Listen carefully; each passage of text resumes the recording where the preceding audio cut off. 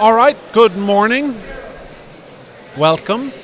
Thank you for joining us here at the RDS. My name is John McGurk. I am joined by Sarah Ryan for about the next hour, after which we'll be joined by my colleagues Niamh and Ben Scallon to take you through the morning here in the RDS where the counting is underway. Sarah, how are you? Good morning. Happy Democracy Day. Yes, Democracy Day is it, isn't it? Look, the story here this morning, as far as I can see, Sarah, has been that in Dublin at least, the Sinn Féin vote is really holding up. I was looking at some figures there. I mean, Mary Lou McDonald is not in any difficulty. Her vote is down, but she's cruising home. She may well take 2 seats there, which will be a gain with Angus Snoddy and Daithí Doolan. In Dublin North West, again, one seasoned observer says don't rule them out for 2 seats out of the 3 there. And in Dublin Bay South, where some people had speculated Chris Andrews might be in trouble. Some people, well, actually I was one of those. He is going to cruise home. The picture across the country, and viewers should know this, will take a little bit longer to emerge. I mean, you're looking at figures coming in from all corners of the country and all different constituencies. But at the moment, there's nothing to suggest that the exit poll was in any way wrong, is there? No, nothing so far. I think that some of these things have to come with a health warning, obviously.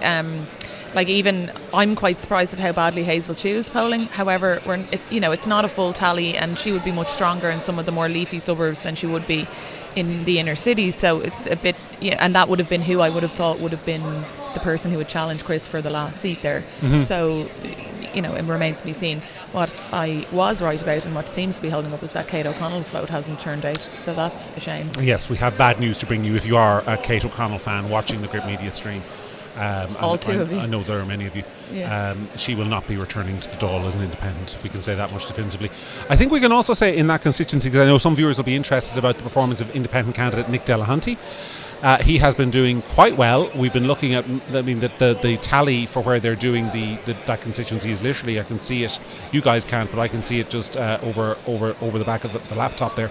And he is polling at around 7-8% in the inner city, which is nowhere near where you would need to be to take a seat, but is a very credible performance, I think, for a first-time general election candidate. Better than I did. Absolutely credible performance, and that would have been an area that people would have not expected him to do well.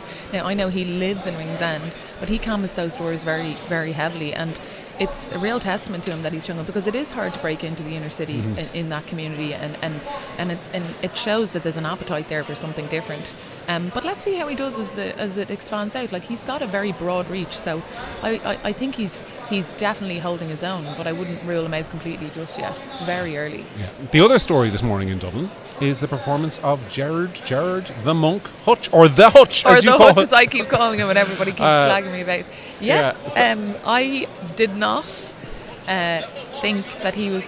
I thought that he would have a sort of a central amount of votes. I thought he was going to be a kind of a 1,500 vote getter, and that would be it. And he is, I think, bouncing around the 11-12% at the moment, with about 33% of boxes opened. So very much in contention there for us. Yeah, he's in contention. I mean, I don't know. We're not saying he's going to take a seat. Let's be clear about that. Yeah. We are saying that based on what we're seeing so far in the early tallies, he's doing reasonably well. Some viewers may be interested in the performance of some other candidates. Gavin Pepper polling very credibly in Dublin North West, but not really at this stage on anyone's radar to take a seat. I'm trying to think of others. I mean, I was looking at the Cork figures that I have. There was some speculation that Holly Kearns might be in some difficulty. Now, that's an interesting constituency, but her vote, Sarah, is way up. She's polling at nearly 21% across the constituency. I suppose it helps when you have a baby on election day, doesn't it? And you get all the news cycles carrying their pregnancy announcement just to remind people that you exist. But in fairness, congratulations. I'm very pro baby, so I'm happy for her. It's an amazing moment in your life. But she doesn't seem to be in any danger of losing her seat. So. Yeah. Some other interesting figures. I've just been. I mean, folks, the full picture is going to take the whole day to emerge. This is the fun of election counts, but we can give you some insights. So I was looking there at Cork East, where independent candidate William O'Leary is polling very well. A constituency that has never elected an independent. Michael Collins is cruising in that same constituency as Holly Kearns in Cork South West for Independent Ireland. Aontú will be, I think, a little bit disappointed with the early tallies from Cork North East. Cork, what's the constituency called again? Cork North West, my apologies. Where Becky Keeley of Aontú is polling creditably. but the party just doesn't seem to have the votes to put her in contention for a seat. We're not really seeing a lot of end momentum here in Dublin at the moment, but of course we'll wait for figures to come in across the country. Let's talk for a few minutes about the exit poll, because the exit poll suggests to me, Sarah, that Fianna Féil have had a very underwhelming election, with even compared to the underwhelming election that was putting them in first place the other day. Yeah, I mean, I think that there would have been a lot of people quite disappointed with that 19.5 result last night. And I felt very strongly over the last week in particular that people were making an assumption that a Fine Gael loss was automatically transferring over to Fianna Féil. And I just didn't feel it at all. I think Micheál is a solid campaigner, he's a solid performer, but there was I didn't see any momentum behind the Fianna Féil campaign, so I'm not surprised. Now obviously that exit polling is within the margin of error, but I think that if at the end of the day today Fianna Féil is in third place percentage wise when it comes to votes, they will be very, very disappointed, when I think that there was people within Fianna Féil party that I spoke to who were talking about being 8 to 10 seats ahead of Fine Gael at the end of the day, and talking about a situation where there was no longer a need potentially for a rotating Taoiseach arrangement. Well, that's gone, absolutely gone. So I think that exit polling is very disappointing for them, and I think that they will obviously they're very transfer friendly, and people in Fine Gael will be transferring to them, and there is a cooperation that will happen there that will implement. There'll be a number of 4th, 5th or 3rd seats that will be in contention, but I think ultimately so far they'll be disappointed with that. Yeah, folks, we're told there's a little bit of audio feedback on the stream. I'm looking across at our engineer, and there we go, we fixed the problem. Apparently it was my fault because the laptop. Sorry about that. It's been fixed. Sorry. We apologise. So, guys, this is that's the beauty of doing things live. Look, we'll turn back to some figures. We've got some figures in from the Kingdom County of Kerry, where the Healy-Rae family. We may as well just stop elections in County Kerry, Sarah, and declare them emperors, because Michael Healy-Rae is on a 25% share of of 25% of box tallies. Michael Healy-Rae is coming in with 22.7% of the vote.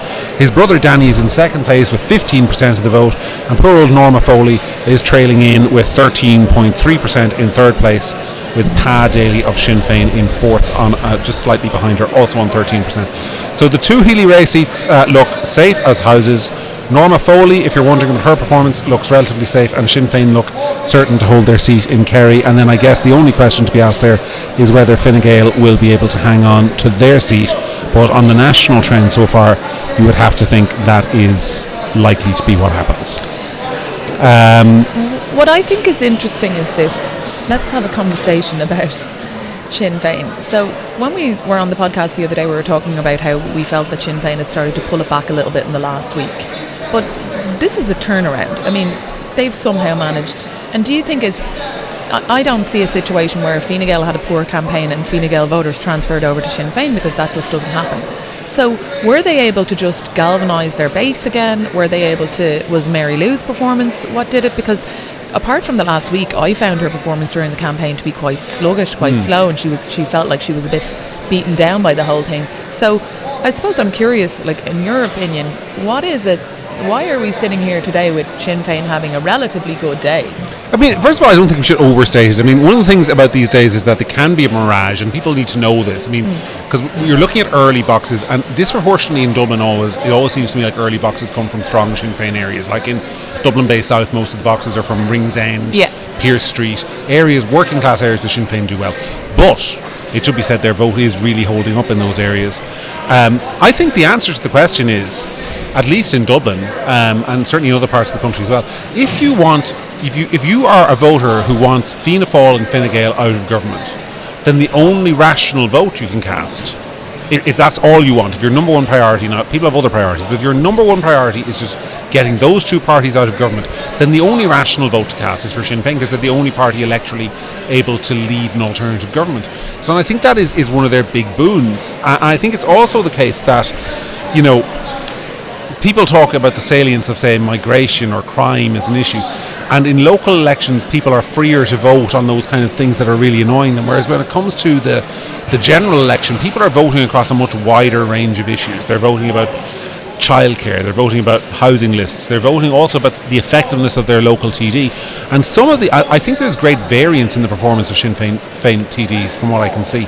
But those that are doing really well are really effective local workers, like Daithí Doolan in Dublin South Central. Say what you like about Daithí Doolan, he works really hard on the ground. And you have to do, in the Irish electoral system, the way it is set up, the way our politics is designed, you know, if you are not out there getting people medical cards, or in rural Ireland, I was in my own polling station last night and I was voting for Gavin Pepper number 1, and I could see these people coming in their wellies to vote, and I knew some of them, they're nice people, and I knew who they were voting for.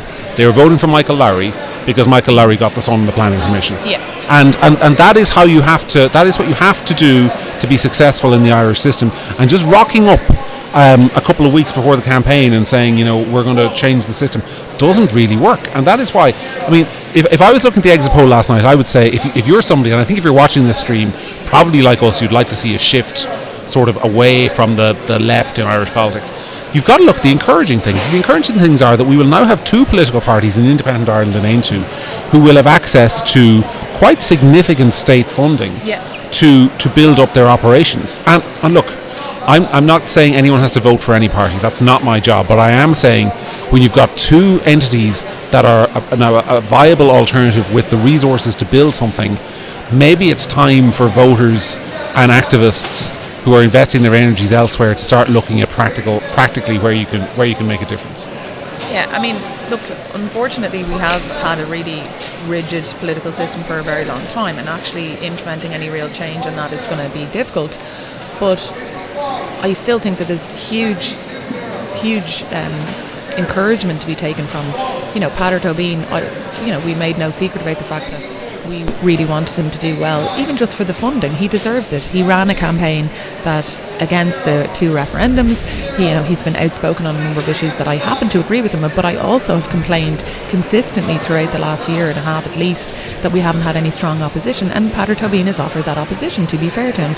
And so one of the most encouraging things today is that there's no doubt about it that Aontú will come away with this with funding. Now, how many seats they get in the end, you know, that remains to be seen, and it's too early to call, but they definitely will have their percentage that they'll get state funding, and that's really important. Independent Ireland the same.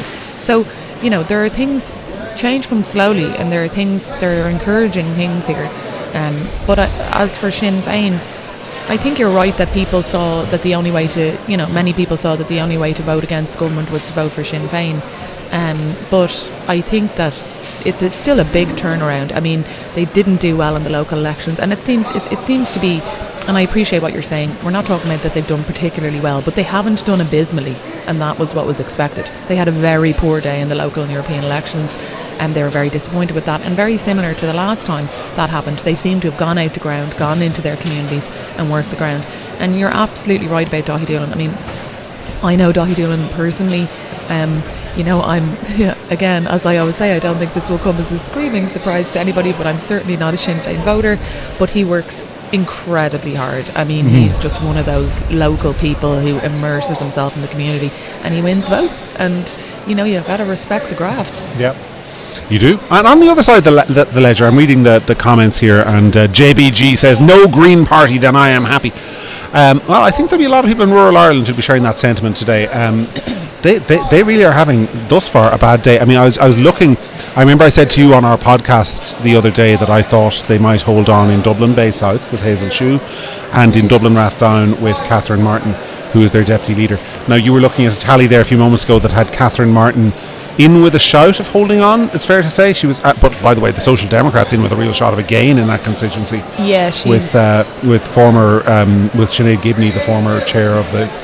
So Gibney and Catherine Martin are pretty much neck and neck at the moment, and that would be a pretty disappointing result for the Greens, I'd say, because that would have been one of the ones they would have been fully expecting to hold on to. And we know Social Democrats, the Labour Party will transfer more to the Social Democrats than the Greens, but they could both be elected. But, you know, it is one of those things where the Greens are having a terrible day. Now, what I haven't seen, And if anyone has it, they could send it on in the comments. I haven't seen any figures from Dublin West where Roderick O'Gorman is trying to hang on to his seat. But Hazel Chu... I was just thinking that when you were talking. I was like, I forgot about Rodders. Yeah. You have to look him up. Hazel Chu is trying to hold the seat which has been vacated by Eamon Ryan, the Green Party former leader. So this was a flagship seat for them. They've held it for quite some time, basically since 2000 and since 2002. There's only been one Dáil where they haven't held the seat. Hazel Chu had a very credible performance in the local elections here, and I think there was great optimism that she'd take it. But so far she's just not featuring, and that will be a crushing disappointment to the party, because we all know they have high hopes for her into the future. And then across the city, I mean, I'm just everywhere I'm hearing is the Green vote is down. Now I'm surprised by that, because I expected them. Sorry to interrupt you, but a tally from Dublin West here: 25% of boxes open. Paul Donnelly, Sinn Féin at 21%. Jack Chambers at 20%. Fianna Gael, Emer Curry is at 14. People Before Profit, Ruth Coppinger is 9. Roderick O'Gorman and Social Democrat Ellen Murphy are both on 6. So that's the end of Rodders. Well, if that holds up, and always, I just, you say this, I say this. That's what, when we say 25% tally, folks, what we mean is basically they've opened a quarter of the boxes. Now, we don't know where all those boxes are from. That's something. Yeah, and the boxes that are open could be his worst boxes, and this is what often happens. People think people are in or out, and then as they move across the constituency, so I'll take Dublin Bay South because that's one I know really well, but you might have somebody, let's just say like Chris Andrews at Sinn Féin, they'd be opening up Ringsend, they'd be opening up Pier Street, they'd be opening up all of those inner city boxes, and he'd be absolutely flying it. And then when you move out to Sandymount and Rathgar and Ranelagh and all of these kind of places, Mount Marion, or as far as Marion, he just falls away completely, and it dilutes and dilutes and dilutes, and then he starts to fall behind. So obviously all of these come with a health warning. Yeah. So Sean says in the comments that O'Gorman is in 7th place on 4, so you were clearly looking at the same tallies as us, maybe just a little bit earlier. Yeah, look, the one thing you can say about that is that regardless of where those boxes are from, being in 7th place or being 6th place, that's a lot of ground to make up, and they're not being transfer friendly, and Roderick O'Gorman, we can definitively say, is in trouble. Yeah. That's the word you use. He is in significant trouble. He won't be happy. Like, he won't be getting a good call. So I'm sure he'll be pretty disappointed with that, but I don't think it'll come as a screaming surprise, because the Green Party's entire campaign for the last couple of weeks, I don't think I'm alone in this, has felt very sort of don't kill us completely, please. Yeah, and I don't think the voters have had any mercy for them at all. No. So that's it. Daniel Doran says in the comments, Ain2 need to be more of an opposition party, more vocal and bond with young voters. We have no Conservative party in Ireland, and we need one badly. Well, first of all, hallelujah, Daniel, I agree with you. Second of all, I mean, look, I have the height of respect for Patrick Sabine. I have the height of respect, Sarah, for the campaign they ran. I think the fact that the exit poll suggests they'll be somewhere between 3 and 4% of the vote and will have access to state funding is good.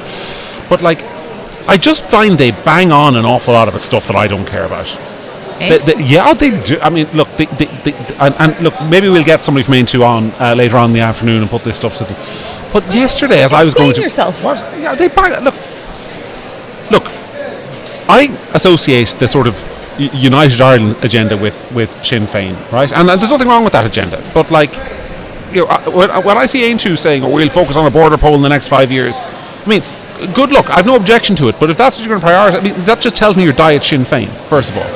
Then all the stuff. I mean, yesterday I saw them putting out a graphic, calling Sinn Féin West Brits, which some people agree with. Rubbed me up the wrong way, I have to say. It's like everything. There's just this smack of diet Sinn Féin about them, and Patter is a little bit NGO adjacent. No, there's a bang of NGO off him. No. I think there is. I'm saying this, by the way, as someone who voted for them yesterday. First of all, I want to know the Republican credentials of the party that I'm voting for. So I'm happy to hear about their Republicanism all day long. Sarah's a dyed-in-the-wool-fenian. She hides it well. She's a dyed-in-the-wool fee. That's right. Anyway, that's the first thing. Second of all, I don't agree that he has not been vocal enough on I mean, he's one guy. This is a one-guy show. I think he's done amazing. I think he's taken something. He was out there. He was a one-man brigade practically on those 2 referendums. He can't be everywhere.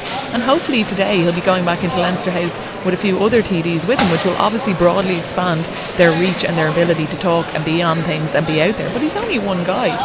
And I don't think they bang on about things that I don't care about. I think they're, and we can get into the weeds about, they might be a bit lefty on certain policies for me, but I will passionately defend them when it comes to the fact that they've offered opposition. He's come out on things that I care about. He's brave enough to call it out, and I think he's done an amazing job, and I won't have a bad word said about him. All right, fair enough. Well, who is it says? Zoella Petit says, if I can lower my mic gain, please, because my audio is clipping. So I'm looking across at our sound guy there, and I'm telling him to lower my mic gain. We'll do that. Simon Harris, I saw one tally box this morning in Bray West. He was cruising it. He was flying it. He is going to top the poll there by some distance. He'll be relieved, I think, that this is all over, because it's not been his finest hour, has it? And I'm looking across the performances of across the constituencies here this morning, and I'm not seeing disastrous news for Fine Gael, but I'm also not anywhere seeing great news for them. I mean, they're going to lose a seat in Dublin Rathdown. Based on what we're saying, whereas Dublin Rathdown, for those of you who don't know, it used to be called Dublin South, is the constituency that basically encompasses Rathfarnham, that kind of part of the world, Dundrum, etc.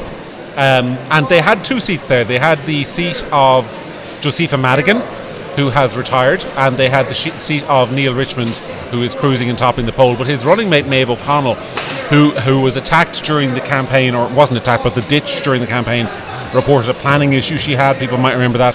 She's not really showing up in the tallies at the moment, so they're going to lose a seat there, despite that constituency actually gaining a seat. So it's gone from 3 seats to 4, and Fine Gael will go from 2 seats to 1 if the tallies we're seeing hold up, and I suspect they will. I mean, that's an example of just like Fine Gael not performing in this election to where they should. I mean, Simon Harris, he'll be relieved that they'll escape unscathed, and it looks like they'll go back into government based on the exit poll. But I mean, the myth of Simon Harris will have been busted by this election, won't it? Yeah, I mean, I think that Neil Richmond will be happy enough with that. But overall, I think that there's people, and actually that reminds me of another constituency I want to have a look at, which is Dunleary. But there'll be people, as I've said on the podcast, that will be Fine Gael's second candidates. Now, not necessarily in this constituency, because O'Connell there is on, I think, 8% with 58% of the boxes opened. You know, probably not. Now, again, she could fly up to 10 or 15 or 12 when her own local area is open. So we'll have to wait and see. But I don't think the campaign was good, and I think for marginal seats, marginal second seats, things like that, Simon Harris's performance on the debate and what happened in Kanturk, and a number of other things will be the reason why those people don't get across the line, and I think that they will be very upset about it. Yeah, they will, and it reminds me an awful lot. If people think back to the 2020 election, and I want you to think back to sort of before the 2020 election, and if you think about the narrative around Leo Varadkar, then he was the young, up-and-coming Taoiseach. He was going to deliver, like, you know, a new era for Fine Gael, and then they had a shit election. And they went back into government with Fianna Féil, but they lost, like, I think didn't they lose 15 seats in total in 2020? It was a disaster of an election for them. And Leo Varadkar was never the same again politically. People were never, the fear of him in the Dáil was gone, the aura around him in the party was gone, the sort of respect for him in the media was gone, and he was just another ordinary politician. And I think the exact same thing, I mean literally the exact same thing is going to happen with Simon Harris. Because 2 weeks ago, this was a party sitting on 25-26% of the vote. Simon Harris was the bright young thing. He was a great communicator. He was running rings around the opposition. And now here they are, and he's going to deliver basically the same result that Leo Varadkar delivered in 2020. And I think, I'm not going to say there'll be blood in the water.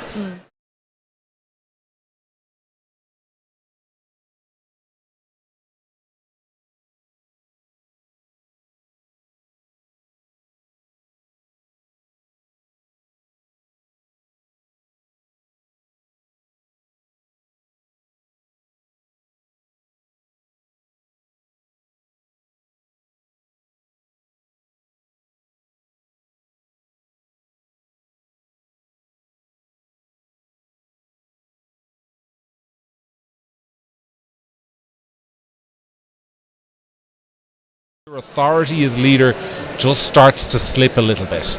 And I think while Simon Harris may be relieved by his personal vote, he's going to be a little bit bruised today. You have a tally in front of us there for Dublin North West. Can you 8% there for Noel Rock at the moment. Well, that's not good for him. So Sinn Féin 16, I think that says. Then Desi Ellis is on, I think that's sorry, it's very blurry. Double figures anyway.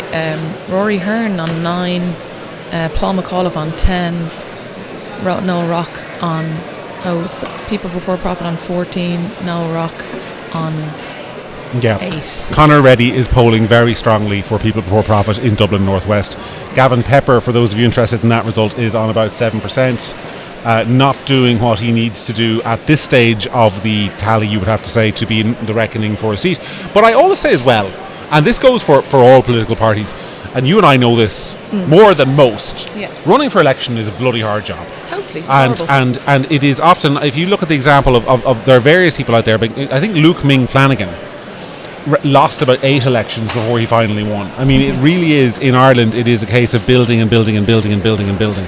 So I would say to people, if you're getting 7-8% of the vote as an independent in a general election, or as a smaller party, there's no reason not to stick with it. No. I mean, well, there's a good reason not to stick with it, which is that it's a misery of a life that you're putting into over 3 or 4 election cycles with nothing in return. But if it's what you really want to do, then there are plenty of examples out there of people who've stuck with it and stuck with it and stuck with it, and eventually gotten across the line once the voters have beaten them up enough. Okay, but that's all well and good, John. But that brings me to another point, which is that, if you're an independent, okay, you can fundraise and whatever, but you're mostly self-funded, it's your own time, and this is why people join parties, because the party machine, you're seeing it comes out in the boxes here across the country.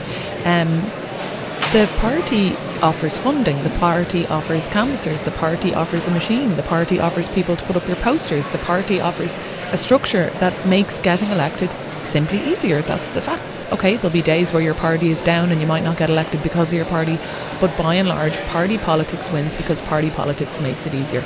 And with due respect to Luke Ming Flanagan, he ran loads and loads of times, and good for him, and he got elected, and that's democracy. But the point is that lots of people just don't have the ability in their life to do that and to spend their time and money, and they have families and they have other commitments and whatever. So there is, and that brings me back to my point about Aintree, where I'm so happy that they've gotten this funding, because we need good opposition, and that opposition can't always be self-funded. It can't always just be Peadar Tóin or independents wandering around on their own dime, desperately trying to get onto TV or radio, desperately trying to get a bit of money together to get your billboards, whatever. Like, anybody who's watching this will remember that in the days before this election was called, certainly in Dublin was awash with bus stops and bus ads and billboards and this, that and the other for Fine Gael candidates. I wasn't outside of Dublin, but the length and breadth of Dublin was covered in stuff for Fine Gael. That is money. That's all money. And at the end of the day, lots of people who are watching this are probably like us. They're probably political hacks and whatever. And people who are political hacks, we know about counting, we know about tallies, we know who we're voting for, we know what they stand for or what they don't stand for. But a lot of people don't, and they have busy lives. And that name recognition, that when you're going into your job every day and you're not that bothered about politics, that bus stop, that billboard, that thing that you saw all the time, that translates into people going in and going, I'm going to vote for that girl Emma Curry or whatever because I saw her name everywhere. Yeah. It works. Name recognition really works. Speaking of tallies and partial figures and name recognition, I have some figures that will interest you because of I know you were interested in the performance in Dublin Fingal West of the Fianna Féil Senator Lorraine Clifford Lee. Yeah. With 28% of the votes, 28% of the boxes open there. Sinn Féin are on 21%, Fine Gael are on 20.1%, Labour are on 19%. Now, Labour had a very good new candidate there. They were very excited about it. I think his name was Michael McDonagh or something like that. Yeah. That will be a seat gain for the Labour Party on those figures. Fianna Féil will not take that seat that they had high hopes for. Lorraine Clifford Lee, who has run for election unsuccessfully now on, I don't know, as many occasions as I've had steak dinners, will not make it. And Sinn Féin and Fine Gael, that will actually, I think, be a notional gain for Fine Gael. Because they will take a seat that did not exist up until now. So that's and also I see there that so if it's a 3-seater, Sinn Féin 1, Fine Gael 1, and Labour probably 1. Fianna Féil on 11%, they're independents on 10, and Greens, that's Joe O'Brien on 8.7%. As you would say, John, oof. Yeah, that is an oof moment for Fine Gael's Equalities Minister. Sorry, not the Green Party's Equalities Minister. You can call him Fine Gael's. He's been Fine Gael's minister. Well, I've always thought of Joe O'Brien as the single most radically left-wing member of the Green Party.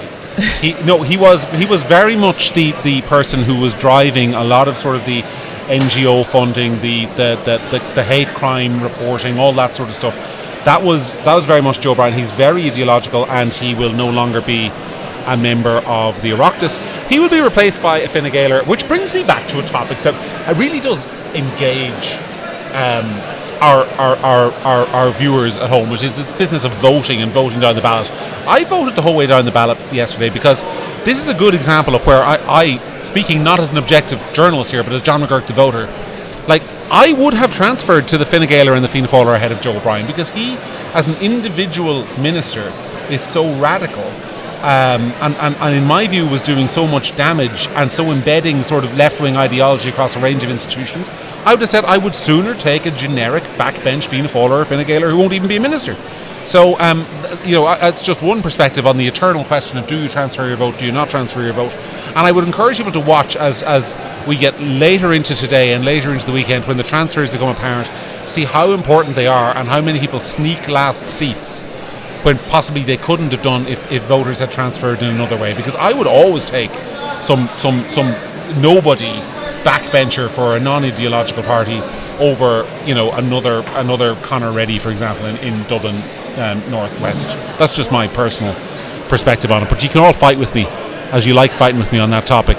I'm going to go over to Dublin South Central. Okay. Which is interesting.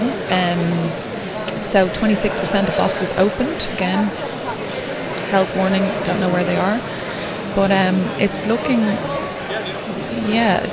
like Angus O'Snothing on 16%, Daithí Doolan on 19%. Wow, you'd have to say that's 2 seats for Sinn Féin there. Catherine Ardagh polling at 8. Joan Collins is polling at 4. So is Aisling Considine. Joan Collins is going to be in trouble there. One of the things that's interesting in that constituency, Dublin South Central, is that the last time it was one of those constituencies where the Sinn Féin surge came. They only had the one candidate, who was Angus O'Snothing, and he basically piled up 2 quotas. Yeah. And there was no other Sinn Féiner to give those votes to. So when he was elected in the first count, his surplus was transferred, and it went to Joan Collins and Breed Smith, who's now retiring, 2 hard left female kind of independent TDs. Joan Collins has no excuse. She got the extraordinary exposure of being her own party leader in the RTE debate. Well, I watched that debate. That might be why she's on 4%, but that's a whole other thing. But she's obviously had her lunch eaten there by Hazel Denorty and People Before Profit. She's on 14% there. Yeah. And so at the moment, you'd have to say 4 seats. That's looking a bit like 2 Sinn Féin, 1 People Before Profit anyway, and then so Catherine Ardagh's on 8, Mary Siri Carney from Fine Gael is on 7. Yeah, you would have to think, looking at those figures, now bear in mind, usual health warning, early tallies, you'd have to think this is one of those constituencies where the FFG vote, as some people would call it, is going to come into its own, because one of them is going to push the other over. Either the Fine Gaeler will go out and elect the Fianna Fáiler, or vice versa, you would think, with slight advantage at this point in time to Catherine Ardagh of Fianna Fáil. I mean, it's not going to be easy there. But again, another constituency where the Green Party, we have, this is 26% of boxes open, Patrick Costello, who is their sitting TD, who is the husband of Hazel Chu, who's not going to take a seat in Dublin Bay South. 2%. He's on 2%. Two. Just 2. Not 1, 2. That is an absolute collapse. I mean, that is a sitting TD who's going to be eliminated very early on in proceedings, folks, which is the kind of thing that's almost unheard of. Okay, let's go outside of Dublin for a minute. In Louth, apparently, I'm told that Brian Stanley is starting to look good in early tallies. He's run as an independent. People will, I'm sure, not forget that he left Sinn Féin after a scandal and decided to run as an independent. Now it's only 22 boxes tallied so far. Is it 22 boxes or 22% of boxes? 22% of boxes, sorry. So we have Sean Fleming of Fianna Fáil there on 20. Willie Aird, one of my favourite candidates in the whole country. Why? He's just an old school Fine Gaeler. He's like if you think of the old school Fine Gaeler of the 1970s, kind of like a mountainy farmer, when they were changing leader, I remember I was driving home from somewhere and he was on the radio on a Sunday and he went on. He did this big interview, wasn't this him? And he was brilliant. I was like, I love this guy. He's just like no messing, the kind of politician you want. So Willie Aird is on 23. So Sean Fleming on Fianna Fáil on 20, Willie Aird, Fine Gael on 23, Brian Stanley 19.2, Maria McCormick, Sinn Féin is on 14. And then we've Elaine Mullally 4.4 there and Aisling Mooring Independent 8.1. But again, health warning, 22% of boxes open. And I don't even... And Louth is also a funny constituency because it's got a broad spread. Yes, it's a large constituency, so the geographical spread may be there. But if looking at those figures as we're seeing them, I mean, it strikes me both Elaine Mullally and Aisling Mooring, who are independents, both of them I think said that Louth has never elected a woman by itself. It hasn't. It's never elected a female TD on its own. It did as when it was part of Louth Offaly. It hasn't. And it is clearly, if these figures hold up, it is going to be straightforward Fianna Fáil, Fine Gael, with Brian Stanley holding that seat and Sinn Féin technically losing it to one of their own guys who's left them. So Brian Stanley will be elected as an independent. Let's turn to Wicklow, the seat of the Taoiseach, where 1/5 of boxes have been opened so far, and the Taoiseach is putting in a very impressive performance on the first count, as you would expect. People like voting for... Taoiseach usually do very well in their own constituency. People like voting for their own guy. Simon Harris is on 27.3% of the vote. Sarah is... the bottom. Yes, Stephen Donnelly. I was going to get to this. Stephen Donnelly, the Fianna Fáil Minister for Health, is in real difficulty in the Wicklow constituency. He is coming in at the moment at about 6.4% of the vote. He has no running mate. This is what Fianna Fáil is polling in Wicklow. 6% of the vote. That is in Wicklow. I mean, that is a constituency. I mean, where you're looking at Simon Harris, an absolute certainty to take a seat. Sinn Féin. Sinn Féin, a certainty to take a seat. Social Democrats, Jennifer Whitmore, very likely to hold on. And then after that, it'll be a schmozzle, as they say. But two things. Two sitting TDs in huge trouble. Again, the sitting Green Party TD, Stephen Matthews, who I have to say, I mean, wasn't the worst of the Green Party TDs. He did some interesting stuff on sort of childcare and what have you. And I was by no means the worst, but gone. 3.6% of the vote is what he's going to be getting. There'll be no more Green Party representation in Wicklow, and there may be no Fianna Fáil representation in Wicklow. That will be... Can we just talk about the possibility of this for a second, Sarah? Because what an end to a career if these figures hold up as they look like doing. And Stephen Donnelly is in real trouble. He ends up not holding his seat. And at the moment, I'm looking, there are at least two independent candidates, Jerry O'Neill and Shay Cullen, who are polling ahead of him. And you'd imagine they transfer well to each other, right? Yeah. So he's in real difficulty if these figures are accurate. What an end to a political career for somebody who came into politics as kind of this independent, Harvard-educated, management consultant, saviour of the nation. Yep. And now he's just a bog-standard Fianna Fáil TD who's going to be turfed out in his ear. I mean, they say all political careers end in failure. No, but I mean... Okay, so there's a few issues. The Children's Hospital, not a great look. Democrats. He left the Social Democrats and joined Fianna Fáil one day. In fairness, he did do a lot of things that I didn't agree with, but he did give us some glorious moments. Remember the famous Vincent Brown, when Vincent Brown absolutely annihilated him for joining Fianna Fáil? That's up there on my favourite political moments of all time. So thanks for that. But I mean, it's a huge message. I'd say the person who, depending on what way the government formation is done, I'd say the person, you'll be able to identify who it is that the two leaders of both parties hate the most by who it is they make health minister. Somebody was saying there, what about Philip Dwyer in Wicklow?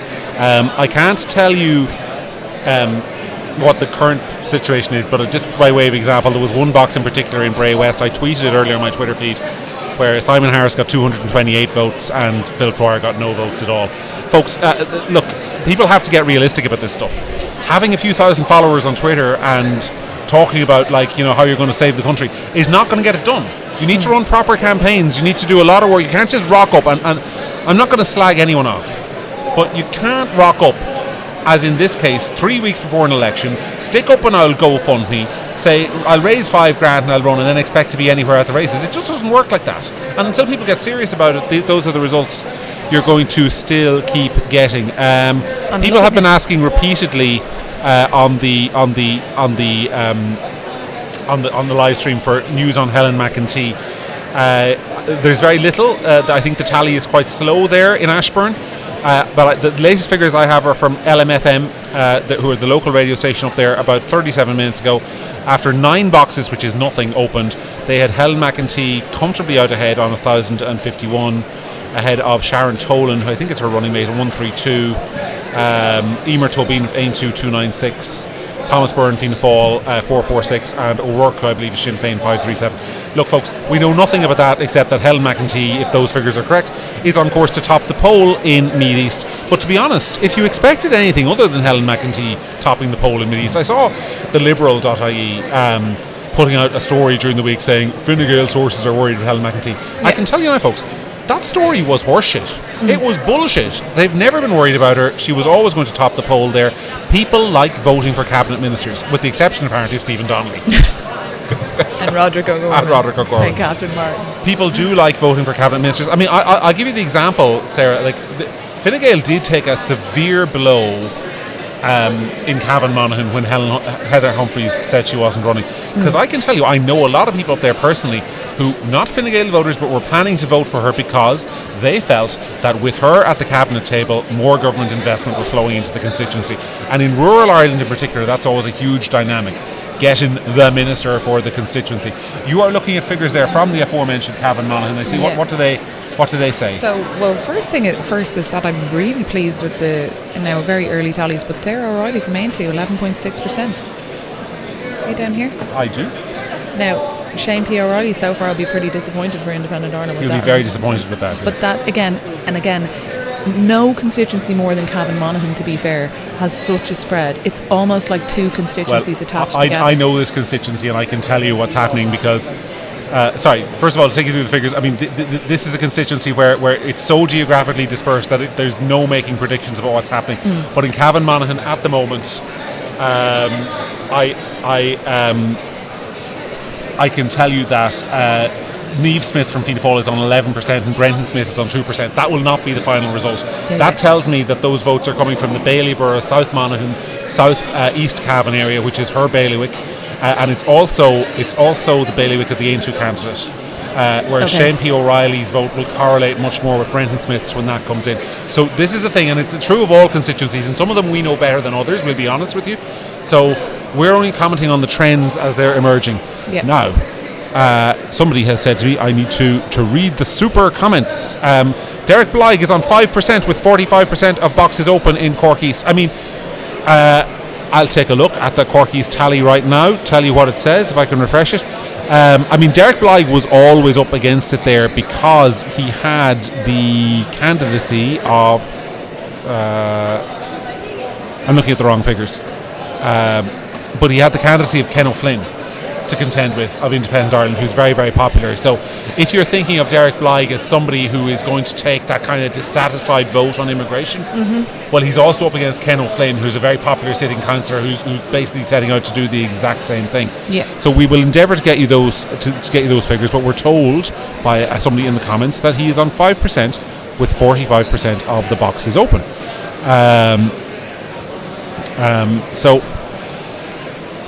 So Anthony Barry says it looks interesting in Kerry, but I mean, unless there are more figures in, I don't think it does look that interesting, Anthony. We'll see what happens. I mean, at the moment, I think it looks like no change there. It looks like one each for Fine Gael, FFFG and Sinn Féin and 2 Healy Rays. But we'll see. Somebody has just joined. Paul Daly has asked. I don't know if that's Paul Daly that you and I know, but if it is, hi Paul. Asking how Roderick O'Gorman is doing. Is he gone yet? He's not formally gone, but he is teetering on the precipice. He's kind of like Wile E. Coyote, hanging onto the edge of the cliff while you can see the crack happening, and he's looking into the camera with eyes kind of going, oh dear, I'm in trouble. Paul. If it is the Paul that we know, we can just say yes, it looks very much like he is gone.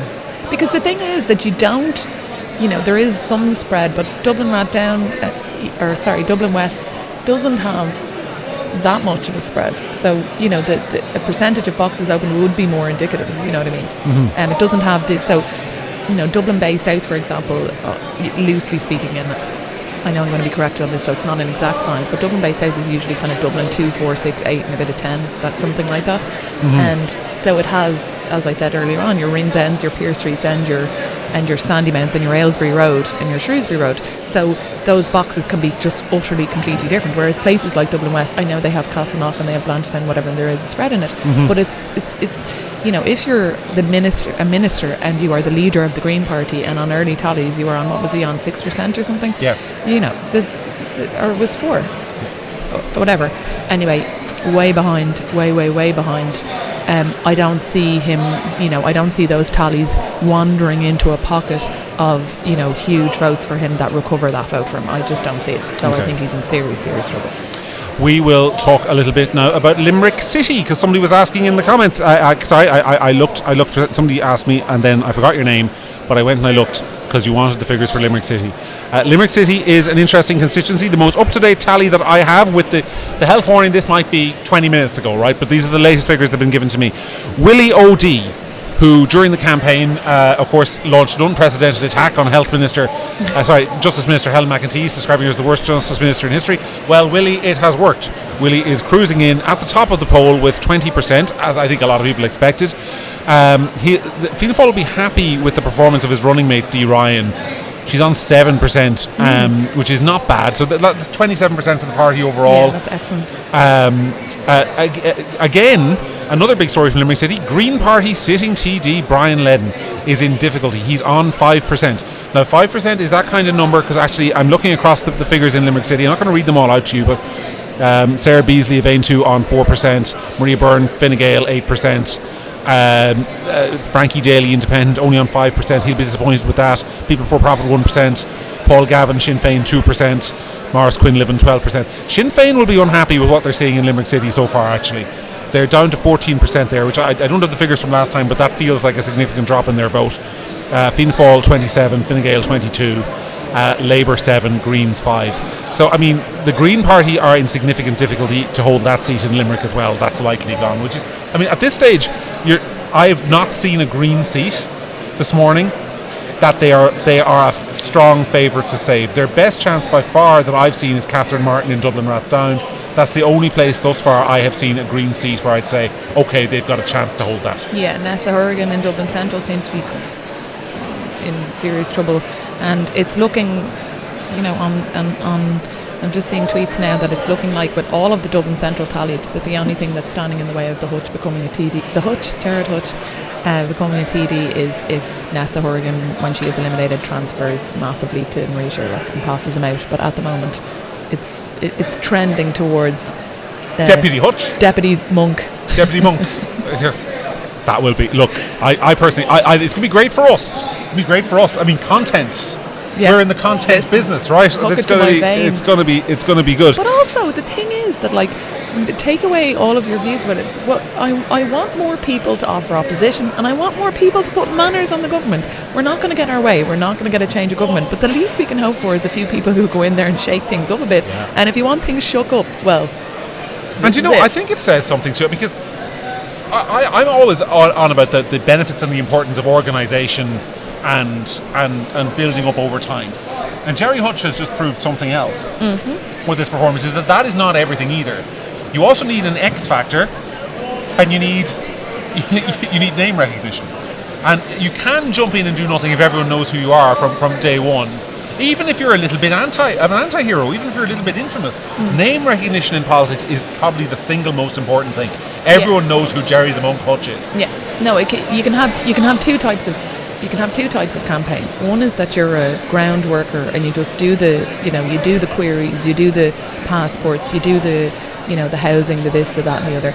And then the other is that you are just such a big name that you wash in over everyone else. And that happens, it can go either way. But obviously in this case, I mean, look, you could also argue that Jerry Hutch had a boxing club in that constituency. Like, he was on the ground in many ways. Yeah. And he was of the community, or is of the community. Like, boxing clubs and those kind of sporting facilities in working class communities in Dublin are like absolutely amazing for as a vote getter. So I don't know how long that boxing club has been there, but he might have had this plan for longer than we think. It might have. I actually thought one of the most fascinating exchanges in the campaign was between Gerry Hutch and Gary Gannon, the Social Democrat TD, who looks likely to retain his seat there. And basically they were having what amounted to an argument as to who has done more for that area. And I think what that showed was the importance that the voters locally place on that. I mean, particularly in inner city working class community, where people like are often on the housing list, where people are often looking for medical cards, people are often looking for, you know, their entitlements and social welfare. Being the guy who Gary Gannon is, who goes out and actually delivers that for people, is electorally valuable. And being, in a way, the guy who Gerry Hutch is, who's seen as kind of a, for better or worse, and I'm not endorsing him, folks, this is not an endorsement, but who's seen for better or worse as like a protector of the community, or somebody who's on the side of the community against the state. That really matters, but you have to have some kind of connection with the people. I mean, and in fairness to Malaki Steenson, who took a seat there in the local elections, he has done that and he's built it up over many years.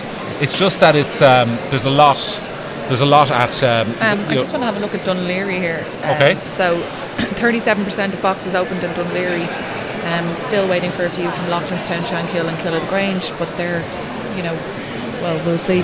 Fine Gael 34%, Fianna Féil 15, People Before Property 12, Sinn Féin 9, Green 8, Social Democrats 7, Labour 5.8, AN2 4.3.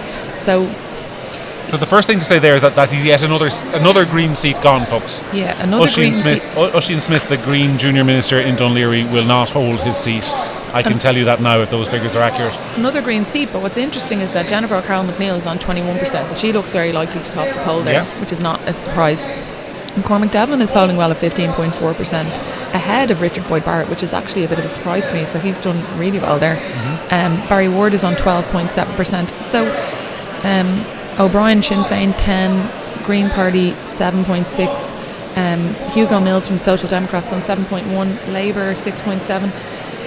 So, like, you could say that Fine Gael could still be in contention for a second seat there, do you think? Actually, I think Oisin Smith, the outgoing Green Party TD, will decide that, because if you're looking at the figures, if anyone is looking at the figures for Dún Laoghaire, which we can't unfortunately put up on our screen, but what we're saying is, so what I would say to you, Sarah, is that the top four are two Fine Gael, Carol McNeill and Ward, with Fianna Fáil and Richard Boyd Barrett. The top three of those are safe, clearly. Jennifer Carol McNeill will retain that seat. She'll be over the quota by a small amount. Cormac Devlin will retain the seat for Fianna Fáil. Richard Boyd Barrett will be re-elected. There are two things that are going to be really interesting to see, and that is, how long does it take Richard Boyd Barrett to get elected? Because if he's elected quickly, that's really bad news for Barry Ward, because there's a lot of left-wing votes coming up behind there between AN2, who I think, from what I saw in the exit poll, AN2 voters will transfer more to Sinn Féin than you might think. Labour voters, Social Democrats and Greens. If the vote left, transfer left thing holds there, Sinn Féin are not out of that with their that's candidate. Actually a surprise to me, that if the transfers went their way, that Sinn Féin could hold that seat in Dún Laoghaire. Well, that would actually be a gain. Or gain, sorry. That would be a Sinn Féin gain from the Greens. That is eminently possible. But it is also eminently possible that it could be a Fine Gael gain from the Greens. If you're Barry Ward, Fine Gael Senator Barry Ward, you're looking there for a scenario where actually the Greens, because they're your government partner, transfer to you.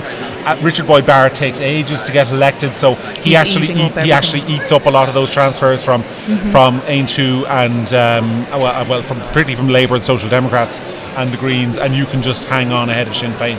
So, but I think as well that the thing with Barry Ward in that situation is that Barry Ward, we've discussed him before, we're just talking there about the two different types of candidates. Barry Ward is a candidate who works the ground very, very hard. And so he will be transfer friendly more than another Fine Gaeler, I would imagine.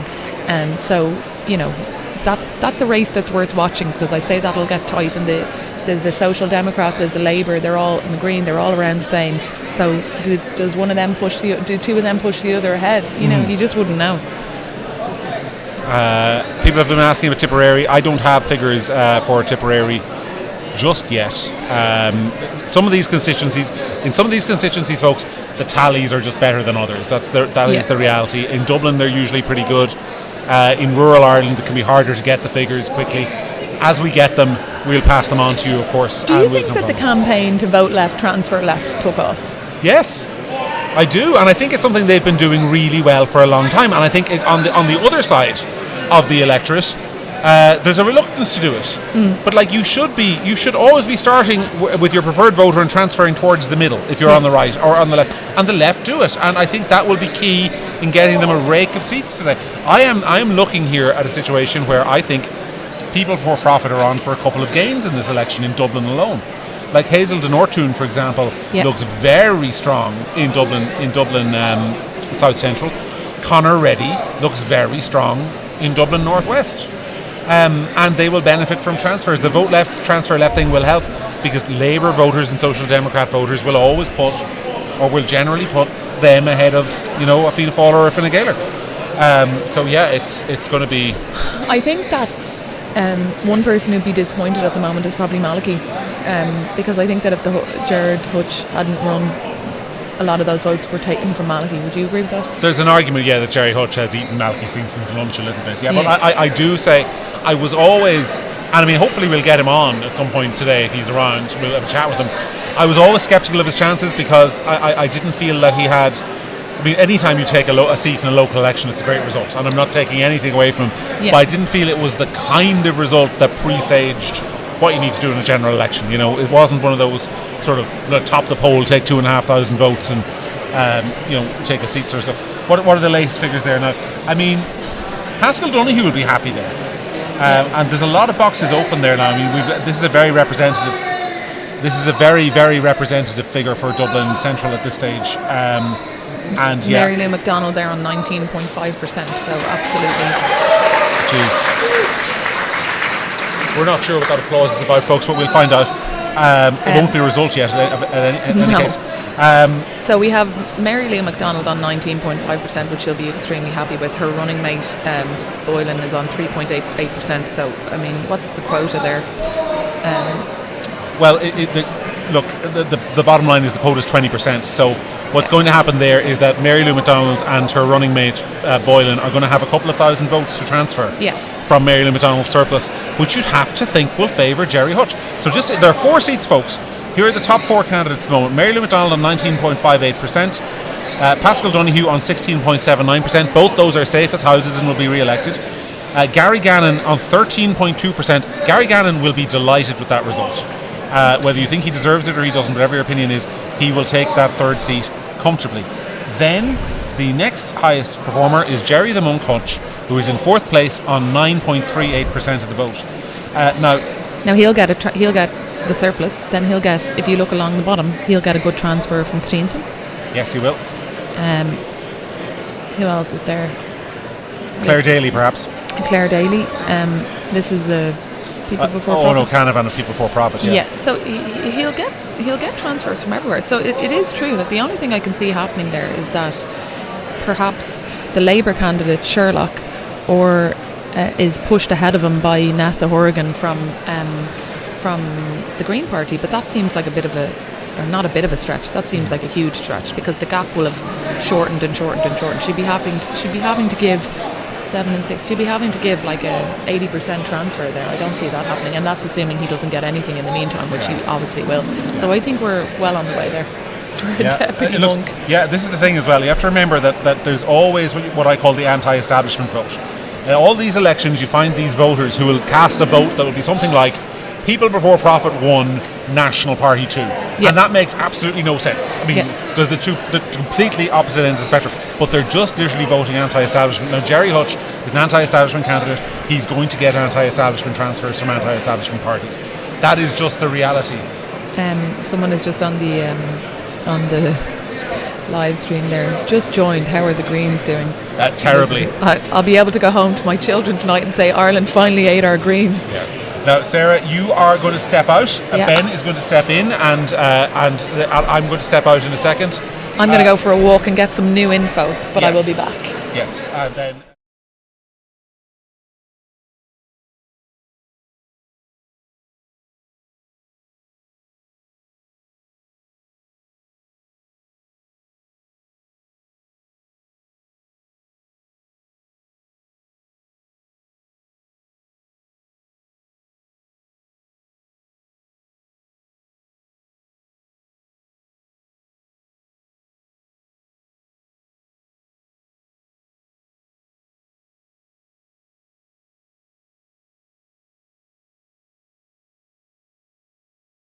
You can hear us. Ben, I'm going to say hello to Ben. I'm going to leave in a moment or two. But how have you been finding it this morning? What's been happening? It's been very interesting, I think, particularly from the perspective of Sinn Féin, at least as a voter and as somebody who follows politics. I think that the Sinn Féin resurgence is kind of the story of the campaign so far, that they did and the green wipeout. Yes, that is very interesting. I mean, I would have thought that Hazel Chu would be a shoe-in my neck of the woods in Dublin Bay South, but apparently not. It looks like she will not be my TD, which... at the moment they'll be doing very well to hold one seat, which is an absolute catastrophe. So I'm going to leave you, and you can say hello to the people in the comments, and in a moment you'll be joined by Matt Tracy, our friend and colleague, to take the people through the next 45 minutes, hour or so, and then we'll be back. And hopefully the next time we do these transitions, it'll be a whole lot smoother than that just was. Thanks, folks. Thanks very much for spending time with Sarah and I. We'll be back with you later on. But for now, say hello to Ben Scallon, who'll be joined in a second by Matt Tracy.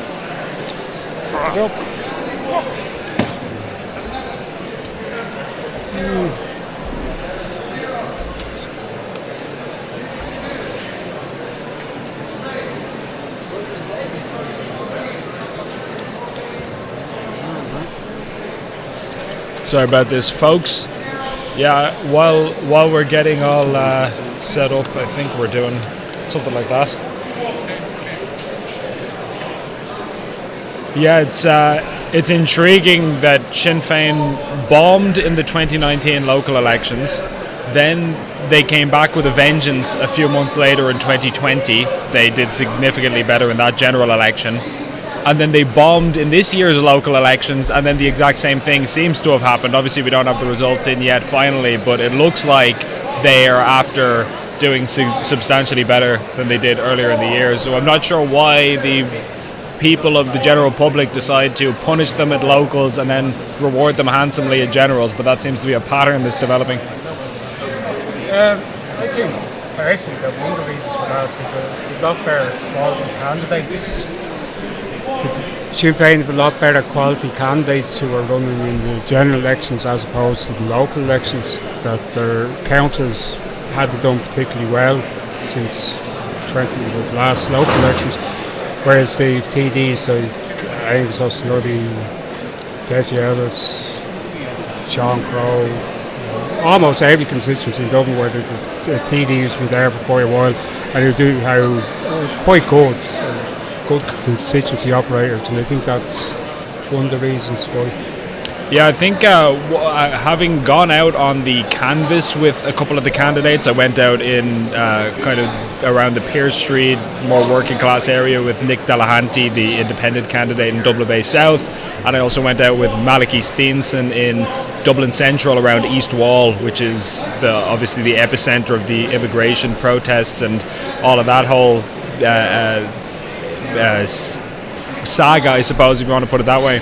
And something I noticed, which is very easy to forget, it's obvious, and anybody who's involved in politics knows this, but you realize how transactional politics is, that the vast majority of people are not left-wing and they're not right-wing, and they don't have any particularly strong commitments to this ideology or that ideology. They really just want you to fix potholes and the kind of bread and butter stuff that's on the doors. And so that's how you get these seemingly bizarre results when you go into the count centre and you see somebody voting, Ivana Bacik number 1 and then some right-wing nationalist type number 2 or vice versa, and you think, how is this person judging it? But it's literally just on the basis that a party like Sinn Féin, let's say, who they might not be aligned with ideologically if they were to sit down and compare their philosophy to this party's philosophy, but their local TD is Angus O'Snodig, and he helped them with this problem they were having vis-a-vis housing or whatever the hell it is. So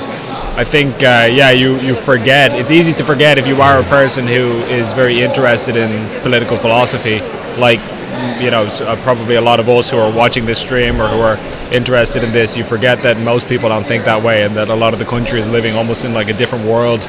I think it's very easy to be in a bubble about these things, but it's interesting, and that's why it's so useful to do these things. Yeah, and I think some of the smaller parties and people who are just running as independents without any particular label, they hadn't realised how difficult it is to make a breakthrough when you're running in a general election against established parties. That one thing, I was talking to a couple of the independent candidates who were quite disappointed, and I don't think they fully realised how difficult it was. Say you get elected with 600 or 700 votes in local elections and you're comfortably elected, you need at least another 3,000 or 4,000 votes to win a seat, and this is only like June, is 4 or 5 months away. Since it's very hard for even an established councillor to build up that kind of the necessary extra votes, if you want to put it that way, that you need to be in the reckoning for a seat. Whereas if you're a candidate for Sinn Féin, even if you're not that well known, you have the party label, and this applies not just Sinn Féin but to Fine Gael and Fianna Féil in particular, but also to the Labour Party and Social Democrats. They're established brands, whereas the other smaller parties and the local and independents are not, so they get lost in this. And it's much easier, far easier to, even just the fact that we're talking about smaller areas in the local elections, to have name recognition and to do the work, to do the leaflets, to be involved in local campaigns. To do that in an area that includes 3 or 4 local election areas where you're not even known, you didn't get any votes, and nobody knows you in those areas. To do that is almost impossible, and I think the results today, not just in Dublin but across the country, are showing that as well. Yeah, I mean, so much of this as well is that name recognition. Even if people don't necessarily fully agree with you, or you know, they don't even have to know that much about what your platform is. As long as they know you, that's a huge help on its own. Because, like in my local area, when I was looking down the ballot ahead of time, I was doing my research to see which candidates I was going to give my preference to and how I was going to break it down. And I'm not going to name the guy, but there was actually, I'm not going to name him, A, out of politeness to him, and B, because I can't remember his name because he was that obscure, but that's neither here nor there. Basically, I saw the name, so-and-so independent, and I thought, okay, let me see what he's about. And I looked him up, and there was no information about him anywhere online. He didn't even have any social media channels. The most I could find was on the journal.ie. There was a photograph of him, which was the photograph they used on the ballot. He didn't have a single poster. He didn't have a website. He didn't have a blog. So he could literally be a communist or a Nazi or anything in between, and I would have no way of knowing. So I'm like, how am I supposed to give you a vote if you're literally a totally unknown quantity? Now, obviously, most people aren't that bad. Like, most people understand that, you know, you need to have a campaign, or you need to lay out your stall, as it were. But like, I always think of, not that I'm in the business of giving people advice, but if I was to be, you know, advising a friend who wanted to run in the next election, let's say in 5 years' time, if that's when it comes around, the kind of advice I'd be giving him is, I'd be saying, you know, just pick a constituency you're going to run in and get to know everyone personally. Join clubs, join like the local sports club. Yeah. Get involved in your local church community if that's what you're into. When you go into a restaurant, your local coffee shop, be talking to the staff. Don't just be on your phone. And then if you do that enough on a huge scale, you're a known quantity and people are aware of your existence, and then they can form an opinion of you after that, because that's half of the battle that people don't often take into account. Well, that's the thing. People used to often mock people for, you know, there were, say, Fianna Féil and Fine Gael in particular, but the Labour Party used to do it as well. Dick Spring, although his father had been a TD as well, so he'd already had that kind of political background, but he also played rugby for Ireland, which would have been a big factor in being selected. Jimmy Dean, who also won a seat in Kerry North. Actually, there was one stage Martin Ferris had played for Kerry under 21s, won All Ireland in the 1970s. That, well, people you say, oh, you know, you just pick somebody who won All Ireland medal, but as you were saying, the fact it means that if they never even got out of bed, people would know who they are. Whereas there's hundreds and hundreds of people running in the elections today, and nobody really knows. Yeah. Now you can get away with that if you're a member of a large party and that party's having a particularly good day. And Sinn Féin proved that in 2020, where the people who ran in the local elections in 2019 and who hadn't been elected to the local council and then topped the poll in the general elections, because the party itself was on the roll. So the name recognition didn't mean as much then. But if you're a member of a smaller party, or if you're running as an independent, you're saying you just won't be at the races unless you have either a very, very well-oiled machine, or that you have some distinction outside the politics that's going to compensate for the fact that you're not one of the big war horses. So people aren't going to be voting for you because you're a member of one of the smaller parties, or because they think an independent is going to make a big difference if he has a balance of power, which is not going to happen anymore anyway. So. To what extent do you think that is attributable, or we can attribute that factor that we're talking about to the apparent success of the monk, who seems to be doing very well? I mean, we don't know if he's going to take a seat, but it looks like he's certainly in the running at the very least in Dublin Central. And having spoken to people when I was out on the canvas in Dublin Central, there were people, not a huge amount of people, but there were people who had the monk posters in their front window and who were very proudly willing to tell you, oh yeah, I'm giving him my number one or my number two, and I'd be asking them why, and it would just be sort of a general, oh, he's anti-establishment. And I feel like it's the fact that they know him, first of all. He's got like a kind of a celebrity factor going on. Because far be it from me to get on the wrong side of the monk. You really do have to ask yourself, why this chap is going to be in contention for the last seat in Dublin Central. No harm to him, and I watched some of his podcasts and he's quite articulate, and he ticks a lot of the boxes that one of the other independents who might have thought he was in with a chance, and who doesn't seem to be at the moment, he'd be in 6th or 7th position, but being contesting the same part of the consistency broadly as Jerry Hutch, and where Jerry Hutch has done extraordinarily well, and he's also doing well in parts of Cabra, which will take away a bit, I think, from the Sinn Féin vote. Now, that's off the top of my head. I haven't seen the full tallies yet. But yeah, I mean, that's a good example of name recognition. Now, it might be name recognition for the same as winning All Ireland hurling medals, but it obviously works. And there is this bizarre thing, and I know somebody who voted for him yesterday who voted for Sinn Féin generally, as far as I would know, but she would have voted for one of the independents who was elected in the local elections, and she was adamant that she was going to vote for Jerry Hutch, and the reason she gave was that there were worse criminals than Jerry Hutch, and that he was going to shake things up. So yeah, I think there are a lot of people who are in the sort of metaphorical electoral hand grenade throwing phase, where I saw in the recent US election, where obviously Donald Trump was elected, he's announcing all of these quite strong proposals, radical proposals, if you want to put it that way, about cutting government waste, and we're going to shut down entire state departments. Like, I think he said he was going to completely dissolve the Department of Education and not replace it with anything. We're just going to blow up the Department of Education, basically, this sort of thing. And some liberal journalist was tweeting about it, saying, this is not what people voted for. People voted for Trump for reform, but they didn't want him to just take a wrecking ball to everything. And there were loads of people in the comments responding saying, no, I voted for the wrecking ball. I want to blow up everything. I'm so dissatisfied with the system. I hope somebody goes in and just goes crazy, basically. I don't think I don't even get a sense of that in this election, apart from Jerry Hutch.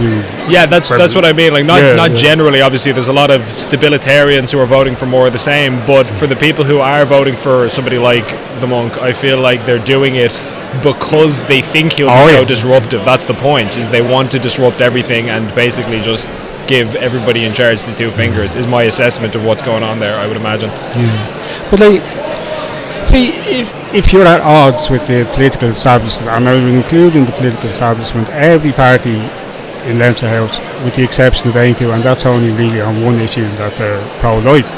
The rest of them tick all the main boxes in relation to the EU, abortion, the hate speech bill, even though Sinn Féin tried to reimagine the way they voted on that, immigration, whole vast areas.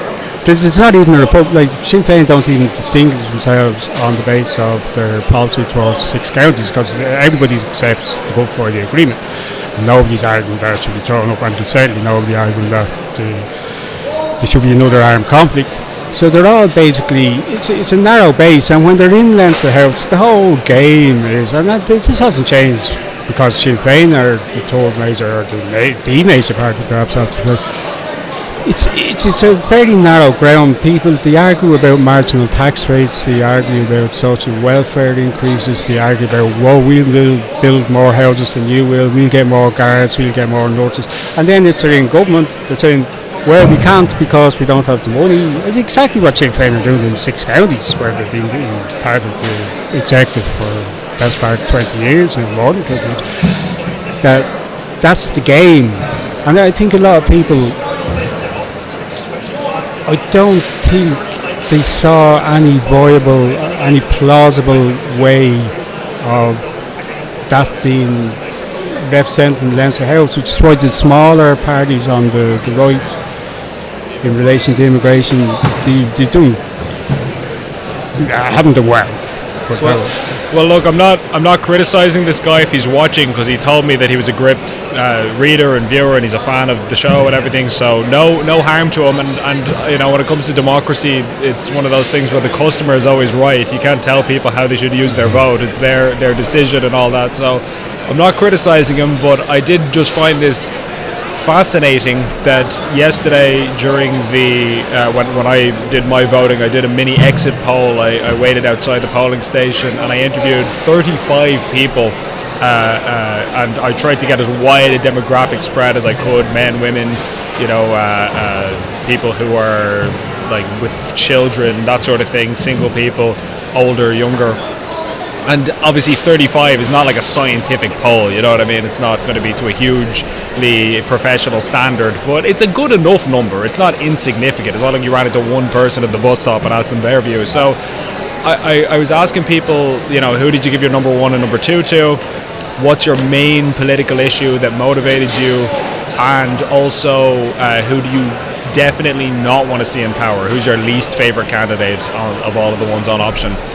And one guy, he said he was a fan of Gript and that his main issue was immigration, but he gave his number 1 and his number 2 to Fine Gael. And I said to him, why is that? Like, what attracted you to Fine Gael? And he said, I think Simon Harris is a spoofer, and I thought Leo Varadkar was a spoofer, but they're not as bad as most of the others, the other ones. He said, why would I vote for Fianna Féil? They're just as bad. They believe all the same stuff. And I didn't want to be rude, but I was thinking, you can vote for someone other than Fianna Féil. That is an option. But anyway, look, it's your choice. He said he wasn't really too keen on the independents. He gave some of them a transfer, but that I just found unfathomable, because it's one thing, you do get some people, like some of the people I interviewed said they voted for Fine Gael or Fianna Féil, and their reasoning was they said, I want stability and I'm happy with the status quo. One guy actually said, I want continuity of what's happening now, it's grand and I'm happy with it. And that's a view that some people hold, and again, they're entitled to their view. We live in a democracy, fair enough. But for somebody to say, I'm not happy with how things are going badly and I'm unhappy with it and I don't like the people in charge, but I'm going to vote for them, that's just something that I struggle to wrap my mind around. I don't know. The fact that the person you were talking about, who said one of their main issues was immigration, and they still voted for Fine Gael, and there was a lot of people clearly who voted on that issue for people, independents or smaller parties other than Sinn Féin in parts of Dublin, as you can see today, who switched back to Sinn Féin. And in both cases, Fine Gael in government have, whatever criticism you would have of them, seemed to have taken a hard line in relation to deportations. They've added another couple of countries to safe countries list.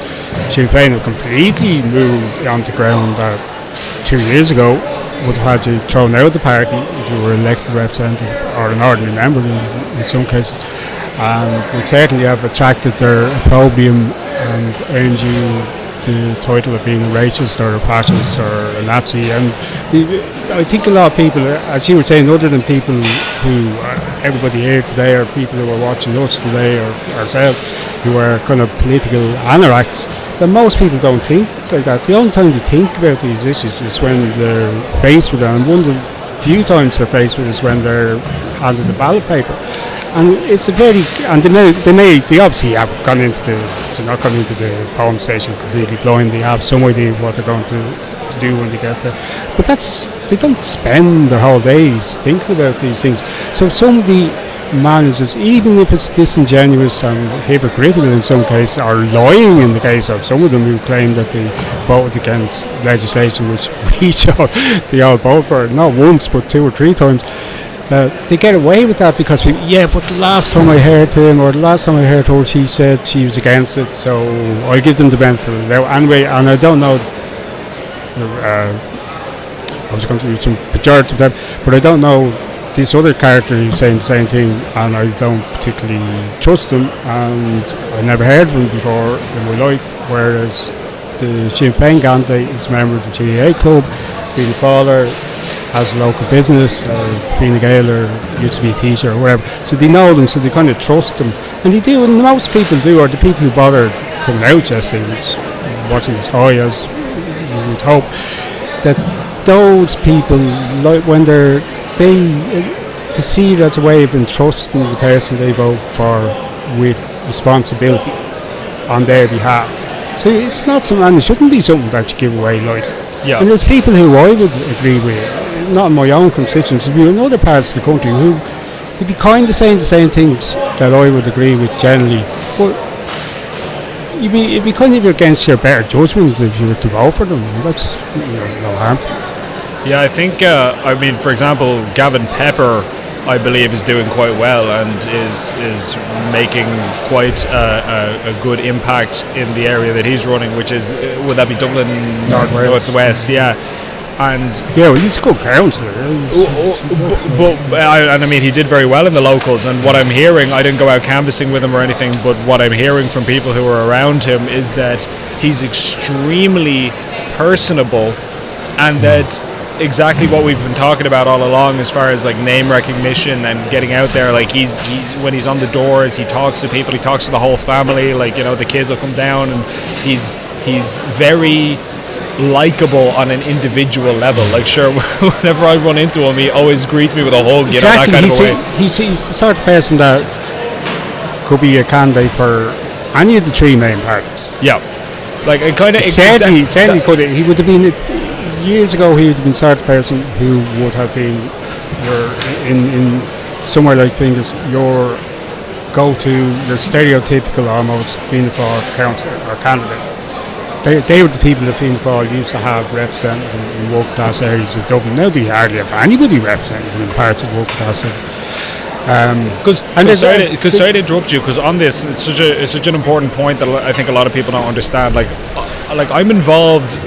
I'm a lot closer to politicians than a lot of people are, because I question them all the time, and as a journalist you interview them and you run into them, and like I'm in and out of Leinster House all week, and obviously you've had many run-ins and dealings with politicians more than the average person, and I think you'll agree that a common thread across most political parties and most political figures is that a lot of them are really personally nice. Even the ones you don't agree with at all, it's very rare that you'll get somebody who's in political office who's like a nasty git, who is like mean or horrible on an individual level. Now that doesn't mean their policies are good. Obviously you can have somebody whose policies are awful, who's ruining the country, but they're smiling in your face and shaking your hand. I'm not saying they're like a great person because of that, but what I mean is, when you look at there'll be a politician who you hate as a voter, let's say, and you think, how does that bastard keep getting elected?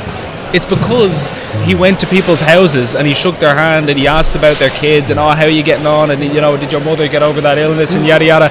That's enough for a huge amount of people, and that's something that can't be underestimated. I worked in Leinster House for 12, 13 years, and so I was actually talking to Mary Upton, who used to be a Labour TD, and he's a nice person. Now I'd rather have my hand chopped off than vote for Labour.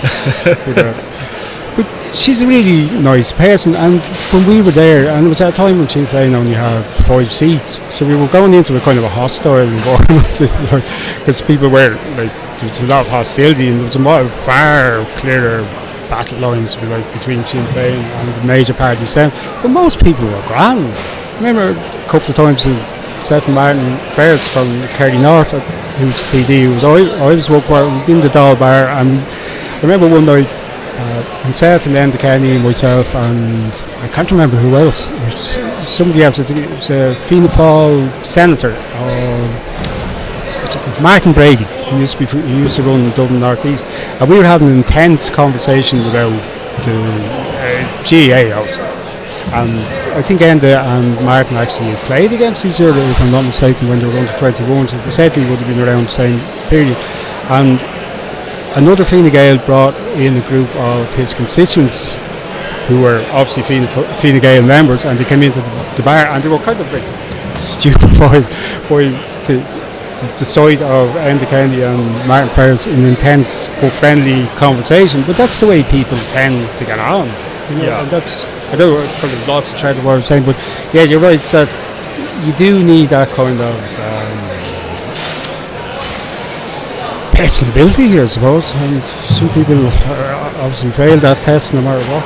Yeah, like I think if you're very well known and you're kind of a likable, happy, friendly person who gets on with people, you're like 70% of the way to getting a seat in an area. If you have those two factors, what you do and what you say, you could almost be pledging anything at that point, and it's like far less important than those two factors.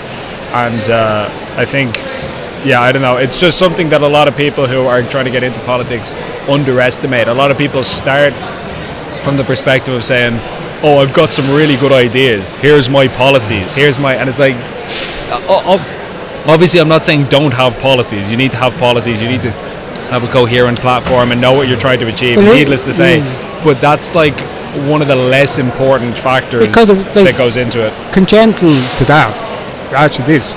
Do you think, like, if you're trying to push, say, alternative politics, for the want of a better word, whether it's to the left or the right, whatever, is it easier to do that in, say, some of the European countries where they have list systems, where people are voting for the party and their policies? They probably don't even know. And in often cases, you won't know because it's determined by the list who is going to represent your village or town or your suburb. So it's kind of you're voting for the policies. Do you think that might be a preferable, or would we lose something by not having that personal connection with TD? It's hard to know, because obviously, the whole point, I think, again, it's like, in a way, the best thing and the worst thing about democracy is that you're voting for people who you feel represent you. So there's no wrong answer. It's something that you and I might not be happy about a particular result, or you might say, well, I wish that had panned out differently, but if that's who people feel is most representative of them, then what can you do? I think on a less depressing note, because obviously a lot of people who would be watching this stream are going to be not of the stabilitarian, everything's going fine view, and they would be hoping for slightly more radical change. I think, and by the way, that's not an uncommon view, as we know from polling. The vast majority of the public wants some form of change, as that Ipsos poll showed earlier in the year. I think it was 70% of people said that they either want radical or moderate change of some kind, which is not what they've apparently voted for, but that's neither here nor there. For those who want a little bit of a bit of encouragement, if you are of the more anti-establishment view, we don't know the final numbers yet, and obviously it all remains to be seen, but I remember seeing on Twitter there that the combined vote of Fine Gael and Fianna Féil is at the lowest level it's been in any election ever, that it's been dropping over the last 10 years. There's still the biggest block. Just over 40%. Just over 40%, and before, I think, again, I'm going off memory here, so these numbers could be wrong, but if I recall correctly, the last time it was about 43%. I think before that it was 47, but basically the point being that it would have been over 80% 1980s. Exactly, yeah. And There was a time when those two, Fine Gael and Fianna Féil, were this hegemonic monolith and block that were just unstoppable. They're slowly eroding, not as slowly as some people would like, but there is a clear decline of those two parties and their vote shares over successive elections, and that trend seems so far to have continued in this election too. But if you are in the business, as it were, of promoting ideas outside of the box, and as I was saying earlier, it is a pretty narrow ground. If you look at the parties in Leinster House, I was saying before, they all basically agree on the parameters of most things, with the exception of Ainty, who are explicitly pro-life, and then you have a group of independents who take the same position. Like, in the referendum, pro-life position is well beaten, but it's still got over 30% of the vote. That's a consistency in itself. And if you put everybody in the same box, but it's a sort of constituency where you tend to think that the same people who take that position would also tend to be to the right, for the want of a better word, on other issues, and that is just as not being articulated. Yeah, I mean, it's interesting that when it comes to social referendums like same-sex marriage or abortion, as I say, the percentage of the electorate that votes no to those sorts of things is consistently, as you say, around 30 to 35-ish kind of percent. It's in that zone. And I remember seeing a poll a while back that was if Ireland was a US state, and we were having which would you vote for, Kamala Harris or Donald Trump, and it was like 70% Kamala Harris or something, but that still leaves about 30-ish% of the electorate, and I don't have any evidence to back this up. Ireland is like DC. yeah, basically we're like the California of Europe, but still that 30-ish% of Irish people who said, oh yeah, I'd vote for Donald Trump, I'm going to guess that's the same type of group. Basically what I'm trying to say is there's about a third of the electorate who are, broadly speaking, conservative-y. You know, they sort of feel they're not too keen on abortion, they're not too keen on LGBT stuff, they don't think Donald Trump is some kind of like orange Cheeto Hitler, and those people aren't being catered to at all whatsoever. And I think purely for the health of the Overton window, I don't think it's a good or healthy thing for about a third of the electorate to have no representation whatsoever. But the fault really can only be laid at the feet of the politicians who claim to represent those views and who run very amateurish campaigns. I think that window has shifted, though, hasn't it? You know, as we were saying earlier on, Fine Gael took a much stronger position. You're talking to people who will vote for Fine Gael, so on the basis, even though their immigration was their main concern, but they would see that McEntee had, in fact, you know, they've made certain moves in relation to deportations, the listing of safe countries, extra guard, more surveillance at the airport and so on. But in relation to the referendums, you don't even have to go back as far as 2018 or 2013. There's two referendums in March. They were well beaten, even despite the fact that you probably wouldn't have gotten more than 15 or 16 TDs, most of them independents, with the exception of Padder Tobin, who now again, people like Lisa Chambers I don't say to wander into legal territory here, but people who claimed that they had voted against it and they were against it, who suddenly discovered that they had been against it once it was comprehensively beaten, they never said anything, or in fact some of them said very much to the contrary. And the same in relation to immigration and with the hate speech legislation, that, as I say, people who spend their time watching all these things are aware of these things, but the only thing that a political party or a TD or a minister even has to do is to say something different 2 or 3 times and that's enough to convince people that they never said what they said before. Absolutely. No, that is absolutely right. We're just going to look now at a quick tally update. It seems like I can't do it here. Would you be able to go to Twitter there?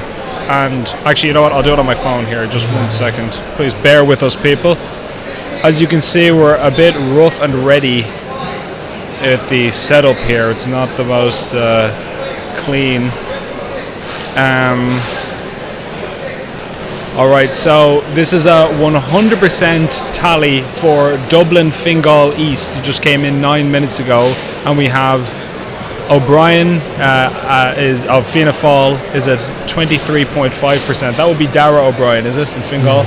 Yeah. So Housing Minister Dara O'Brien appears to have topped the poll. Fianna Féil at 23.5% of the vote, according to this tally. Then we have Labour's Smith. Is that Duncan Smith? Duncan Smith. Yeah, he's at 14.7%. And Sinn Féin candidate named Graves, who I'm not familiar with. No, she's 14.5%. So that it's a three-seater. Oh no, sorry. Yeah, no, it's a three-seater. It looks like those three. So Fianna Féil, Labour, and Sinn Féin. So it looks like Farrell of Fine Gael lost the seat. They're the incumbent, although that looks very narrow. It looks like they might still manage to pull it off. Well, it's a big left vote, I think, isn't it? Below that, there's Social Democrats and that's people true, before yeah. profit. So you'd imagine Graves, well, she will pick up more than that. That'd be a big win for Sinn Féin. They had a TD in the old Fingal constituency. They're obviously going to get one in the west side as well. Louise O'Reilly, the Keyport side, and that's another one. So I think that's the fourth kind of almost definite gain I think that they've had in Dublin. So then moving to Dublin Midwest, again at 100% tally, we have Owen O'Brien of Sinn Féin topping the poll at 20.7%. Then they seem to have gotten in another Sinn Féin ward at 11.7%. Emer Higgins of Fine Gael at 10% seems to be number 3. Number 4 is Moynihan, Fianna Féil. Is that Andreas Moynihan? He would be 9.6%. And then an independent by the name of Gogarty is in on 7.9%. So it looks like that is the current lineup based on 100% of the tally. Obviously, we'll see the official figures as they come in. So that'd be another seat for Sinn Féin. Sinn Féin, yeah, yes. They keep the one they won the by-election plus Owen O'Brien. Yeah, so that looks like both Ward and O'Brien are incumbents. So if you want to go through a few of them there, you can.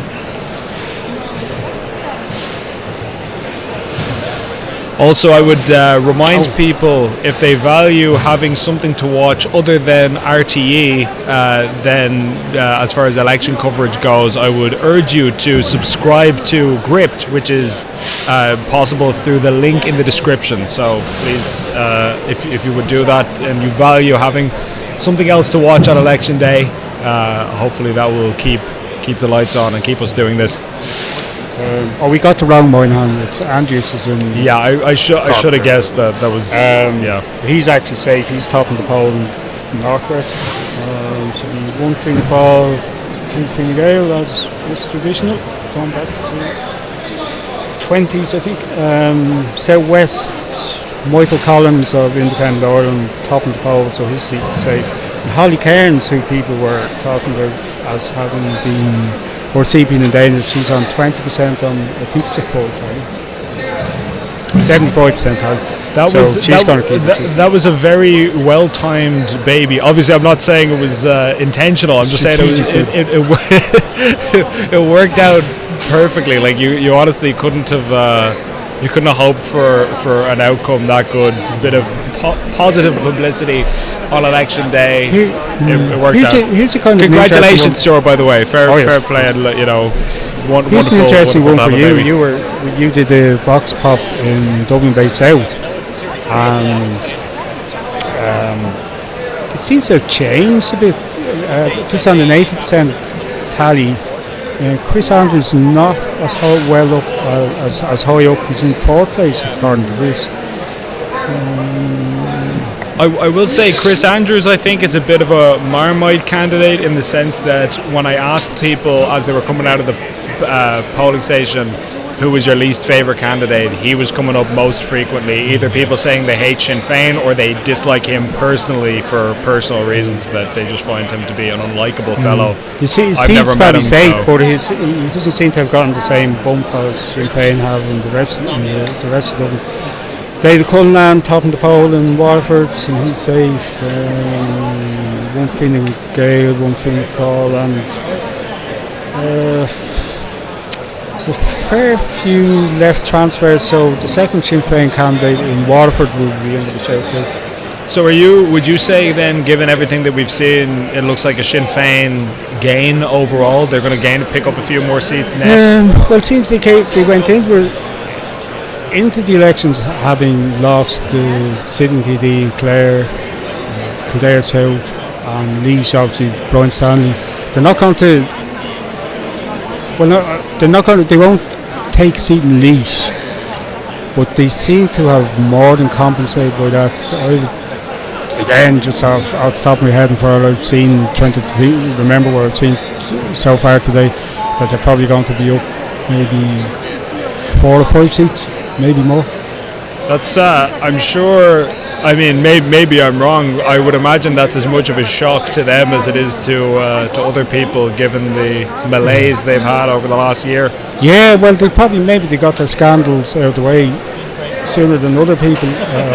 Yeah, actually, on the scandals, do you want to talk about the Fingal scandals and Simon Harris, his interaction with the woman in the supermarket? Yeah, we were just talking about that the other day, and people were talking. I was writing something about the leaders' debate and looking at the viewing figures. I think just over 1 million people tuned in to watch it at some stage.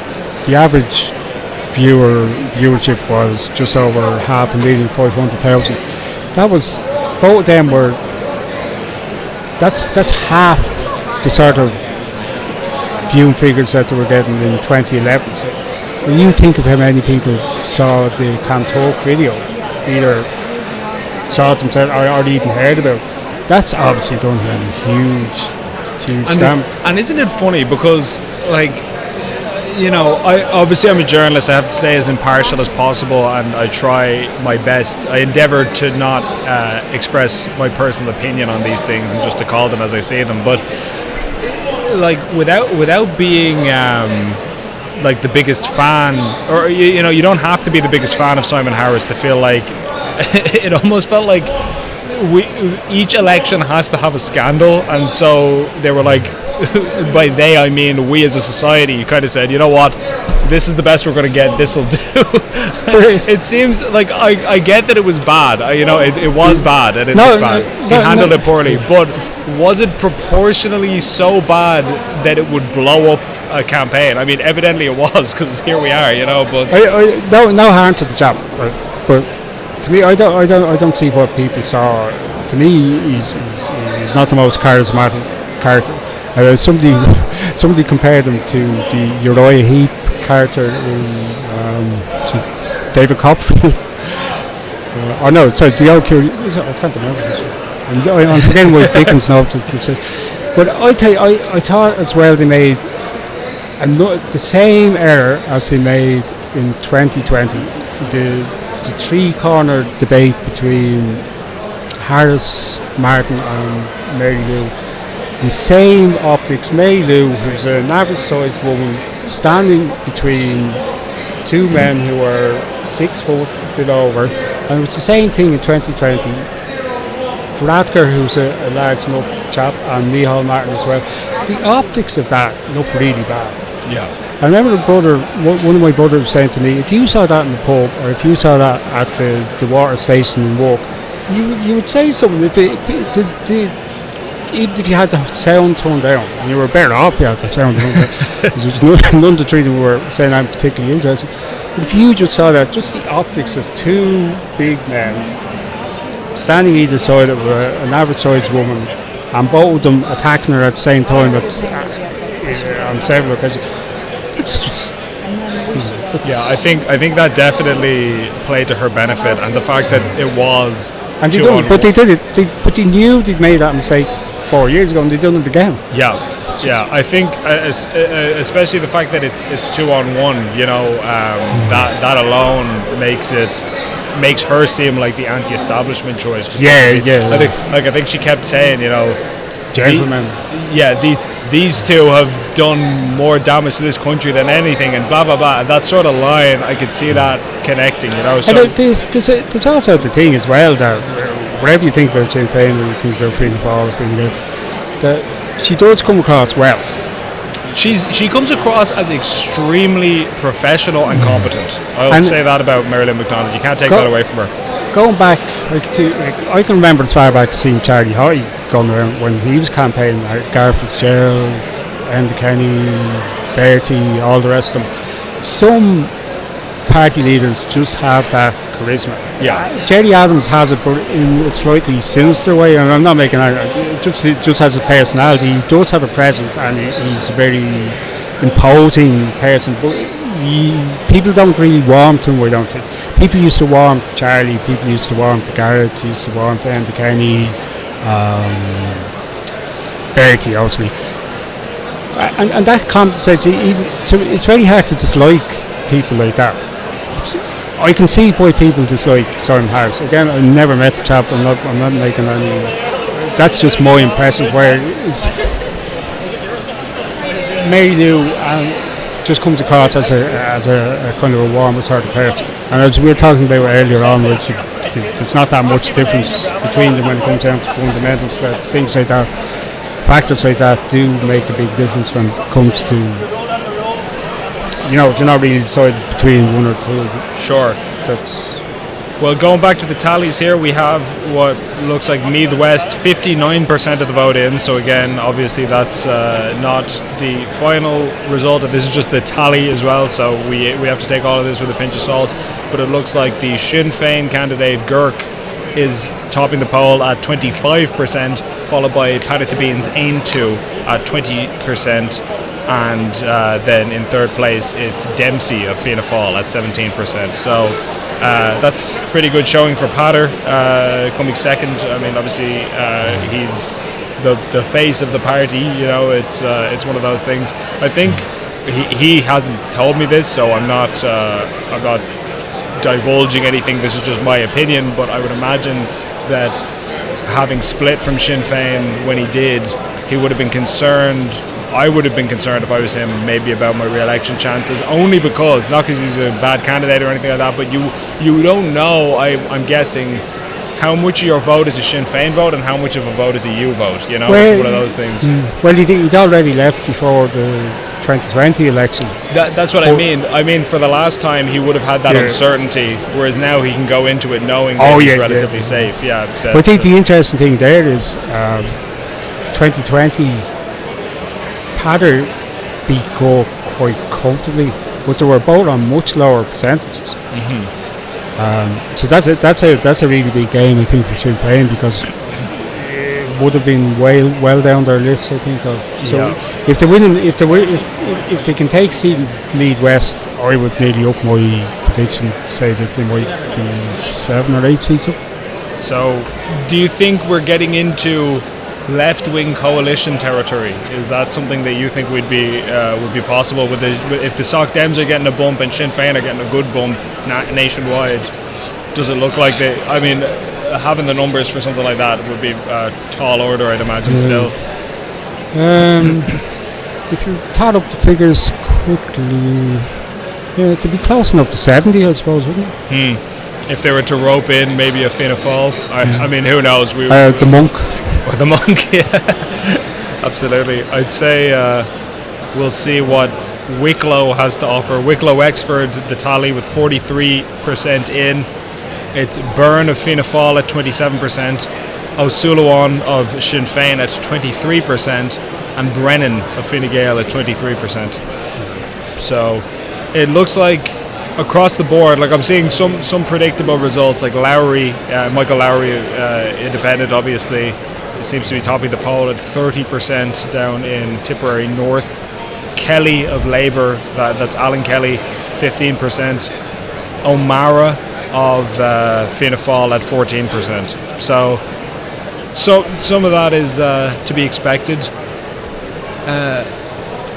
Richard O'Donoghue of Independent Ireland topping the poll in Limerick County with 50% of the tally in, 25%. So that's very good going for him. Yeah, I don't think they're going to pick up any extra seats. You don't think so? Collins, Donoghue, Fitzmaurice. Yeah, I'm not. Or maybe Galway West, Noel Thomas. Do you think Ken O'Flynn will feature in Cork? Yeah, he seemed to do well. He was on the last tally I saw. He was on around 10 or 11%, which would certainly put him in the mix for. And then there's 3 or 4 candidates below him who had 7 or 8% between them that he would likely do well from in transfer. So. In Offaly, Carol Nolan, Independent, seems to be topping the poll at 24%. Clendenin, Fine Gael, 19%, and Masterson of Sinn Féin at 17%. So it's not impossible that Carol and Sinn Féin candidate will take seats. It seems to be one of those things where the top 3 parties everywhere are running away with it, except for a handful of independents here and there. It seems like. Yeah, like you were saying earlier on, it's when they already have that recognition and they're good constituency operators, as they say, their seats are safe and they have benefit. Their votes have gone up. They're not just hanging on to seats; they're winning comfortably. Like Carol went down to the last count. She must have really doubled her vote this time. So. Yeah, absolutely. It's quite interesting how some of those big name independents, the people who would be a regular feature on Gript as far as the more anti-establishment right independents, if you want to put them that way. I don't know if they would identify that way necessarily, but that they seem to be doing very well out of it. Then for Dublin Rathdown, with 34% of the vote in, Neil Richmond, Fine Gael, 21%, topping the poll. Your friend. Brennan, Fianna Féil, 13%, and Sinead Gibney of the Social Democrats looks like she's coming in at 10%, which I believe she just barely lost out on a European seat in the European elections just gone for Dublin. She ran and she came agonisingly close, like a couple of hundred votes in the difference, where she was just. God forgive me for saying it, but let's hope for a repeat. Well, actually, if I recall correctly, maybe it was to get her funding, to get her deposit back or something. So fair. So maybe, I don't know if she got as close as I'm misremembering it, but still, anyway, she's clearly a credible candidate. She had a good result last time, so quite conceivable that she will get in, which would be more good news for the Social Democrats. I just spotted one of our readers' comments, or viewers' comments in this case. Jerry Hutch is the best criminal to enter the law. Yeah, you hear a lot of that, don't you? It's that seems to be a take that any way you watch. Yeah, so this is where we are. It's Dublin Bay South tally. I didn't say this publicly, so I don't have to embarrass myself right now, but I will. I was writing Chris Andrews off as recently as yesterday. I was saying he's a no-hoper, he's gone.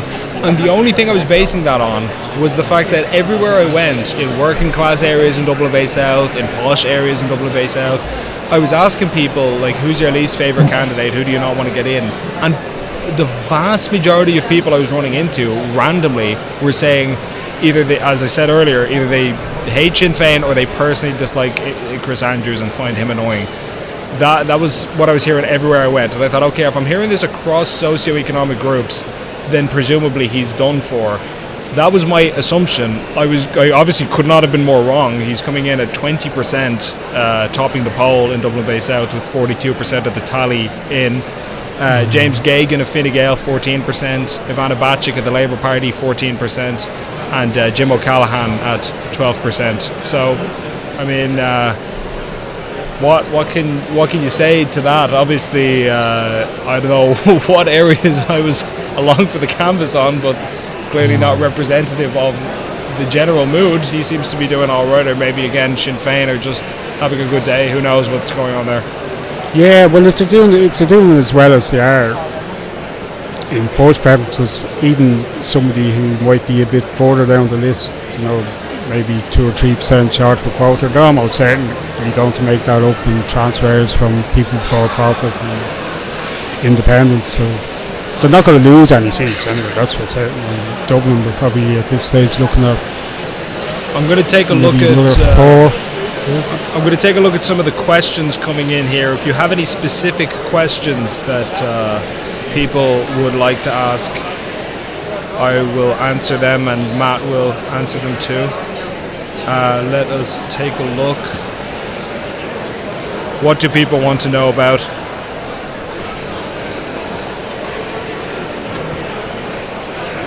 Yeah, somebody here says it's going to be a victory for the big three establishment uniparty. I mean, that seems to be the long and short of it. Gráinne Seoga update. Do you want to take a look there and see, are there any updates on Gráinne, what's happening with her? We can have a scroll up and down. Yeah, but Galway West would be interesting. Has it come in yet? No, I haven't seen the tally for that. That's an interesting one. Jennifer Carroll McNeil topping the poll. Well, that's only on a 30% tally. She's Fine Gael minister. She looks safe. While Matt is looking for that, I'll just remind people to subscribe to Gript. It's in the comments. There's a link you can find in the description of this live stream, which you should click on if you value having someone else to tune into, so that your brain is not rotted out of your head by our friends in RTE. And there's another. Well, I saw this before. It's just over the third tally from Dublin Central. Mary Lou topping the poll, 18%, which would be down a bit on 2020. How's that? The Monk on 12%, which we're putting in the running. Pascal Donegal on 14%. Now, as far as I remember, these were all from kind of north in the city, North Strand, East Wall areas. So Donegall's going to do far much better when it gets into Moby Road territory. So Mary Lou's vote, you would think, will go up in Cabra. Although I heard somebody saying that when they opened the vote boxes in Cabra, that the Monk was doing better in some places than she was. Janie Mac. So if he's doing well outside of his own bailiwick, as it were. Yeah, even just looking at that, certainly, if that tally stays near enough as it is, he's going to be elected. That's certainly not what the establishment parties were hoping for. You know, what's funny is a lot of people were saying that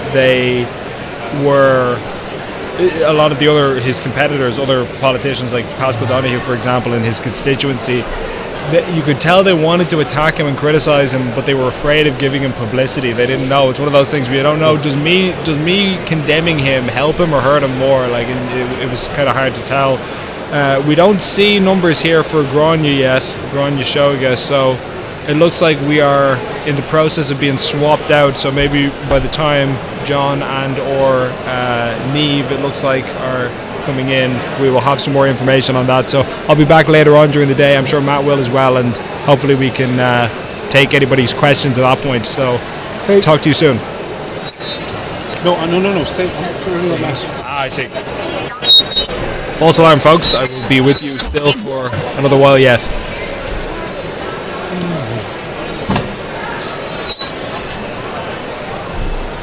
Well, something's gone terribly wrong with the audio here. Or maybe it hasn't.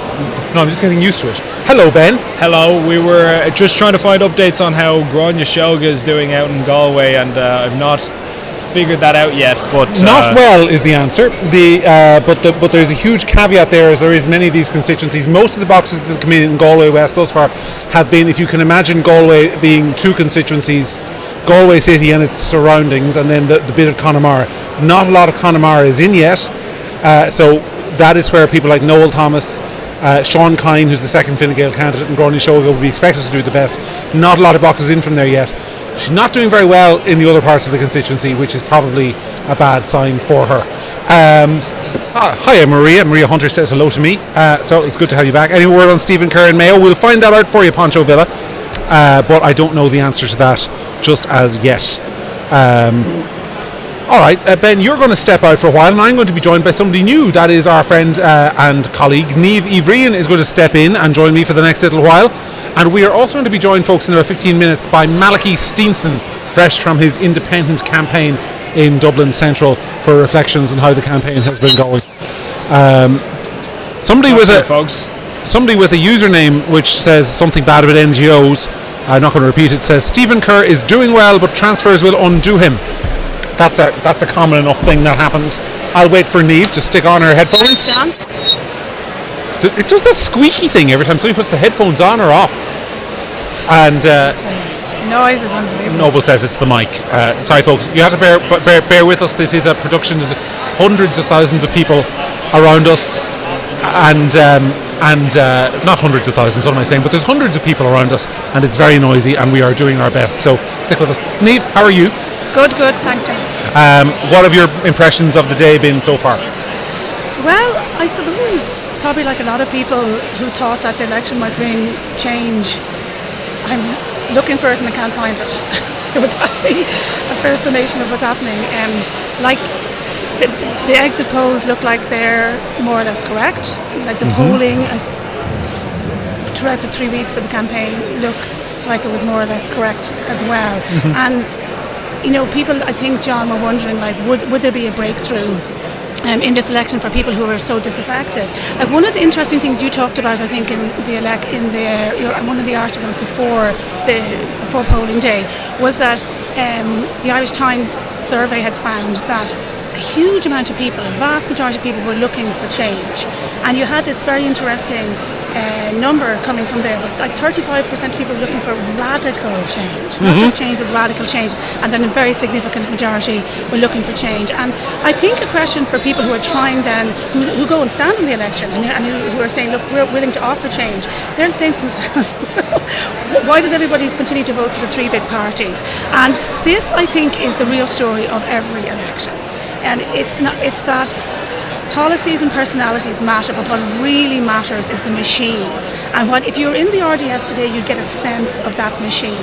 You get a sense of the huge networks that political parties have, the huge funding that is behind them. Like I noted, like before the election had been called at all, like the big parties have billboards, they have everything arranged, they have, you know, paid organisers throughout the whole country. It is incredibly difficult for independents to go up against that. And I think people don't really realise that even when they're taking part in an election. It's when you're here at something like the count and you just see the extent of the party machine. Oh yeah, even you'll know this. I mean, in the last couple of days, obviously, there's been huge pressure on for tickets for the count. And we all have these red armbands here we're wearing, which are media passes. But most candidates get these things here, which are count pass tickets. They're general admission.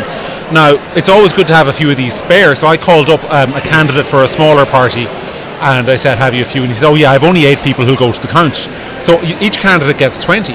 Now, on the other hand, I was just chatting to somebody senior in Fine Gael in Dublin Bay South who was like, oh yeah, we've about 20 people who can't get in, which shows you the capacity. I mean, they have 40 people who can come to an event like this and stand there and take in data, and that data goes into a tally, which is happening over there, which they have for the next election. So they know how every box voted, every street almost voted, and they know what doors to knock on and not to knock on. That machine is massive. But coming back to this point you made about radical change, I've been taken today by like and I don't like. I make no bones about saying I don't like this result. Hazelden Ortoon of People Before Profit in Dublin South Central is on 14% of the vote and likely to take a seat. They're in a good chance of making a gain with Conor Reddy, best known for tearing down other people's election posters in Dublin North West. I mean, that vote for radical change, to the extent that it was there, seems to have said, we're going to stick with the hard left this time. We're going to stick with people like Sinn Féin and the Social Democrats. And we can, Sinn Féin said transfer the Social Democrats and People Before Profit. They seem to have had a good election, and they're good at building a machine as well. Now the funny thing with the Social Democrats, of course, is because, to be honest, like to me, they're the party of the absolute privileged and the entitled. You know, like they're the kind of people who stand for election because they know what's good for you, and they're not shy about telling you about what's good for you either. And like the thought that they would represent any kind of radical change is frankly laughable. Why do people then go in who are looking for change and vote for people like the Soc Dems or like people before profit? Probably like I said from the beginning, because they know them, they know the brand, they know the name. And definitely I think a huge problem for independents, for small parties trying to break through, is that if you're a voter who wants change, and you're a voter who is saying I don't like the three main parties, who despite the fact that they might be happy that they're holding up, you know, they're all on 20% each. It's a far cry from the days when you had or even from Sinn Féin's polling success like a year ago, where they were on 32-33%. So, you know, they might be happy with what they're getting, but neither of them are like representing the majority of people or anything like that. But if you're a voter who goes in and you're saying I'd like to see change, you are then confronted with a litany of too many choices. Like you're looking at 5 or 6 independents, you don't really know any of them. So maybe you go and give your vote then to a brand that you recognise, more than a policy or more than a person, but a brand like Soc Dems or PPP, or maybe you go and give it back to Fianna Féil. And that's, I think, why we're not seeing any change in this election. It's because the people who perhaps want to represent the views of a lot of people who have told pollsters they're very upset about things like immigration and that over the last couple of years, they're not offering a succinct choice. You know, they're not offering something that's clear, that's unified, that makes people feel, well, if I vote for them, perhaps I can actually change things. That is the other thing. I mean, like Irish politics, a lot of the votes for people who feel, I think like you feel, and I certainly feel, and I think a lot of people on our live stream feel, they're sitting with independents. So you have all these individual good candidates, like the Healy-Raes sitting on 36% of the vote in Kerry. You know, I know not everyone's cup of tea, which is part of the problem. Matty McGrath looks like he's going to do fairly well in Tipperary South from what I've heard, though folks are looking for figures. I don't have them. Michael Lowry going to do well in Tipperary North. Carol Nolan doing very well in Offaly. Carol Nolan going to hold her seat in Offaly. Yeah. But these people are all individuals, and they are not united around a common platform. And that is kind of fatal, because a lot of votes are sitting with those people who agree with the sentiments of people like you and me. And that is an issue in the Irish political system that is going to take years to unwind, where it's so individualistic that, you know, what you really need is a machine that comes together and elects these people around a common platform, but they can't bloody agree one. And you see, and once they agree a common platform, that's only the beginning of a job. Do you know what I mean? This is what people don't realize. I mean, in fairness to Intu, it probably took a very long time for them to agree policies within the party that everybody was happy with. Yeah, I was giving out to Sarah about some of those policies earlier on. You weren't here. It's a very difficult thing to do. If you get any grouping of people together who agree on one issue or two issues and then try to get them to agree on 10, that's a very difficult thing to do. But once that's done, that's only the start. Like people think, oh yeah, we can bring people together and they agree on various policies, that there's your party, but it's not your party. You're only at the beginning then. What about the machine, which is the most important thing? Like somebody told me that Desi Ellis, like Sinn Féin used to always go around to knock on doors on the day of the election to say, have you gone to vote? Have you gone to vote? Have you gone out? Have you done it? You know, and that was a huge part of building up their vote. And they were back to doing that yesterday in Desi Ellis's constituency. You know, I suppose probably concerned about the votes that were coming in. But like, what independents, apart from people like Matty and Carol Nolan, have that kind of machine? We're trying to enter the race. Well, folks, we have standing just to our right somebody who we want to bring in. I'm going to step out for a second so that Niamh can have a chat with him. A lot of people will know the independent candidate for Dublin Central, Mr. Malaki Steenson. So Niamh, you and he can have a chat about how the campaign went for him.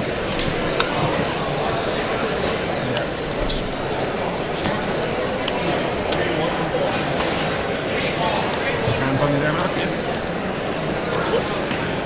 Hiya Malaki, how's it going? How are you, Niamh? A lot of feedback on that there. Yeah, that's okay. That's okay. I can hear you clearly, I think. So, thanks for joining us. And Jerry Hutch is the big story of in a lot of the media's coverage of today's election, because it looks like he's in with a shout for taking a seat in your constituency in Dublin Central. Well, I mean, I don't think at the end of the day that he will take a seat. I think there's a few of them in the mix for that. But of course, the media frenzy and the circus around him from when he decided to stand, people have to look at and question why was that done. And I've no doubt that George Hutch was put into this race not to necessarily take a seat because the establishment don't really want that, but he's put into the race to stop me and to stop the emerging nationalist movement. That had he not have been in this race, we would be online to take a seat. Yeah, it certainly looks like he took a lot of the vote that you would have expected to gain, Malaki, from your work in the constituency. Well, our figures from the European elections and right up till last week were that we were sitting on about 3,500 to 4,000 votes, and most of the political parties would agree with those figures. If you look at his vote, he'll come in with just over 3,000 first preferences, and I'm on just over 1,500. So our figures were right without him being in the race. Yeah. And we do know that other political actors in this constituency approached independent councillors to run solely to stop me, not to get themselves elected. So there's a huge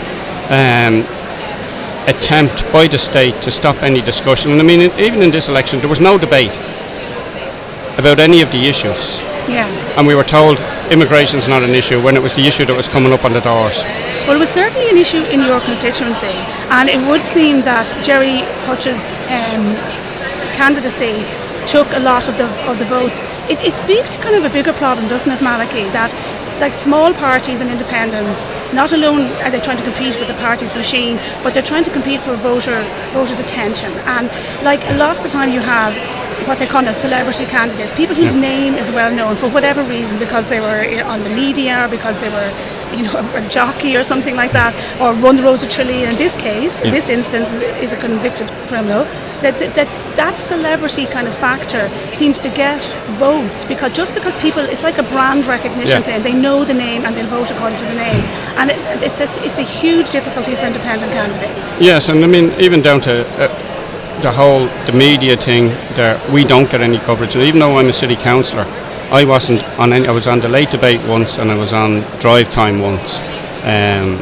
Mainly on the late debate because they couldn't get anybody else at that time. The night of the leaders' debate. Likewise, drive time had to have me on because I had everybody else on. But they put me into the second panel, and that section only lasted half as long as the one in the first panel. So the media are determining who are the runners and who are the they certainly gave Gerry Hutch a huge amount of coverage. Like I mean, looking at it from outside the constituency, the old adage is all publicity is good publicity, and while some of it might have been critical of Gerry Hutch or other candidates being critical of him, it had to have helped that he was on the front page of newspapers, he was being discussed all of the time. He's on it. He has been in every paper since he announced that he was running, almost on a daily basis across all of the papers. The whole media saturation around him, going around the city with Jim Sheridan, presumably making a documentary about this, treating the people of this city and this constituency as pawns in whatever game he's at. And I mean, while I'm disappointed for myself and my whole team, and we put in the biggest campaign in this constituency, we were out every day and night, up to 20 people, 10 to 12 most nights, almost from last March. We didn't stop after the locals, we continued. And for somebody to fly in on a plane with no political involvement whatsoever before, and to be promoted by the media into taking the seat that was on its way to Nationalist Ireland. And we will recover from this, but it shows, and it should show to listeners and people in this country how far this state will go to stop the emerging nationalist movement. Where do you think the constituency is going to go now? What do you think the results are going to be there, looking at the first tallies? Well, I think MacDonald will she's topping the poll and she'll take a seat. She's just below a quota. She's only, I think, 100 votes short of a quota. Pascal Donegal will take the next seat. Gannon will take the next seat. And the final seat then will be somewhere between Hutch, Fitzpatrick and Sherlock. And do you think there's an issue, Malaki, in general, with people not registering to vote and then not turning out to vote? Do you think that's a major factor in say, smaller parties who want to achieve change? Do you think that's a big factor for them? Well, I think in our constituency, the number of voters or the people who voted went up from 51 to 59%. Now, is that the Hutch factor? Who knows?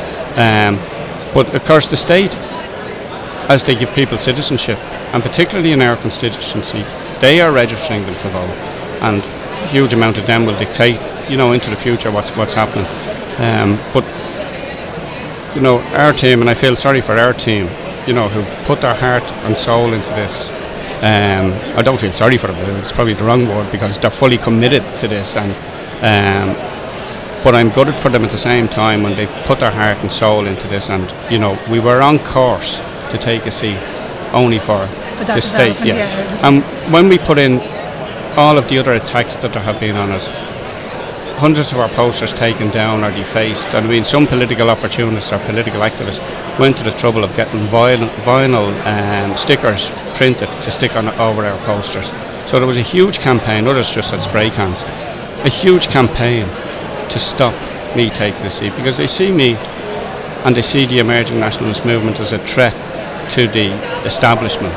And I mean, it beggars belief that the country and the state that it's in is effectively going to return the same government that have created the problems. I think a lot of people watching will agree with that sentiment, Malaki, that there seems to be, like I was saying to John, there was a huge desire for change according to the opinion polls, and then you see people expressing, like throughout the term of this government, people who are seriously upset about things like their children going abroad because they can't get housing, seriously upset at the government's immigration policy, seriously upset about cost of living. Like, that's still an issue that hasn't gone away. Well, the people who are were giving out about their children having to emigrate because they can't afford a house here should go online today now and buy their plane tickets before they go up, because that whole problem is going to get worse. They've held off on the immigration and not just on the iPass stuff, they've scaled back on it just for the election.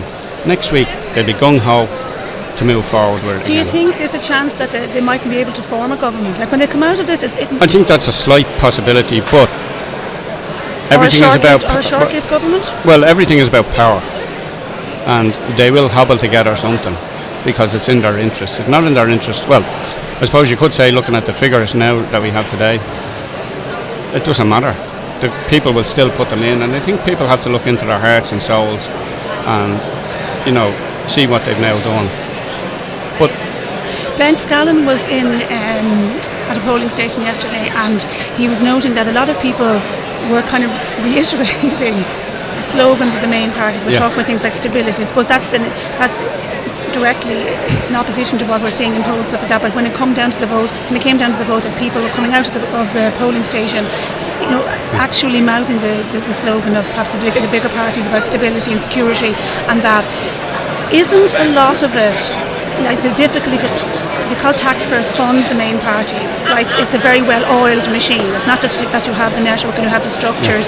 You actually have a lot of cash to oil that machine and to get your message out there and that just takes a long time to build, doesn't it? Well, if you look at any of the politicians standing in my constituency, the government politicians or even the elected politicians, they all have full-time staff who work for us, the taxpayer, in Leinster House, who are out on a daily basis effectively campaigning to have their man returned. Yes, yeah. And everything we do is done when people are off work.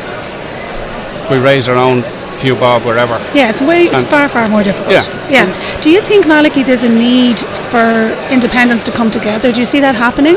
Well, you see, if independents come together, then they're not independent as well. But I mean, my belief was that we would get some people elected into this stall, or certainly that I would have, and that we would then form some kind of an alliance with like-minded independents and move forward, and that we don't have to agree on everything. I don't think people need a new party. They need people who agree on the fundamentals. But people seem to, like the independent vote, for example, in opinion polls was higher than we've seen now in the exit poll. Like, we haven't got final tallies yet. Do people seem to prefer to vote for a party? Is that when they come down to it, when it comes down right down to the ballot? You see, I think it's the devil you know. But people are still, the majority of people who vote are still getting their information from mainstream media, which has been indoctrinating them into, don't let Sinn Féin in because they'll wreck the place.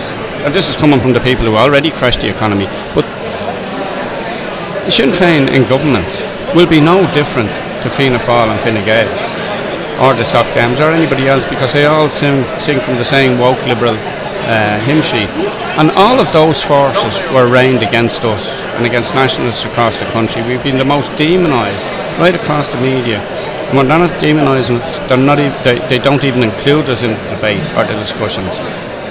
So they try and marginalise us, and people, need to wake up and see what's happening in this country. We're moving rapidly, and you can see Keir Starmer in Britain. They've already passed the 4 stages of the euthanasia bill over there. So people now in this election have just voted to kill their granny. Having voted a couple of years ago to kill their children. So. Do you think that Ireland is kind of lagging behind other European countries? That's an interesting point, Malaki, where you see a trend in other European countries, perhaps away from what we're seeing here, away from. I think we're behind it, and I thought that this election, it was probably too soon that we would have made that breakthrough, but we will at the next election, and that's okay. Fingers crossed. Malaki Steenson, thank you very much. Lovely. I think John's going to come back in. How was that? Thanks a million, Malaki. John's coming back here to join me. Okay. I wasn't trying to kick you out, Malaki. I thought you were. No, it's fine.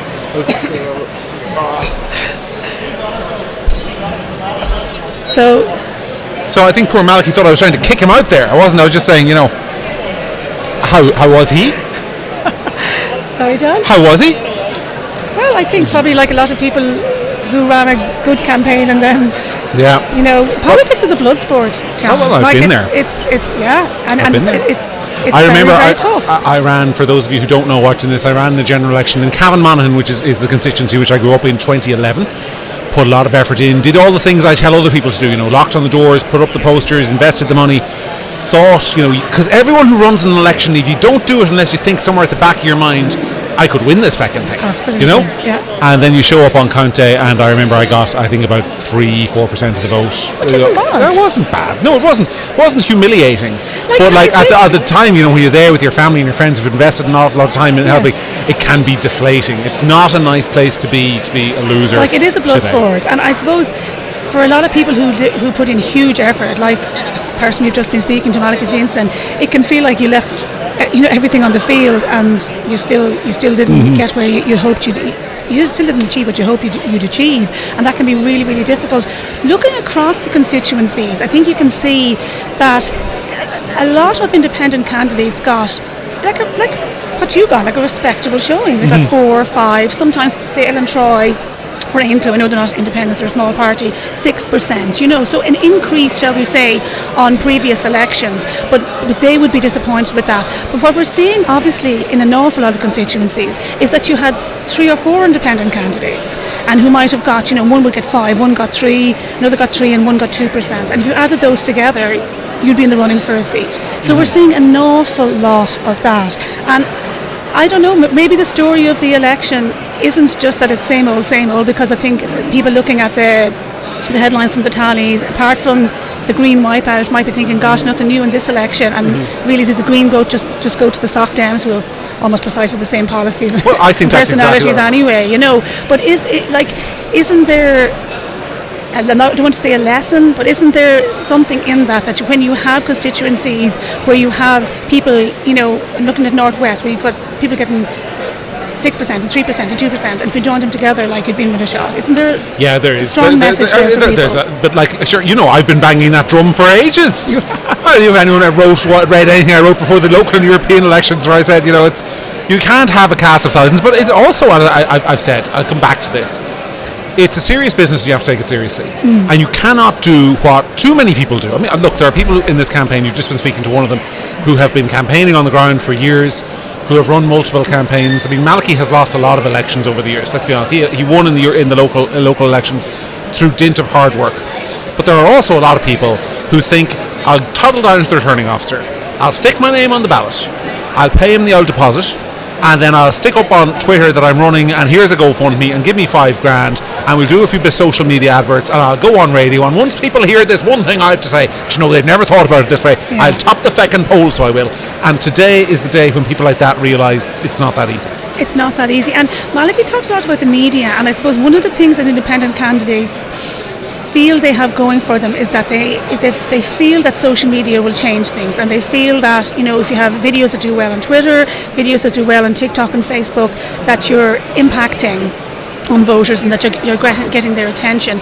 And I can see that's both true and not true in the election. Like, for example, I think Stephen Kerr in Mayo is coming in, according to a tally I saw. Now, this is all comes with a big health warning because I haven't looked at it obviously since I sat down here, on about 7%. And a lot of, I'm sure he knocked on doors and everything like that as well.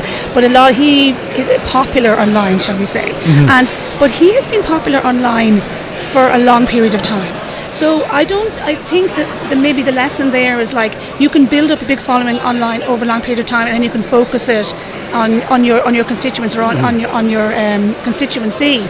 But like it has to be something that you've done over a period of time. It's just like the knocking on doors, just like everything else. Like, it doesn't matter if you put up videos 2 or 3 months before the election and get tons of views, because that's spread all over the country, So there's social media, like everything else. I think it's a long process. It's don't presume because you've got tons of hits that everyone in your own constituency is watching you, and that's it seems to be playing out with social media the way it plays out with posters and knocking on doors and everything else, doesn't it? Yeah, it does. And just as you were talking, I'm coming back to looking at this business of Dublin West and Ainto and Ellen Troy. There's a full 100% tally in there.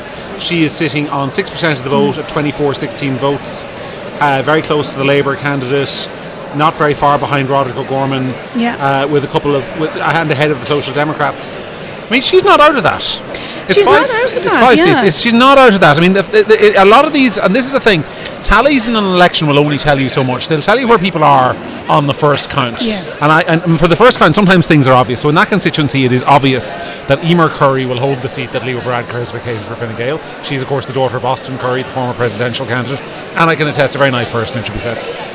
Paul Donnelly will hold the seat for Sinn Féin, and Jack Chambers will hold the seat for Sinn Féin. Those three can be certain. But after that, there's 2 seats there, and there's maybe 4 or 5 people with legitimate claim on them. So there's another element to this, which is you can't get too downhearted at this stage, because there will be people who will come from behind to take seats that it didn't look like today they were going to take as things go on. They will, and that happens in every election. And when you're watching if anyone who's never been to a count, like, it's a fascinating thing to watch, because you have people there who are tallying.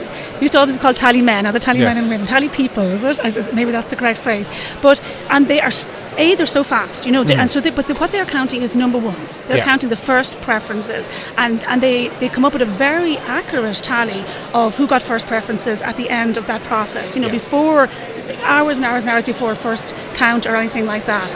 But what is difficult for them to do is to see where those votes are going. Now, the very experienced people who are tallying will be able to say to you, well, I see a lot of transfers going here, there and everywhere. But we are not seeing that, of course, in the spreadsheets that are going up and in the first tallies that are being printed on Twitter and everywhere like that. So in those areas where, like, you've got a lot of people polling somewhat similarly, it's where everything's about the transfers, which is the oldest cliche in Irish elections. And all our viewers have been having rows with us about the transfers, but they are so important. No matter how far down the ballot you go or don't go, the transfers are absolutely vital. They would nearly always get everybody elected. Yes. But when you have like 3 or 4 people on similar numbers, that's when it gets really exciting. By the way, I have been told by my deputy editor Gary Kavanagh, who's not here today, sadly, but he's watching, and he's been telling me that he's going to bash me around the head if I don't tell you, those of you who are watching, if you aren't subscribed to Gript Media and you value our work, we'd really appreciate it if you would do that and sign up for a monthly subscription, because we're here, we're surrounded, you can't see, but if we turn the camera, the Irish Independent have about like 40 dudes down that way, and the BBC over our shoulder have like 30 dudes, and RTE have like a whole stage to themselves, a special platform, and we're sitting here with our little desk trying to provide some balance to the coverage. So if you appreciate that work, I was just passed a note, mention people who subscribe. There you go. Yes, there you go. So we have done that. So. But also, by the way, thank you very much for joining us. I mean, there are 1,500 of you watching at the moment. There have been many more than that over the course of the morning, and people are coming and going, and we appreciate that. Stephen just says here 50% not voting is the problem. I mean, I don't know that I agree with that. I mean, I think it's true that there are people out there who don't feel they have something to vote for. But I said we wrote that editorial the other day. For the first time in living memory, really, there was somebody standing in every constituency, whether that person was on the National Alliance on one end, or an independent, or an Ain2, or an independent Ireland candidate, who represented a different option, or represented what I called, or we called in our editorial, the chorus challenging the consensus. and people still didn't come out and vote for them. So, like, Well, I think that's because people don't know they were standing, to be honest. Well, no. If you take that, is the turnout about 60% this time around, is it? we won't have a national figure on turnout until after all the first counts are in, so we don't know. Yeah. But it seems to be around about that, yes. So if you take that 60%, there's probably 40% who didn't vote then, right? So then probably about half of those just would never vote. If you factor in people who are away, people who are sick on the day or whatever like that. Holly Kearns didn't vote. That's it. Having a baby, like, what an excuse. But like people who can't get to the polls, whatever thing like that, you're probably going to have about half of the people who don't turn out to vote who, I don't know, just won't or have a valid reason for not doing so. And then you have people maybe who are just dispirited. Now, this is not scientific, this is just off the top of my head. But people who just think there's no point, doesn't matter, it's going to be the same people back in anyway. And the question there is, are they aware that people are standing who represent their views? And I would argue, John, that they're not. Like, if you look at platforms like Gript, who are growing, right, exponentially this year, which is brilliant, right? But look at like the mainstream media. Like, who commands most of the attention of most voters? It's still like RT, the Irish Times, the Irish Independent, and they studiously avoid the kind of candidates who perhaps some of those people who don't vote would vote for. Yeah. No, you're not wrong. In fact, you're completely correct. Two things people say: I need to speak into the mic. I apologise, I wasn't doing that. And also, what's his name? Rob. Every time we do a podcast, Sarah, Rob comes into the comments and he slags off my glasses. He says, I've got old-fashioned glasses, I need to buy more modern glasses, these ones are terrible. Well, I'll tell you what, you're very lucky, Rob, if I just don't get the old jam jars out, just to spite you. What does Rob think of my glasses? I don't know. Stick them on there. All right, well, Niamh, it's been a pleasure spending... It's been a pleasure. I think they're wonderful. Oh, your husband is a lucky man. We will leave it there with Niamh. Niamh is going to step out. I'm going to be rejoined by my friend Sarah Ryan, who is on the phone. She's supposed to be stepping in, and she's on the phone. But anyway, she'll be stepping in a second. Thank you so much, Niamh. All right, guys. So it is just gone 1 o'clock here. Most of the tallying is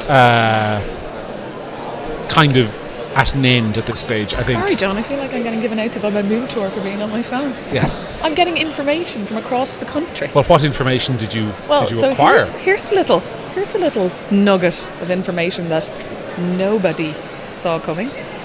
Fingal might lose their seat in Dublin Fingal. Alan Farrell. Oh. Yeah, to a shinner. Oh, wow. Mm-hmm. Let me call it out to you here. Hold on a second. See? So Alan Farrell did really poorly in Malahide, where I live. Did you not cast your vote for Alan Farrell? He didn't even feature. He did. He polled poorly in Malahide, and he polled nearly exactly the same as the shinner Anne Graves, which is kind of unexpected. He got 5,373, she got 5,462, and then the Social Democrat Joan Hopkins has gotten about just shy of 4,000 votes. So Darragh O'Brien is running away with it, topping the poll, no question. Duncan Smith has come in second, 5,438. That seems like that's, probably the two. The problem for Alan Farrell is that Duncan Smith and the Sinn Féin Anne Graves will both be getting way more transfers than him, and there is no obvious pool or reservoir of transfers for Alan Farrell anywhere. And with him being about 100 votes ahead, it seems very possible that Alan Farrell's going to lose his seat today.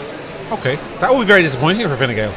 Yeah, I'd say, and surprising. I mean, if you'd asked me this yesterday, I live in Malahide, I know Malahide very well, I would have said I'm expecting very clearly one Fianna Féil, one Fine Gael as absolutely a given, and that I would have said that Duncan Smith would be probable for the third seat, but fighting it out with potentially Sinn Féin or a Social Democrat or somebody else. I did not think that Alan Farrell was going to be vulnerable, and he is. It's been an interesting election. Sinn Féin are on course, I think, folks, for a couple of gains in Dublin City. I mean, they have a rock-solid gain, I think, in Dublin South Central. They have a real chance at a gain in Dunleary, where they're in a fight with Fine Gael for a second Fine Gael seat or a Sinn Féin seat, both of which would unseat a Green. They have a chance at a gain in Dublin North West if things break their way. I mean, they're having a good election in Dublin. I haven't seen much evidence of a good election for them anywhere else, but they're having a good election in Dublin and its environs. Unexpected. Sorry, there's people on the chat who think that this is Heineken because they can only see the top. Sprite. It's Sprite. It's We're not Sprite. on the I jar wish yet. it was bloody Heineken. Well, you maybe by the end of the No, day. that's not true. I don't drink Heineken. It's muck. But I wish it was some kind of alcoholic beverage. Maybe later on if you stay with us. So, yeah, I'm not sure about the rest of the country, but for absolute sure, I mean, Sinn Féin are in contention for a seat in Dublin Down. They're holding seats. They're making some gains potentially. I mean, you couldn't but say, I wouldn't call it a wave, but we're talking about a party that a week ago we were talking about making losses. Now, that might, be very different outside the capital city, and it's hard to know for now. But unless you know a constituency particularly well, it's hard to know what's going on elsewhere. But what else have we got? So most of the tallies are done here. Would you say that? Yes. People keep asking about Helen McEntee, and they keep asking about Roderick O'Gorman. So the answer is Helen McEntee, as far as I can hear, and I haven't seen a full tally, but everything I've heard is that she is as safe as houses and will top the poll and will be comfortably re-elected. People ask about Roderick O'Gorman. What we have said about Roderick O'Gorman, which we will say again, Roderick O'Gorman is in considerable difficulty in his battle for re-election. He is, however, not entirely out of it. Those of you who were with us a few minutes ago when Niamh and I were discussing the Aontú prospects in Dublin West, and we said that Aontú weren't out of it entirely. Well, Roderick O'Gorman is about 200 or 300 votes ahead of Aontú, so he's not out of it entirely either. This is one of those ones that will be decided either late into tonight or maybe even into tomorrow. There'll be a lot of counts and there'll be a lot of transfers. So, for example, I mean, this is to get into the real weeds there, but like in Dublin West, you have a National Party candidate and you have Suzanne Delaney running as kind of a Nationalist independent. Aontú would expect to get a lot of those votes, or some of them ultimately. I know some of you Nationalists don't transfer to other Nationalists. This is where it may come to bite you in the ass, because ultimately this may end up, not saying it will, may end up being a choice between Aontú and Roderick O'Gorman for that last seat. Right, so in that case, does Aontú get enough transfers from the Nationalist independents on the right to push her ahead of Roderick O'Gorman? Because I can tell you now, if Roderick O'Gorman stays ahead of the Social Democrats and Labour and whoever else on the soft left, he will get transfers from them. So this is why, transferring your vote is really important. So that's the long answer. The short answer, Roderick O'Gorman in trouble, not quite dead yet. We haven't eaten our greens just yet.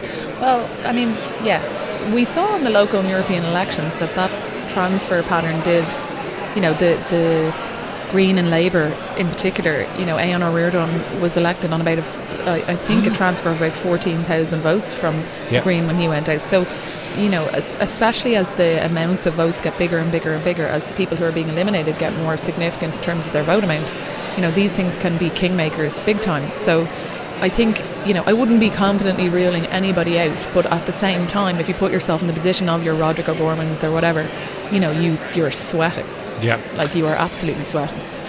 Some news here. I'm just looking at RTE's Galway West figures.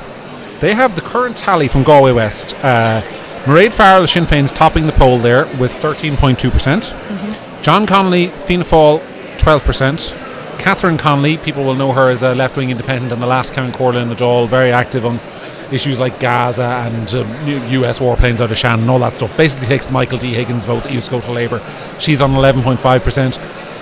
Noel Thomas of Independent Ireland in fourth place on this tally with 11% of the vote.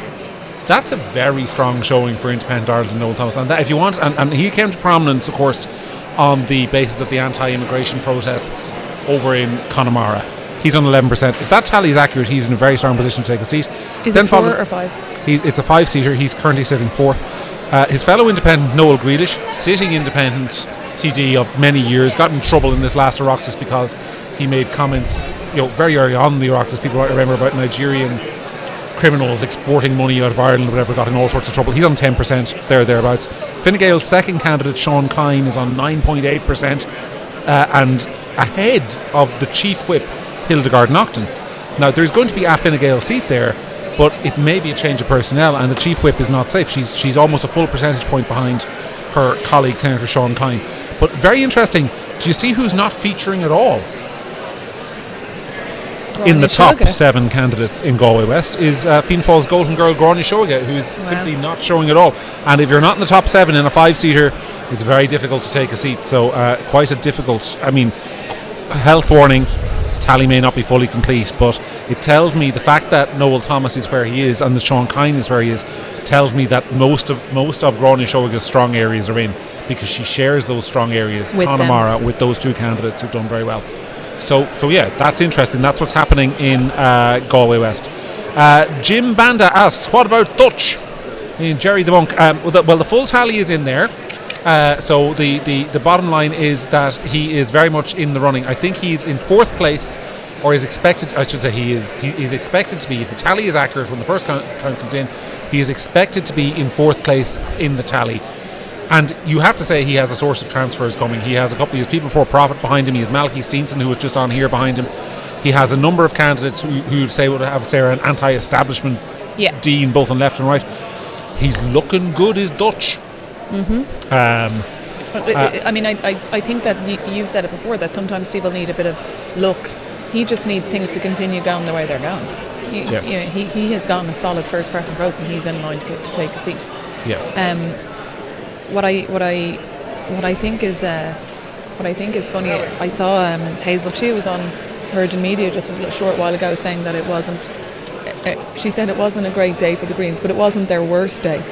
I mean, we're looking at potentially the Greens having no seats. What would their worst day be? Total a nuclear holocaust? Well, I suppose if they get one seat, it won't be the worst day, because they were wiped out in 2011? Yeah, they were wiped out in 2011 when they were part of that government. Well, Wexford, somebody asked what about Wexford? I don't have full figures for Wexford. I do have news that Mick Wallace and his old friend Claire Daly, both are having terrible days. Mick Wallace is not apparently in with a chance of returning to the Dáil, and is only at about 3% in the early tallies. That is the information that I have. Verona Murphy, the independent candidate, is absolutely safe there. Fianna Fáil's James Brown is topping the poll with 21%. Johnny Mythen of Sinn Féin 15%. And the two Fine Gael candidates combining for 20%. So you would think there are seats for Fianna Fáil, Verona Murphy and Fine Gael there. Labour will not hold the seat that Brendan Howlin is vacating.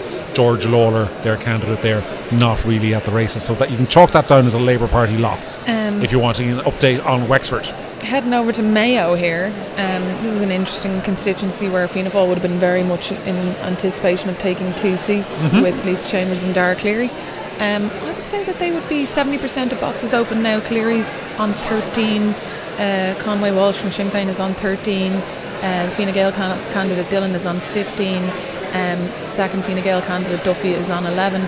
But Lisa Chambers is on 7.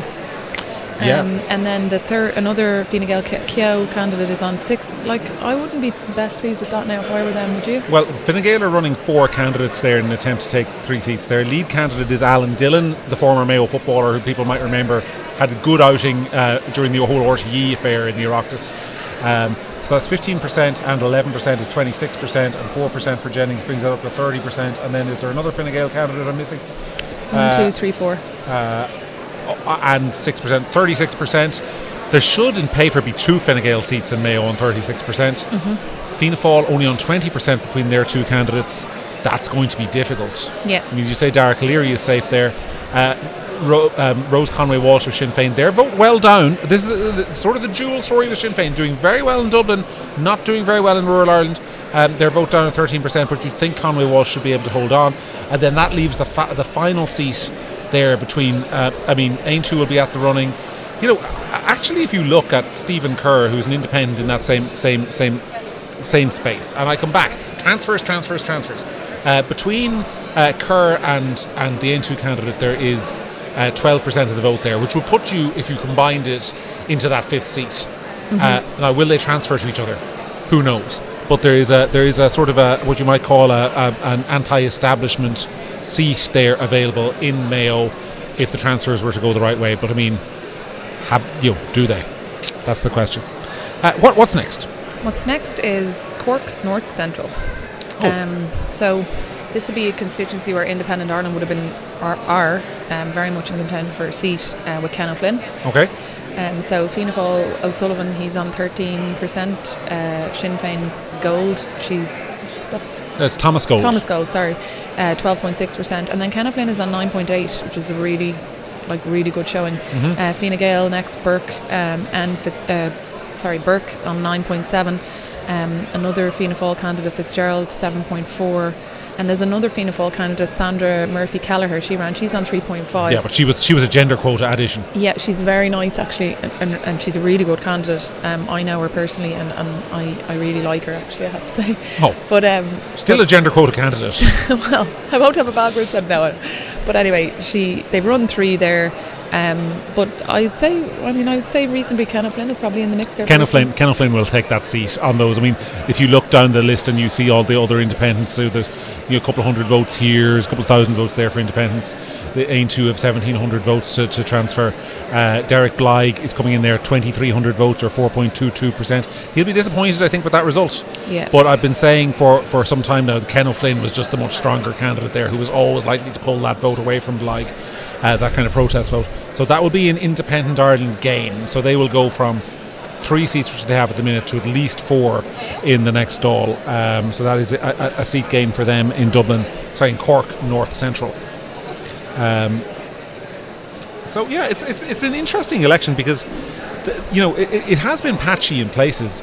Like this kind of the pattern that I'm seeing is, as I say, Sinn Féin doing very well in Dublin, not so well out of it, and the Fianna Fáil Fine Gael performance is very, very patchy. I was looking at Wicklow a little while ago, and I really think Simon Harris has a growing chance of bringing in a running mate with him, because Stephen Donnelly is just not. Stephen Donnelly's in real trouble because, if people can think about this, Simon Harris is polling there on about 30% of the vote, which means that he'll have a surplus of somewhere between 5 and 10%.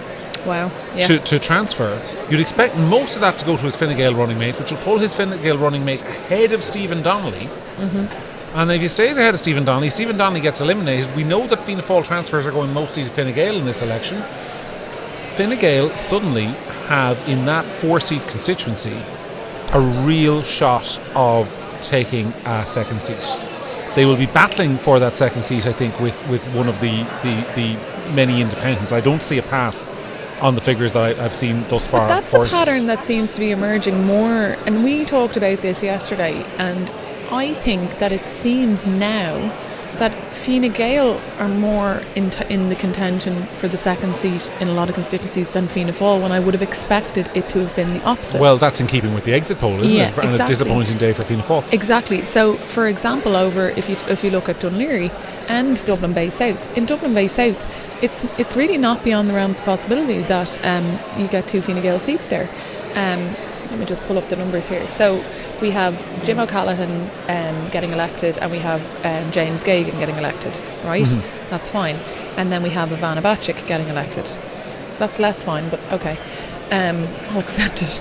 But then you have this battle for the last seat, and obviously Chris Andrews is a bit ahead, but you don't see where those transfers are coming from, and he's very he's not far ahead of the second Fine Gael candidate with Sock Dems and Hazel Chew to go out. So if you said that women in that kind of constituency, that women vote for women vote for, you would think that the second Fine Gael candidate would be much more the recipient of those kind of transfers than Chris Andrews would be. Yeah.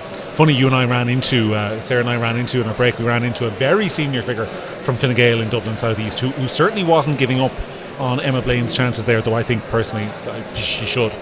But I thought it was very funny when we put the Kate O'Connell question to this person, and the delight that was expressed. I mean, this is somebody, I'm saying very, we're not going to name the person, but very high up in Fine Gael in that constituency, who was. But you would imagine that when Kate O'Connell gets eliminated, that some of her transfers will go to Emma. Yes. So, put it this way. Once again, I'd say Chris Andrews would be sweating. Okay. And then also in Dún Laoghaire, you would say there, I mean, Fianna Fáil were never in contention for a second seat in Dún Laoghaire. Obviously, they didn't even run one. But the point is, it seems to me that particularly in Dublin, when you're walking around this constituency, it's Fine Gael today, not Fianna Fáil, who are in contention for those second seats. People keep asking, I've had multiple questions in about 2 things. First of all, Elaine Mullally. A lot of people interested in the independent candidate Elaine Mullally. I'm just going to say this. Laois is a very difficult constituency because it's a 3-seater, right? And to win a seat in a 3-seater, the quota is 25%. It's a quarter of the vote. And what is a quota? A quota is the amount of votes you have to get so no one else can catch you. So if you think about it this way, if there are 3 seats and 3 people all get 25% plus 1 vote, then the most any other candidate can get is 25% minus 3 votes, right? So 25% plus 1 vote, that's a quota. That's almost impossible to get. Elaine Mullally is not going to get it, folks. She is sitting, I think, 5th or 6th on a very respectable sort of 4 or 5% of the vote. A very credible first-time performance. She should, if she's interested in staying in politics, she should absolutely build on it. But I'm just telling you now, that is not a seat-winning performance. And I mean, people who are listeners to our podcast will know, and I haven't been shy about it. That's a loss for Louth, because she's a really good candidate. She worked really hard, and her not getting elected is a loss for the public. People are asking me repeatedly about Donegal. Now, Donegal, in my experience, is the hardest constituency. I don't know why this is. They're just contrary whores up there, and I love them. It's the hardest constituency, lads, to get figures out of. But I'm pulling up here the Sinn Féin Donegal tally sheet, which is supposed to be live, and there's nothing in it. Like, they actually haven't filled it in. They have a tally sheet there, which is supposed to have the figures in it. But, Donegal Live say that Sinn Féin is polling strong in Inishowen, which you would expect, but there just isn't any news. So I don't have any numbers there. I mean, the battle in Donegal is obviously going to be, can Fine Gael hold the seat being vacated by Joe McHugh? Few enough people think they can, and can Fianna Féil take a second? Most people thought they could. Maybe not, as things are going nationally. Let's talk a little bit about Louth. Okay, let's talk about Louth. Because we had a bit of a controversial candidate in Louth with John McGann, who, for Fine Gael, who obviously was the subject of some controversy over the course of the campaign. Yes. And I would have thought, speaking to people that I know from Fine Gael, that they would have been relatively confident in taking a seat for him there. What do you think? Well, they're not going to on the numbers you're showing me. No. John McGahern is on 5% of the vote in Louth. So now this is early. It's a little bit ago. Only 32% of the box is tallied. But at the top there we have Sinn Féin, Joanna Byrne, 15%. Jed Nash from Labour, 12. Rory O'Murchu from Sinn Féin, 12. Paula Butterly from Fine Gael, 9. Erin McGreehan from Fianna Fáil, 9. Alison Common from Fianna Fáil, 8. Anton Waters from Sinn Féin, 7. Kevin Callaghan, Independent, 5. And John McGahern from Fine Gael, 5. Well, I think we can say with some certainty that Sinn Féin are going to take 2 seats in Louth. Actually, I nearly said gain, but I don't think it is a gain. We have 2 seats there already. And we can also say that the public in Louth have taken John McGahern outside publicly or politically and bet the tar out of him. Yes, they have. They've assaulted John McGahern. Poor John McGahern is not going to be a seat. But Fine Gael will take a seat there. They'll hold the seat being vacated by Fergus O'Dowd. Paula Butterly, however, will take it instead once John McGahern is eliminated. Fine Gael's total vote is about 14%. That should be enough, wherein the quota is 16. Fianna Fáil will probably take one there. Fianna Fáil will also take one with, depending on earlier transfers, it'll be either Erin McGreehan, the sitting senator, Alison Cummin, the former broadcaster, another person going from the media to politics. There's hope for us all. Yeah. And then Jed Nash will hold the seat that he has very impressively held, it should be said, for the Labour Party for a number of years. He's been a long-serving member of the Labour Party in a constituency that is not natural Labour territory. Other requests. Dublin South West. Sarah's going to pull up the exact figures there while we're waiting. But obviously, the interesting thing there is the question over Paul Murphy. Do we have full tally from Dublin South West? Yeah. So topping the poll there at the moment we have Crow from Sinn Féin on 14.8%. Fine Gael next, Brophy 12.7%. John Lahart from Fianna Fáil 12.4%. Labour Ahern 8.7%. Paul Murphy People Before Profit 7.6%. Costello from Fianna Fáil 7.1%. Fine Gael then 6.5%. Sinn Féin another 6%. A Social Democrat on 5%. And an independent on 5.4. Yeah, I mean, I'll come back to what we said earlier on. I appreciate people are dropping in, dropping out. The thing earlier on is that the tally can basically tell you, like Sarah and I can probably tell you in each constituency where the first 3 seats, say, are going.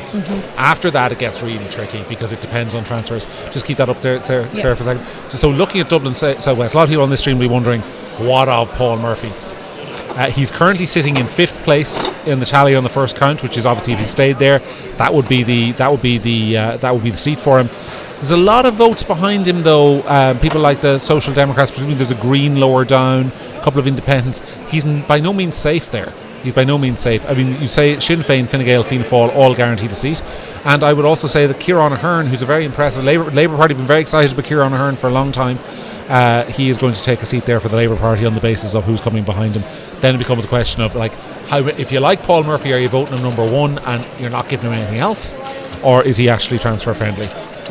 But again, Epic Arms asks, did all of the nationalists have enough in the parties to form a government? I presume you're asking if you'd pulled them all together.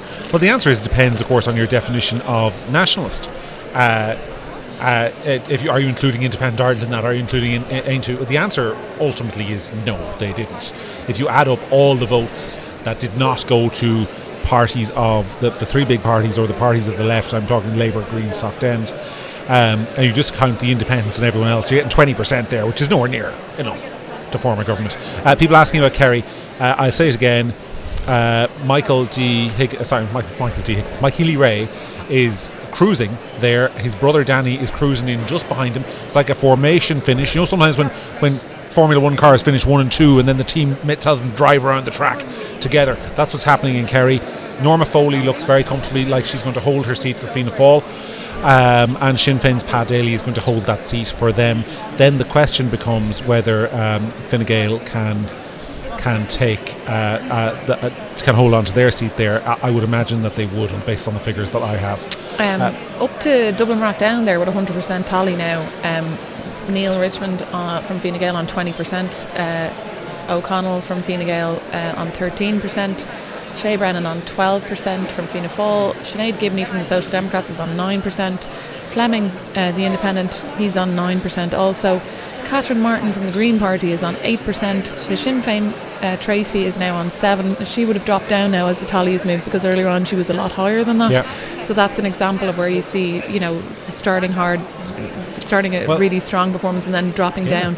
But what's interesting about that is, and by the way, Alan Shatter was on 4%. He'll be very disappointed with that performance, would you say? He will. Well, there were a lot of things going against Alan in this campaign, and I don't think he ran the greatest campaign, to be honest. No. I'm just going to say this, keep it there. I mean, suddenly when you see the full tally come in, and this shows how things can change. I mean, Maeve O'Connell for Fine Gael was struggling earlier on. Mm-hmm. She's jumped up now. They are on 33% of the vote. Yep. I mean, on paper, 2 seats in a 4-seater on 33% of the vote shouldn't be doable. Yep. But just the way the votes have fallen there, they're in with a shot. Catherine Martin, a cabinet minister, I said earlier on she was on the figures we were seeing, she was the one Green who I thought had a real shot at holding her seat. She's in a lot of trouble there. Mm-hmm. So I think. So yeah, I mean, you'd have to ask yourself where some of these bottom transfers are going, but you also would have to say that Sinead Gibney is in the mix there for sure for the Social Democrats. And I mean, Sinead Gibney, people might recall, she ran for Europe. She polled quite badly. There's a whole episode where she lost her deposit at the count, and she ran a relatively short campaign, so she's polled really exceptionally well. This is the Soc Dem exit poll bounce, right? This is what we were seeing last night. Yeah. I mean, look, Sinead Gibney. I don't want to sound terrible, but Sinead Gibney is somebody I've met. She's a very nice person, but I mean, it's very depressing. I'm very depressed by her potential election. I mean, this is somebody who was like the Irish Commissioner for Human Rights and Equality, a completely state-funded, made-up job. NGO to her back teeth, then decides to go into politics, and now is going to be a TD because basically voters have decided, you know what, the Social Democrats seem nice. Like, it's so annoying. So if anyone on the left wants to clip that and mock me, that result does annoy me. But that's interesting. But I think the more the day goes on, the worse the Greens. The more bad it looks for the Greens. I mean, this is it's. I'm sure that the laws of political gravity will mean that somebody somewhere will pull it out of the bag. But at the moment, a wipeout does not look beyond the possibilities. No, I don't think at all. But like you say, it's too close to call. But I'm just looking at Dublin South Central here. Another thing that's interesting about today is. Hold on a second. Dublin South Central. This is Joan Collins' territory. And earlier on, when I was looking at it, she was polling really badly, and she would have gotten the benefit of the debate and everything. Well, Hazel de Nortune of People Before Profit is basically eating her lunch. Yeah, exactly. Is what's happened there. But at the moment, you have Sinn Féin, Angus O'Snothing on 12%. Then you have where is he now? Daithí Doolan on 9. Catherine Arda from Fianna Féil is on 10. Collins has now jumped up actually to 8%, but her People Before Profit is on 9. So, it's hard to see. Fine Gael are on 8. I don't know. That'll be another one that'll come down to transfers. But I just think you're seeing kind of bad news all across the board for. I think Fianna Féil a little bit. Like Catherine Arda's been there a long time. She's a senator. You know, you would think that she would be in the mix there. She's certainly not out of it, but you know, you would have been wanting. I think a lot of Fianna Féil people were expecting to be coming to the count today with much higher first preference votes. Oh well.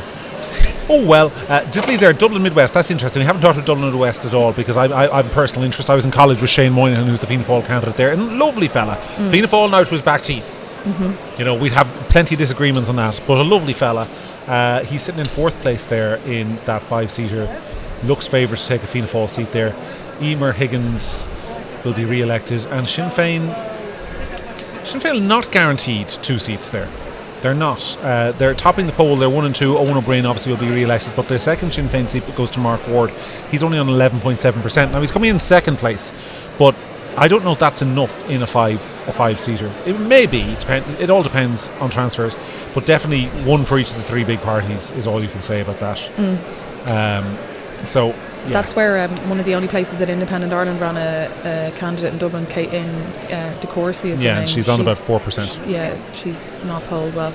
Another area I want to look at is Dublin North Central. Have you heard anything from Dublin North Central? Dublin North. Do you mean Dublin? That would be A&R Reardon's. Dublin Bay North. Sorry, Dublin Bay.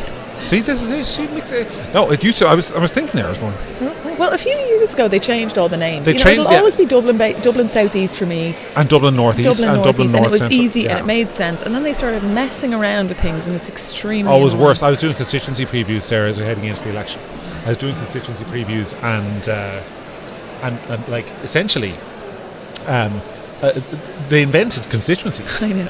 These are whole new constituencies that never existed before. And I was like, how can I predict these? Sure, I don't even know who's voting in them. So we have Cian O'Callaghan there, Social Democrat. He's running away with it on about 14%, so he's definitely getting elected. And then after that we have Mitchell. Who is that now? I'll come back to that in a second. And then this is the constituency where we have 2 Fianna Féil candidates, Deirdre Heaney and Tom Brabazon. They're both polling quite well. Brabazon's on 10, Deirdre Heaney's on 9. You'd have to say there's at least 1 seat there. It is a 5-seater. And then you have Tormey and O'Murray for Fine Gael. So Nisha O'Murray, he's on 9%, and then Tormey, she's on 8. So what do you say? I mean, Mitchell is...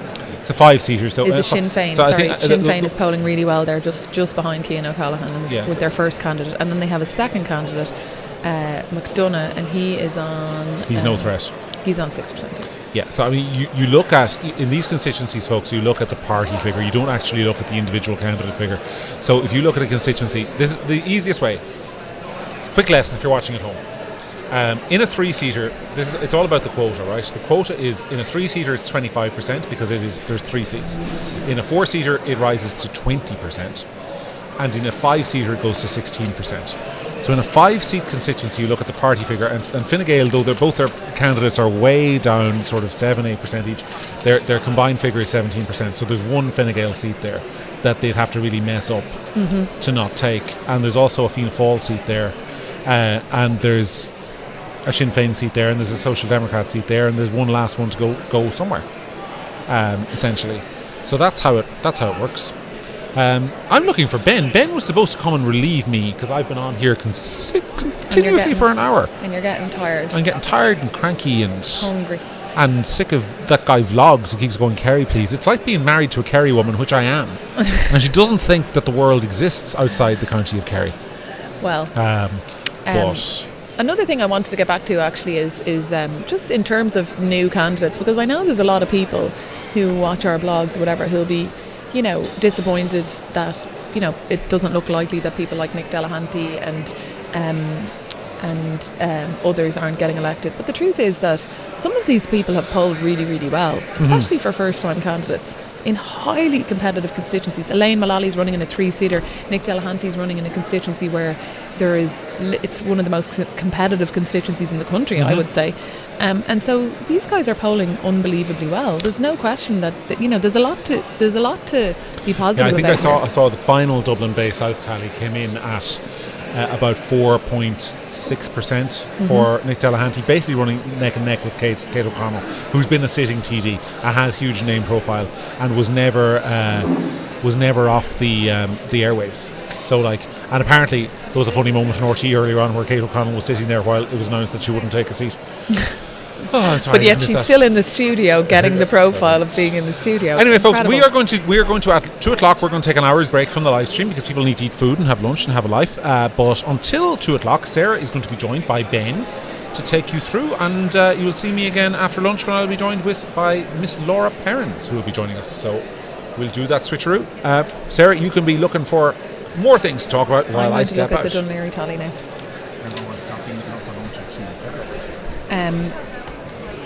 So back to Dún Laoghaire, we have now 100% tally, and Jennifer O'Carroll McNeil is running away with Dún Laoghaire there on 21%. Ben, that's kind of to be expected, isn't it? She's a minister. She's what I'm surprised about, and I'm not suggesting that he's not going to take a seat, but Richard Boyd Barrett hasn't polled particularly well there on 12%. Would you say you're surprised with that? I mean, he was on the debates. He performed quite well on the debates, all things considered, and I would have thought that he would have polled better, but he's still in there for a seat. I would be surprised by that, because I think he's their most presentable guy, as far as if you are into that brand of politics. I think he is the best representative they could send forward, and they actually made him the party leader. They didn't have a leader before. It was kind of that collective ownership Marxist thing they had going on beforehand where nobody was in charge, and they specifically made Richard Boyd Barrett the leader so that he could be the figurehead. So to see him not underperform, again, you can't really criticise a result if a guy actually gets elected, which it looks like he's going to. But that is interesting. But what'll be interesting there is that Jennifer O'Carroll McNeil, the Fine Gael candidate, she's taken 21%. Cormac Devlin from Fianna Féil is on 16%, and Barry Ward from Fine Gael is on 15%, followed by Richard Boyd Barrett on 12%. It's a 4-seater. Barry Ward will be, really hoping for some good transfers from maybe Labour, who are on 6%, and the Social Democrat Hugo Mills is on 7%. They're respectable amounts of money, or amounts of votes. But I would be a bit concerned for Barry that he'll sit in the 15% and not get enough and maybe be caught.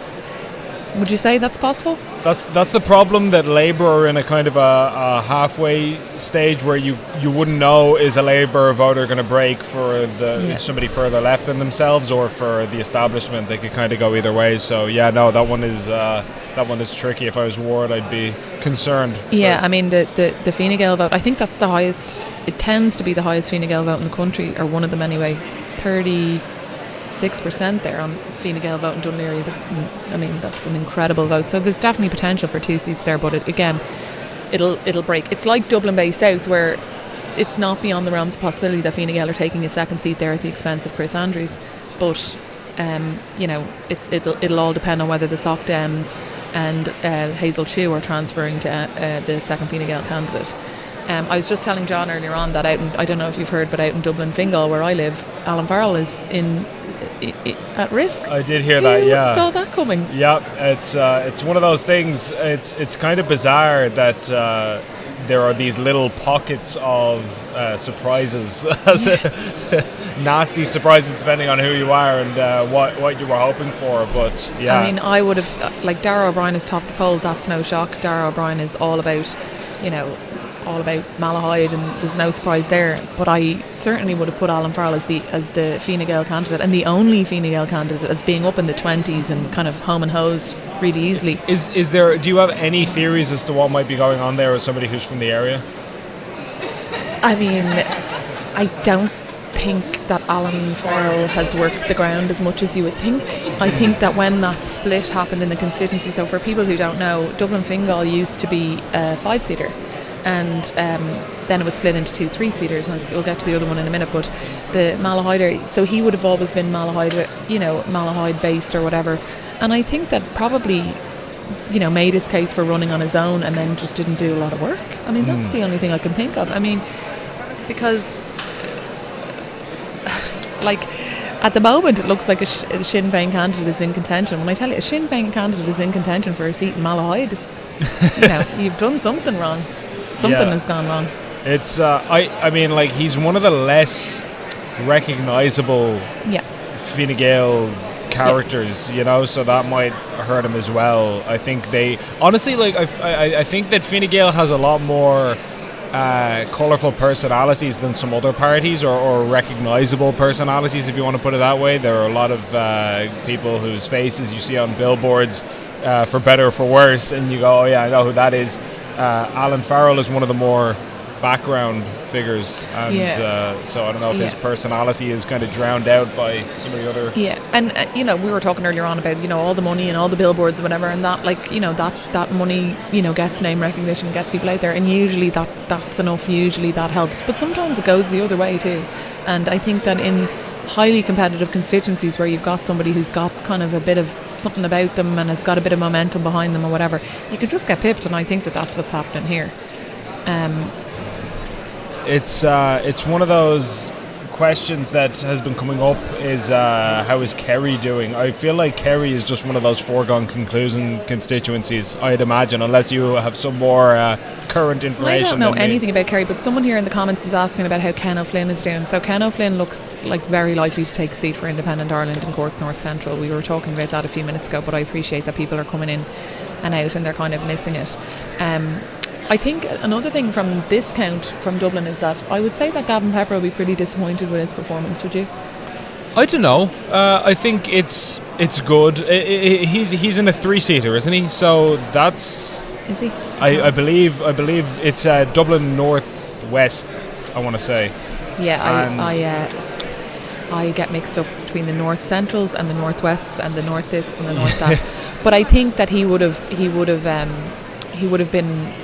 I would have thought that there was a good chance that he was going to get elected, and it doesn't look like he is. Yeah, I mean, I suppose it's a bit more disappointing in that he didn't have any major competition in that area for the sort of right anti-establishment vote. I think there's a National Party candidate in that area, but as far, I don't know anything about that candidate, no disrespect to them, but as far as like big name players, because obviously Malaki was doing his thing in Dublin Central, and he may have gotten in or he may not have, that's we'll never know how that alternate timeline might have panned out. But then suddenly the monk parachutes onto your doorstep and Claire Daly comes out of the woodwork, and he just had all this last minute crap thrown at him. I think absolutely for sure that Malaki would have been really disappointed with the news that the monk had entered the race. Yeah. And then I was, I thought that the monk was going to take a kind of a very strong vote in a section of the constituency, but then kind of fade out as we went out, because that constituency, people think it's all like kind of Sheriff Street and whatever, but it actually goes to a lot of gentrified, new, young kind of homes where people you would expect maybe not be voting from. So I expected that as the boxes moved out, that he would go down, but he's held his own in his vote. So I think that the monk has basically committed a political drive-by on poor Malaki and washed him away, because there's just not enough votes there for that type of candidate, and they run too many. It's the same mistake over and over again, Would you believe that when I was doing my very small exit poll of Dublin Bay South, one woman said that she would give the monk her number 2 if he was in the constituency, and that she gave Sinn Féin her 1, and then she says she wishes that she could vote for the monk. And what did she say? Why? She didn't, but I think it was sort of just a general, based on her answer about Sinn Féin, I can extrapolate her general view of things. So it's just the 2 fingers to everything and everyone. Basically, yeah. When Matt and I were on earlier, I was talking about how I don't want to bore the viewers who have been already watching, so I'll truncate it and summarise. Long story short, there was this guy in America, political commentator, who said that the Trump vote was a vote for reform, but it wasn't to take a wrecking ball to everything. And then there were all these people in the comments contradicting him, saying, no, I voted for the wrecking ball. I want him to blow shit up.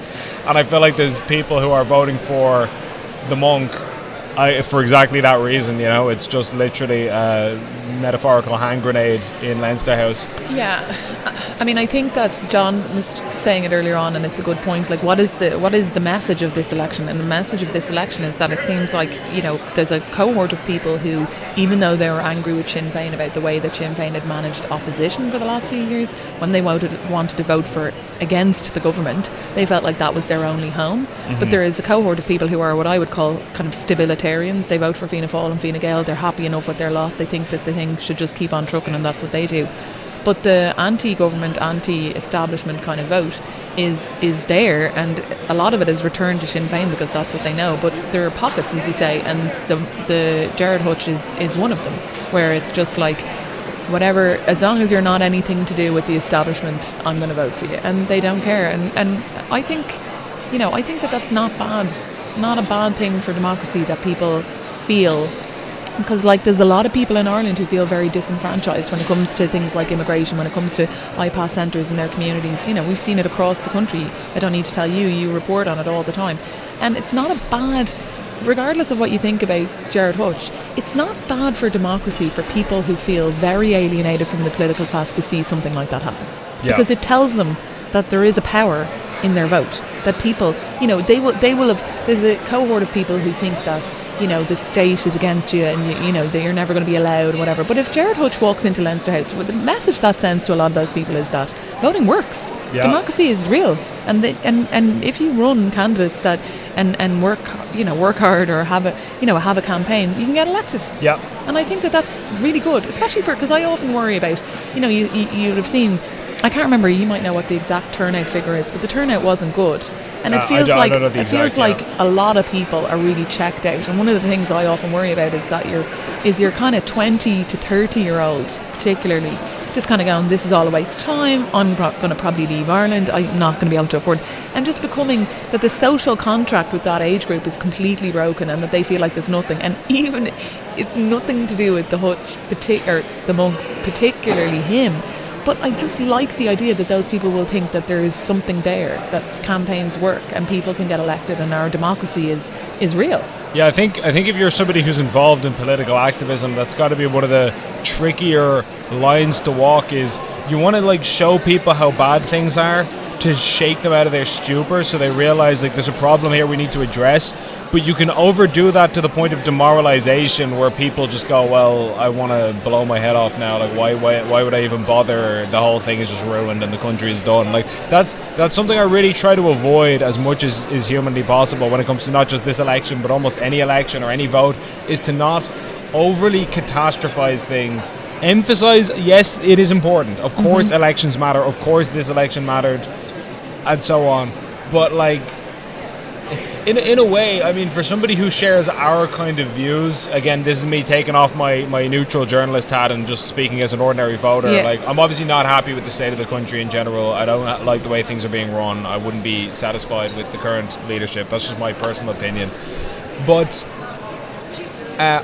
this was a sort of an anticlimactic, low-stakes election for me, I felt, and I'm sure you felt similarly, in that no matter who got in, it was going to be some variation of people I didn't like. There was no question that this was going to be it could be horrible or it could be brilliant. It's going to be, we're in for 5 more years of... Yeah. I was saying on our podcast the other day that I was texting our late great friend Michael Dwyer, and I was putting it to him that the choice was between an excrement sandwich and an excrement and urine sandwich. And which one did you really feel like taking a bite out of more?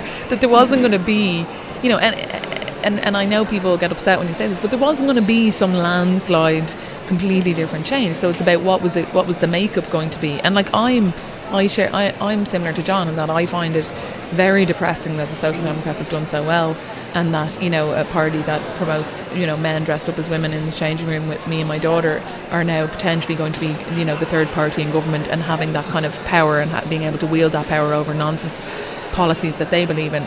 That's really depressing. But as I said, there's other things. The Greens have potentially been wiped out. That's something.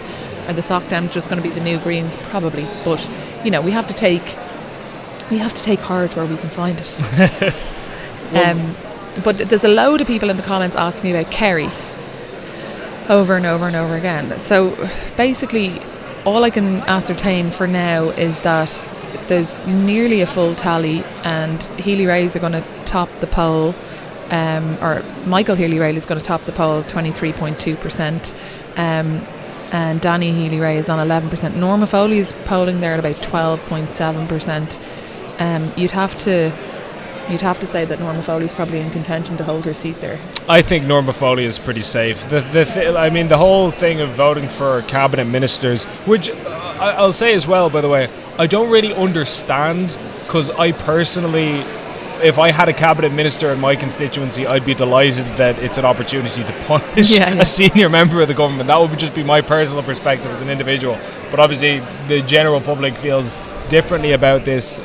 You'll see, with the exception of Stephen Donnelly, you'll see people who barely scraped in the last time, and then now that they have a higher office, like Harris going from health minister to Taoiseach, suddenly his vote is kind of shored up. So but this is the other thing, that issue that I would have, is that people will complain about parish pump politics, and they will complain about that, but then they will vote for ministers and people who have those kind of profiles, and part of it is because they know it gets more stuff for their area.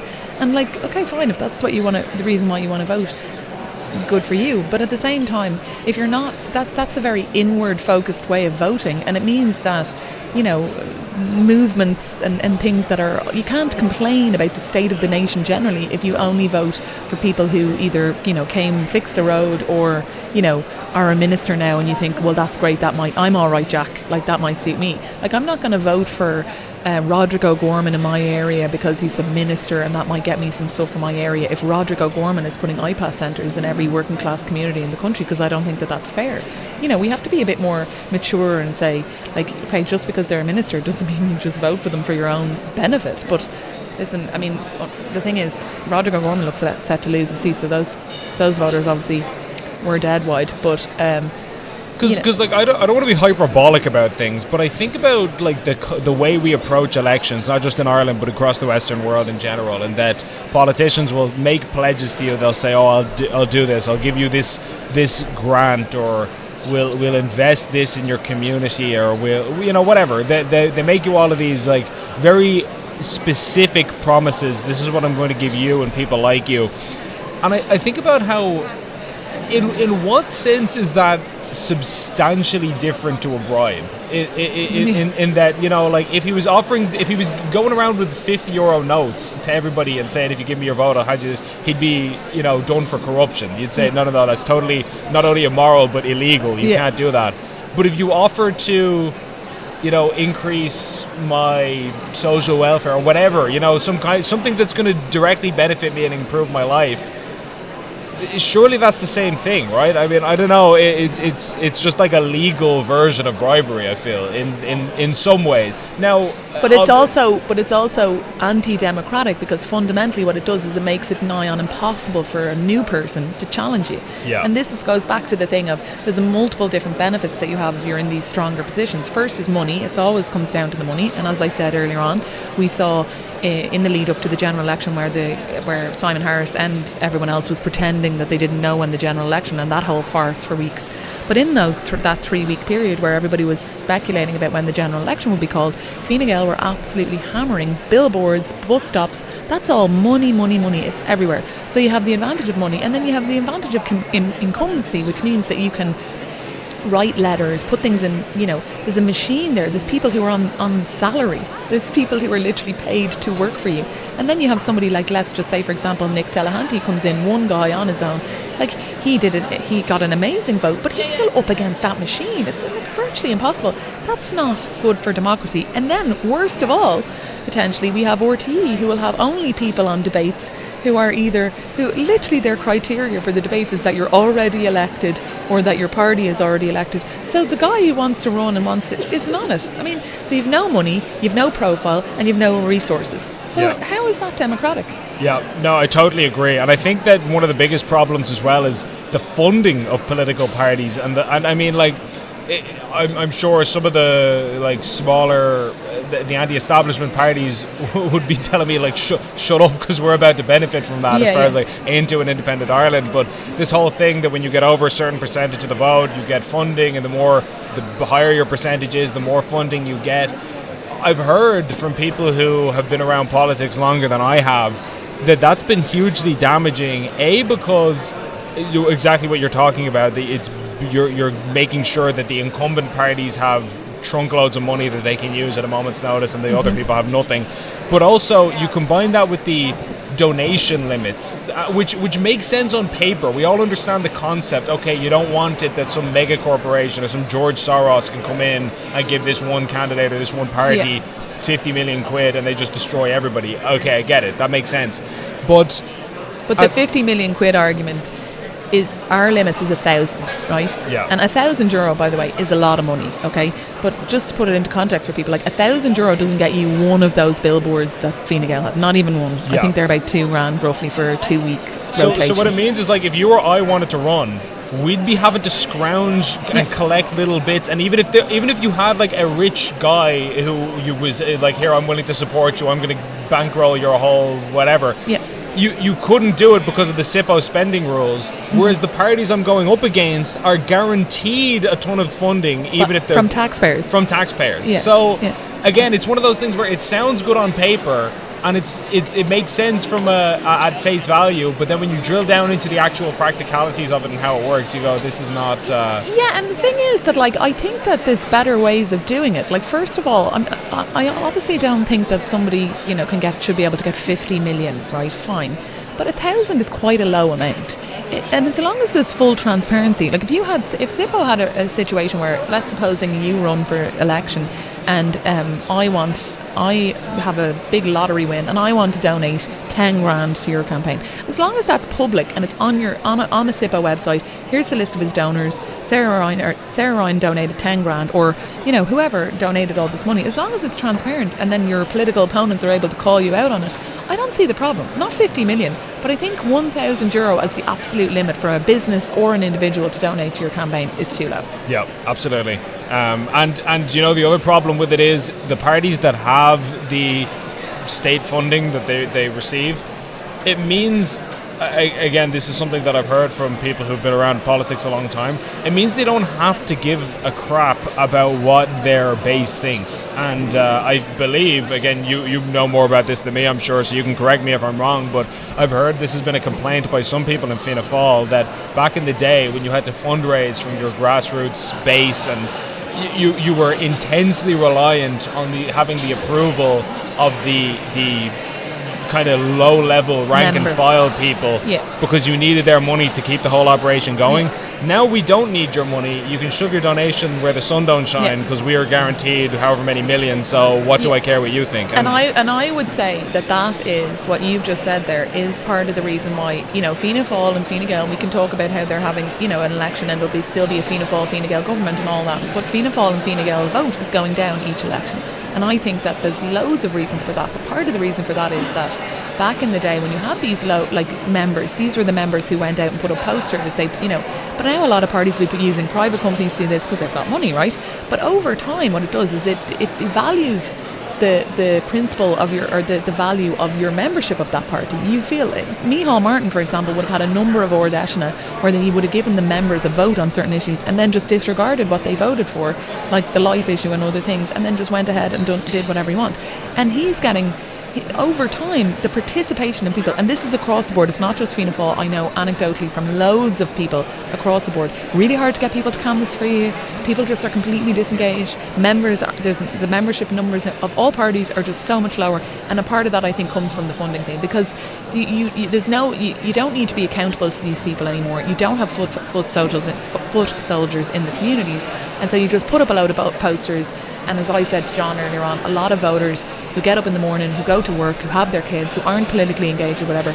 They're just inundated with imagery of Fine Gael candidates or Fianna Féil, and they go in and they kind of go, oh yeah, I don't know, yeah. Whatever. I'm not going to vote for Sinn Féin, but I'll vote for them. I mean, like, it's inconceivable, and I don't know how he voted, and it's none of my business how he voted, and his vote is his vote, and that's democracy. But when I was doing this exit poll, one of the guys going in, I tried to catch him going in. I said, would you mind sharing who you voted for, just out of curiosity? And he said, I don't know. I'm going to decide when I get in there and look at the ballot. And I was just kind of thinking, I could be totally wrong, and maybe I'm being completely unfair to him, but I feel like when you take that approach, you're just going to go off vibes and sure, your man he had a nice smile on the billboard, so I don't know, maybe he's more politically informed than me and I'm being an asshole, I don't know, but a lot of people vote that way. This is the thing, and that's why the money is so important, because if you're a voter who's not engaged, and by the way, it was also the most boring, dull campaign. People weren't engaged with it at all.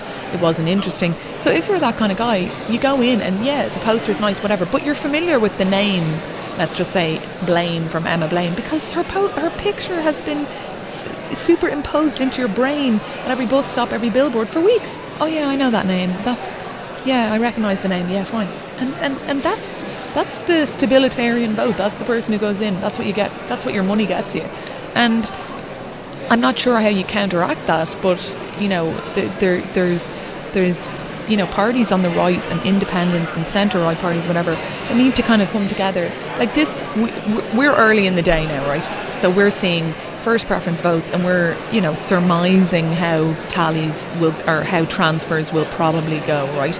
But there was no doubt that there was a campaign vote left, transfer left, and that you transferred down the ballot and whatever. And I think that will come to pass as the day goes on, and you will see that working for them.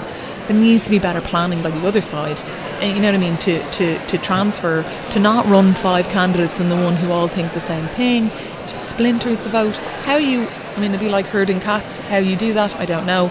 But there needs, every election for everybody throws up lessons if you're smart enough to.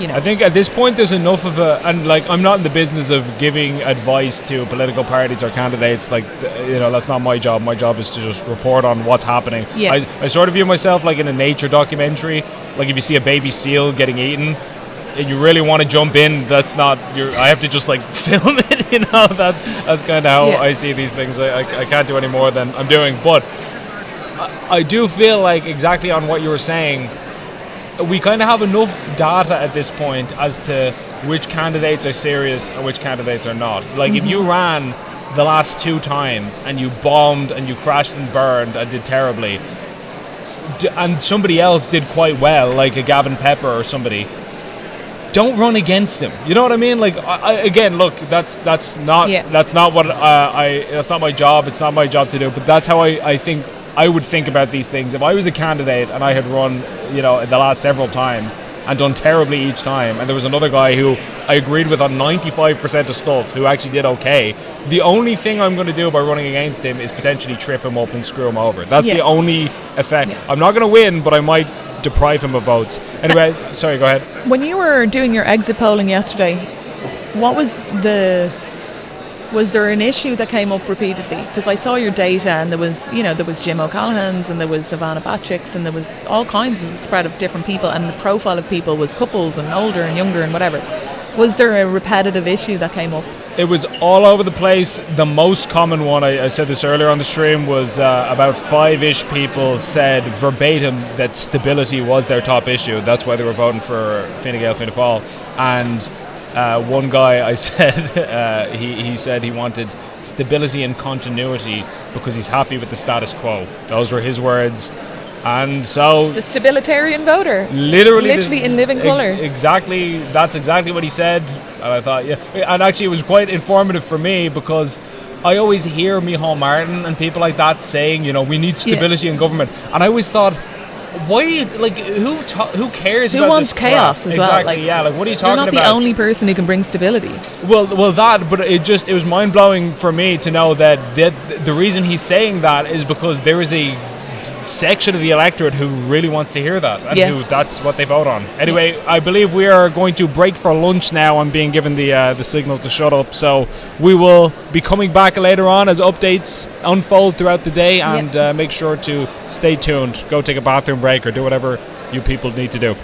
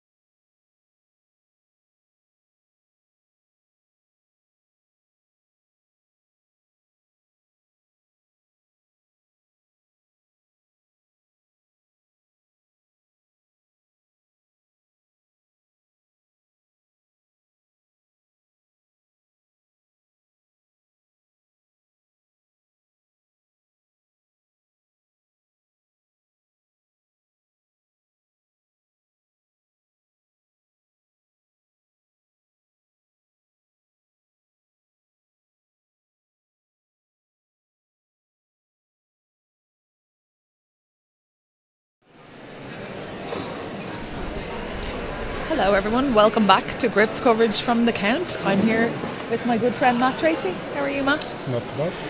So, not a lot has changed. We have full counts, or full tallies I should say, across the country. We're waiting in the count centre here in the RDS for the monk to arrive, is that right? Yes, they're was waiting a for some scrum outside. big entrance at the I front door. thought that the large crowd was there for the Taoiseach or somebody, but actually it was for the Hutch. I keep calling him the Hutch. The monk, Gerard Hutch. You have to be nice to him now. Yeah, And, everyone does. Yeah, even as Jim Sheridan, the famous director, seems to be making a film about him as we speak. Really? A Netflix documentary. So. And now it will feature his rise to the political lofty His rise to heights. the top. Yes. So, we're looking at I was just looking 2 seconds ago at a constituency back to Dublin South Central. So Dublin South Central, with a full tally, has kind of changed. So earlier on it looked like Joan Collins was in danger of losing her seat. Now she's recovered hugely there, doubled. She was on about 4% and it looked like she was completely gone. But like I said, as they've moved across the constituency, she's kind of recovered a bit. Angus O'Snuddig and Dahi Doolan both look set to probably take seats there. There's also another Sinn Féin candidate, Divine. So they're on 10, 9 and 12%. I'd say Sinn Féin are taking 2 of those 4 seats in Dublin Central there. They split the vote very well, I think, didn't they? Really good vote management. And they basically, in the last election, John was saying earlier on, Angus O'Snuddig ran on his own and he basically just got 2 quotas and it's a complete waste. So I'd say they were definitely in contention or wanted 2 seats there. And it looks like they'll probably pull it off. After that it gets a bit more tricky. Joan Collins is now recovered up to about 8%, and the Nortune, the People Before Profit candidate, is on 9%. So you'd have to say that there's probably another left seat there. Catherine Arda from Fianna Féil is on 10%, but she's the only Fianna Féil candidate. It's hard to see where her transfer is going to come from. So you could end up in a situation where Dublin South Central has 4 left candidates, with 2 Sinn Féin, People Before Profit, maybe also Joan Collins, because there is a Labour on 7%, there's a number of independents, and then the Green Party is on 6%, but the Social Democrat is also on 9%, and what it looks like is that Green Party is transferring a lot to Social Democrats and Labour. So I think Catherine Arda, even though she's on 10%, could just be passed out.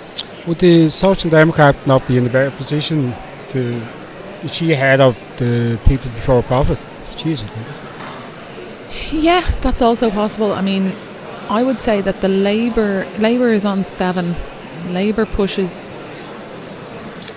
Labour transfers to the Green and the Social Democrat. So I'd say the Social Democrat is probably in contention. Maybe the Social Democrat taking a kind of 3rd seat, but I still think, at the expense of one of the Joan Collins or the Nortune. But it's a really that for people who don't know, that would be like Ballyfermot, that kind of area, Drimna, Crumlin, and very left leaning. But Catherine Arda is a senator for Fianna Féil and she's been on the ground there for a long time. So I'd say she would have definitely been, had high expectations. What about the Fine Gael? That's the Fine Gael, Siri Carney. She's on 8% there. But again, she's kind of like Catherine Arda in the sense that she doesn't have a lot of obvious places that she's going to get transfers from, maybe some from Labour, but at the end of the day, if she maybe you could see a situation, I'd say this is what the Fianna Fáilers and the Fine Gaelers are hoping for, which is the same situation, which is that one of them goes out and pushes the other one over. Would it be just one of them? It'll be only one of them, and also you'd be looking for a really high constituency or really high transfer rate, and I'm not sure that transfer rate exists between Fianna Fáil and Fine Gael. So it could end up being quite a bad day for Fianna Fáil and Dublin.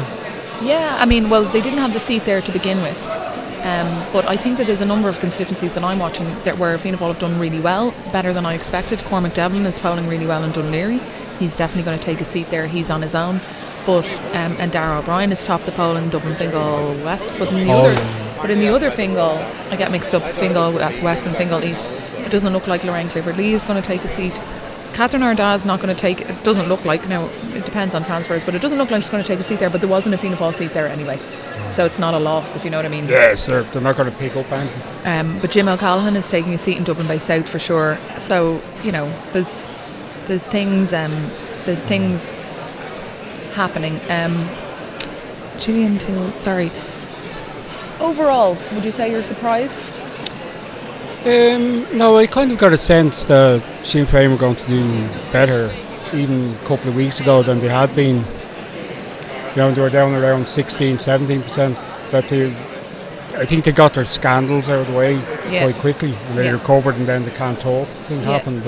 I think what they benefited from is that because it was a really boring campaign and it was really low kind of, there was low awareness for the campaign amongst the public, they benefited from the fact that when people started to engage in the last week, Mary Lou had kind of found her mojo a bit more. Like, she improved as it went on. In the beginning she was a bit downtrodden, but then as the debates went on she got better. And I think that ultimately what we were saying earlier on is that when people went in and they really wanted to vote for against the government, the field was confusing with independents and different things. Yeah, and so she's kind of stood out. She stood out, and also it helps her immensely. I mean, if you think about it, it goes back to what we were talking about the RTE and everything. Like, they have a leaders debate where they only have Mary Lou and Simon and Micheál. So what does that tell the public watching at home? That these are your three options. Now, I understand that they're saying, based on polling alone, based on polling, these are the only three people in contention for being the Taoiseach. But still, I mean, that is a massive advantage for her. I was saying to Ben earlier on, I thought they made the same mistake as they did in 2020 again with the debate, even just the optics of it, two large men standing either side of that made it look like they were kind of on top of her. Well, they were at times, you could see them. Yeah. That has to. It just looks bad, I think. But I mean, it goes back to the thing that, like, a lot of things and a lot of voters, especially when people aren't engaged and they're walking to the polling. Ben was talking earlier on about standing outside the polling stations last night and asking people, and people still hadn't decided when they were walking in. And so little things, little media things, little benefits, little nudges up that you get from these kind of things, they matter a lot. And, she's running a campaign where she's in the middle, she's getting that kind of profile, and people who are only engaging at the last minute are kind of going, all right, okay, I can't vote for Fianna Fáil, I can't vote for Fine Gael, and I don't understand the rest of them, so I'm going to just vote for Sinn Féin. Yeah, I'd say there was an element of that. So looking at from your former Fianna Fáil hat on for a minute, how do you think they will assess how they've done in Dublin, whatever, about other parts of the state? I think I'm seeing like a lot of predictions that Ireland that Fianna Fáil are going to get the most seats. I think that's too close to call, too close to call. I think they'd be a brave person who'd be calling some of the constituencies where Fianna Fáil or Fine Gael are in battles for the last seat, or maybe not. So, whoever wins, they're going to be in like Fine Gael and Fianna Fáil are probably going to be within 2 or 3 seats of each other, plus or minus, right?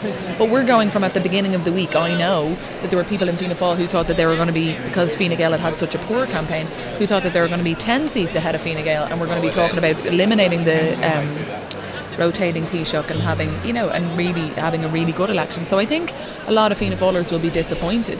Yeah. And then there's some big scalps, like Stephen Donnelly doesn't look likely that he's going to hold on. No. And then,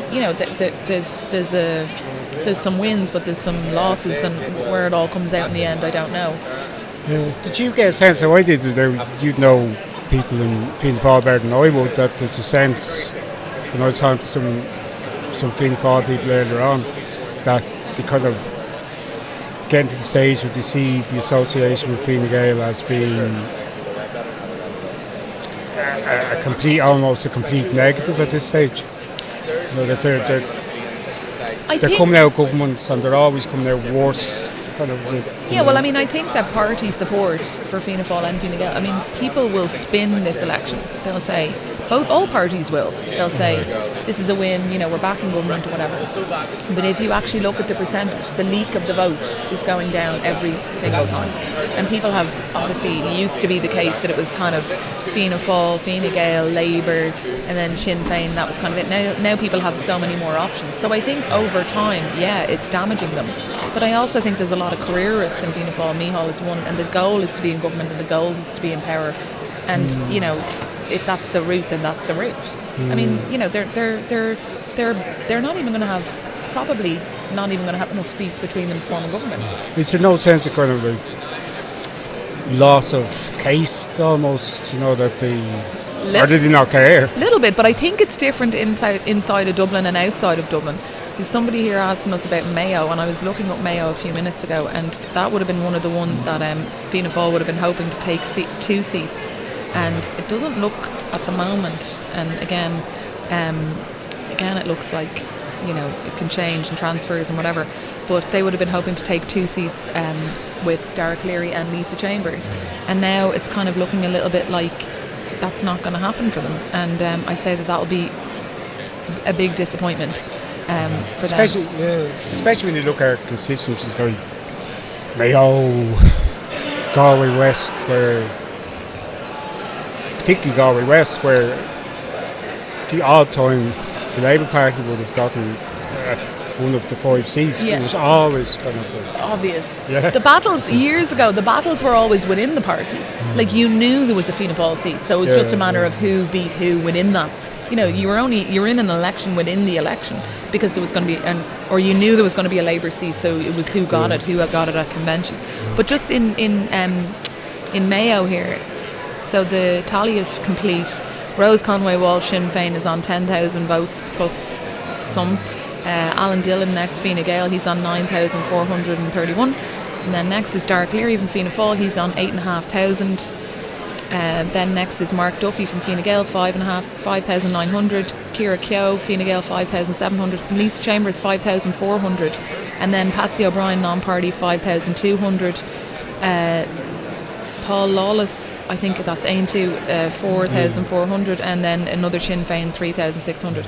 So you'd have to say on that, I think it's a 5-seater, you'd have to say on that Fine Gael... should get 2, Fine Gael, one Sinn Féin, one Fine Gael, one Fianna Féil, and then maybe probably a second Fine Gael, and then it really will come down to transfers, but tricky. That is, you asked me at the start some of the things that struck me, and that was one of them, that outside of Dublin, Sinn Féin haven't actually gone high enough to take in second candidate, and they have a weak second candidate. Yeah, and that's what always happens on count day, which is the count day starts off looking a certain way, and obviously we're in the RDS, so you're hearing RDS things, but RDS is Dublin, is the city of Dublin. It's not the whole country. So you hear these things. There's no doubt about it that Sinn Féin are doing quite well in Dublin, but when you start to branch out, maybe not as much. And it's not the same factors. You don't have people before profit. Some of the smaller parties on the right all contesting the same constituencies outside of Dublin. Exactly. Rare. But I think another thing that's kind of interesting is that as the day is going on, sometimes things get better, but sometimes things get worse. And as the day is going on, it's looking increasingly likely that the Greens are on a course to get no seats. Yeah, well, that... I mean... one of the big takeaways, obviously. I mean, what do you think? I think a couple of things about this. I think, first of all, that climate change vote, it has options now. The Soc Dems are very pro-climate change, and it's a big part of their policy platform. So are Labour. So you now have options. But I also think that a lot of that anti-green vote is a complaint about Roderick O'Gorman specifically, their approach to immigration, and some of their approaches to other things that have happened over the last few years, plus taxes, and the burden they've placed on people when it comes to their energy bills and whatever. Like, that seemed to be a green initiative that is costing people money, at the pumps for petrol and stuff like that. So they ran a campaign which was we said we were going to do this, we said we were going to do that, and they kind of left it to the public. But the public, I think that what the public think is, you ran a campaign where all of your initiatives cost me money, and I'm not going to vote for you. Yeah, and you became kind of the whipping boy for Totally. the other two parties who weren't shy about attacking the Greens themselves, Fianna Féil and Fine Gael. And the thing is, as well, is that when we're here again for a general election, in whether it be in 4 years or 5 years or 3 years or 1 year or whatever, if the Social Democrats go in with this government, this will be them. They'll be the whipping boy. And this is the thing that, yes, Fianna Féil and Fine Gael support kind of is deteriorating very slowly, eking away over years and years and years. But everybody goes in with those two big parties. It's going to get annihilated. Now, you could say if you were a Green and you were really passionate about green issues and that's all you cared about, you could say, well, they did their job. They were powerful in terms of getting some of their policy platform across the line. But if I was a Social Democrat elected, I planned on having a long career in politics, I'd be very reluctant to go in with them. If you had any ambitions for the party in the long term. Yeah. Well, is it a vessel just for power, or is it a party they think is going to be a party long term? Did you get any sense that there are people in Fianna Féil who would be looking seriously now at Sinn Féin as a possible option? For coalition? Or as party? I mean, I think that there are people. Amin Hall said unequivocally during the campaign that he would never go in with Sinn Féin. Now, I take the point that he said that about Fine Gael the last time when he did it anyway. But I think there are people within Fianna Féil who would be really, really uncomfortable with that idea. And it would be a big ideological, position for them, and a really difficult thing. I mean, Fine Gael is one thing, but, Sinn Féin is a completely other different thing. But at the same time, depending on how these seats fall by the end of the day, I think in the interest of democracy, and I always say on the podcast, when you get elected, you're not just the representative of the people who voted for you, you're the representative of everyone. And I think for the interest of democracy and for the voters, I think that it would be good for people to see, have that option, to have the conversation, to be seen to have the conversation. Because if Mary Lou and Sinn Féin end up on the percentage roughly the same as Fianna Féil, and then in and around the same amount of seats, and they just blank them and don't even try, I just don't think that's good for democracy. At the end of the day, whether you like it or not, I'm not a Sinn Féin voter, I wouldn't vote Sinn Féin ever, but I have friends who do, and who are, by the way, and I think that those friends that I have who vote for Sinn Féin are good people, and they're and they care about their families and their communities, and they vote for Sinn Féin for the reasons that are valid to them. So if they turn on the TV and they've gone out and voted, and Sinn Féin have managed to change their mind back when people were very, very angry with Sinn Féin, I think they deserve to have that vote heard. Yeah, but that whole tactic of trying to isolate them as if they were beyond the pale hasn't worked. Especially when I think any of the main issues that come before the Oireachtas, that apart from arguing over marginal tax rates and social welfare during the budget, there's very little difference between them. No, there isn't. And I think that, one of the people... There's none that would stop them forming government. I mean, if they can be in government with the DUP. Well, exactly. But I still think that, even if Fianna Féil and Fine Gael are going to do the dirty and get in and go together and whatever and form a government, I still think it's important for democracy for it to be seen, to have heard, and for those, not for Mary Lou or because I care about what Mary Lou or whatever, because I do think that those voters, it's like I was saying earlier on about the monk getting elected, Jerry Hutch getting elected, great. I don't know any. The irony of Jerry Hutch getting elected is that I think we actually know very little about what his position is on key issues. I think we know who he is. I think we can imagine what he might be in favour of or whatever. But his campaign was a campaign that was run on his name. It wasn't a campaign that was run on a comprehensive policy platform. So we don't really know what he stands for. And so I couldn't comment on him on that, but what I can comment on is the fact that I think it's good for democracy for young people to see it working, even if they don't, it's not someone you like. And I think that, it's the same with Mary Lou. Another thing I'll say about Mary Lou is, I would say that today Mary Lou is very relieved. I'd say she's somewhere right now having a,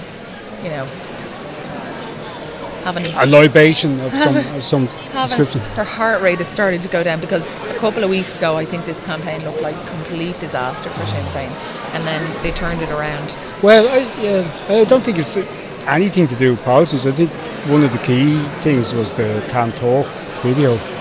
He just looked Simon Harris and beating the Kerry and Can't Talk. So that's interesting. Do you think that played a big part in this result? I think so, and I wrote something last week about the leaders' debate. Now, far more people have probably seen clips from the Can't Talk video than watched at any stage. I think the peak viewing was 1 million people had watched it at some stage, and the average viewing was 500,000. Whereas over 2 million people have seen the video. But I think he just came across very badly. He's not the most charismatic of characters. No, but I think he also, I said this on our podcast as well, that I think that people have a suspicion that, he's kind of arrogant and dismissive. And he also championed, and I would have talked about it quite a lot, that he championed, disability rights. He claims that disability rights are the reason why he got into politics. He said that children who are on waiting lists from scoliosis under his watch wouldn't wait any longer, etc., etc. So for a woman, it wasn't just a woman, it wasn't just the mask flipping, it was the topic. It was that he was dismissive and rude to a woman who wants to talk to him about carers. And I think that really hit home with people. It gave the impression, whether it's right or not, but that a lot of people might have suspected, and that do politicians actually care about us at all? Yeah, I think that did him a lot of damage. Yeah. Well, another thing that it definitely was that in the middle of a campaign that was super boring and there wasn't a lot going on and it was just trundling along, it was terrible timing, because for him it meant that it took off. And I think in a different campaign, yes, it would have still been news, and yes, it would have been covered, but I don't think it would have occupied the attention for so long, but there was just nothing else to replace it. Well, it's very transient, isn't it? I mean, I can remember back to the 80s when my brother was involved with Fianna Féil, and there were really heated internal battles, never mind between Fianna Féil and Fine Gael, but that there was always one issue. It was kind of like this existential confrontation between Charlie, who was supposed to be this awful creature, or people either loved him or hated him, and then there was Garrett the Good. And that just dominated the whole campaign, because it wasn't that different really when they got into government. But now it'd be one thing, even in the course of a day it could be a different issue, but it's the Can't Talk thing seemed to be the one that took people's imagination. And Sinn Féin were probably lucky that the Brian Stanley thing and the couple of people who were charged and convicted with the paedophilia. It just shows, that's what I'm saying, 30 years ago, if that had happened to anybody, that would have been almost game over. Whereas now it's that's why the campaign started really badly. It's over in 6 hours. A day. It's gone. People have forgotten about it. But I think Mary Lou will be relieved. I think Simon Harris will also be relieved, because I think that and it's not that bad. For Fine Gael, it's not that bad. There was people, like I said earlier on, there was people in Fianna Féil and people outside who thought that Fine Gael might be having such a bad day today that they were going into opposition. I don't think that's going to happen. So I think that the Fine Gael voter has turned out. They definitely benefit from low turnout, from people being kind of despondent, because your traditional Fine Gael, traditional Fianna Féil voter will always turn out. They're loyal, so they benefit from that. But I think that there'll be relief for Fine Gael, relief for Sinn Féin. And even last night when Matt Carthy was on the news when they read out the exit poll, he was trying, you could tell he was delighted.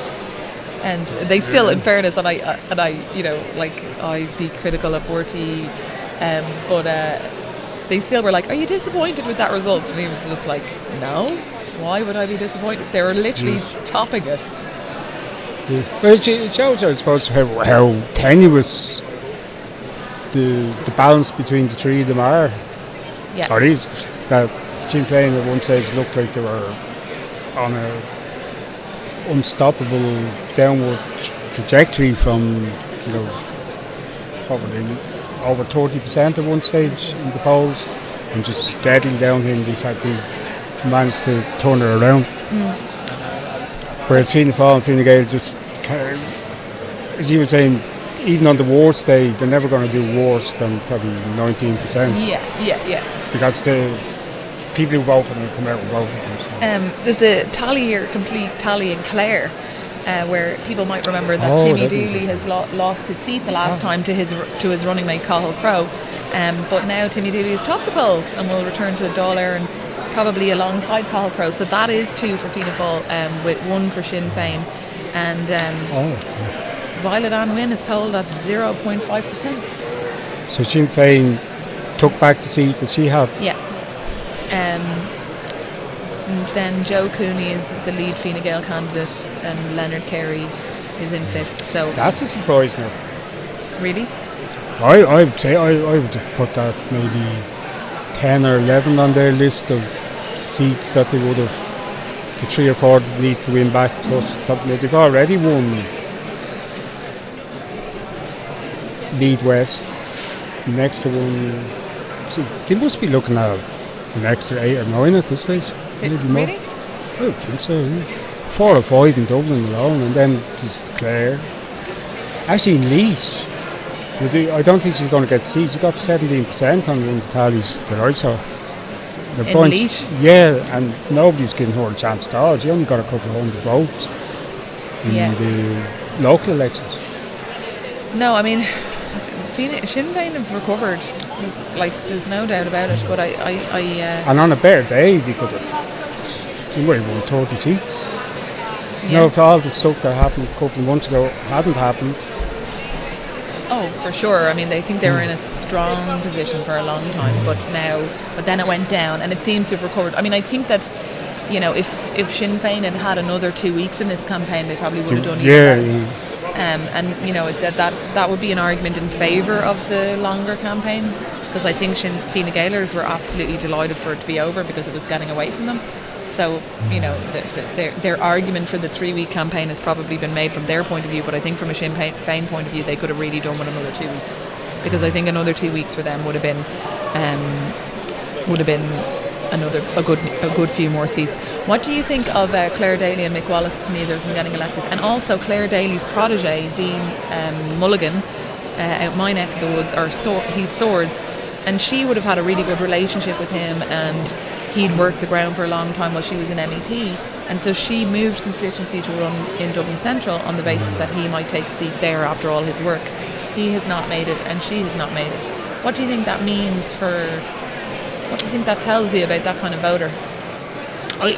I think I kind of distinguish between, you could see in the European elections as well, that there's a lot of people on the left who don't like Wallace and Daly. Yeah. And I think one of the things that not on Palestine, but the fact that they were torn up at the Iranian embassy. Yeah. And there's also the chaps are wandering into dodgy territory here, but they're more than friendly, let's say, with certain foreign powers. Yeah. And I think people pick up on that. And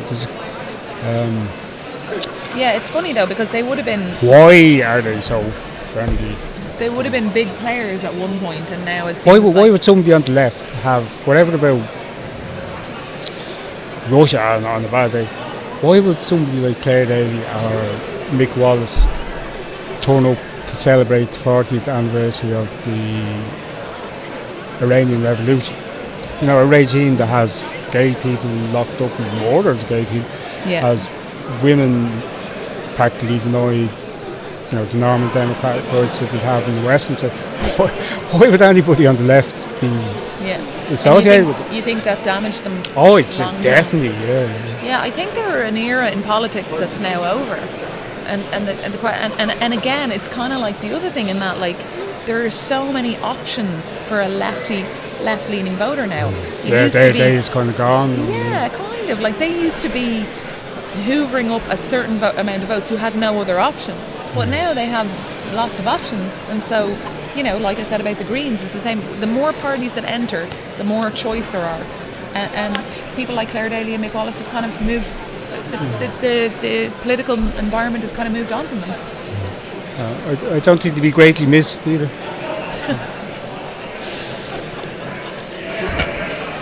Stay there.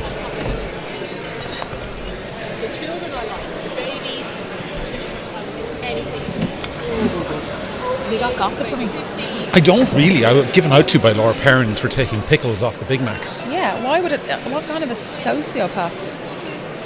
Well, yeah, I don't know. I've never been a fan of pickles on Big Macs, and until today I didn't realise so many people were. So that's what happened there.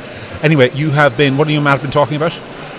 Just Sinn Féin, Claire Daly and Mick Wallace losing and what that means. Yeah, fascinating. Well, we are about to be joined. Sarah's going to go away for the next hour, and then she'll be back at 4:30 with Niamh for half an hour.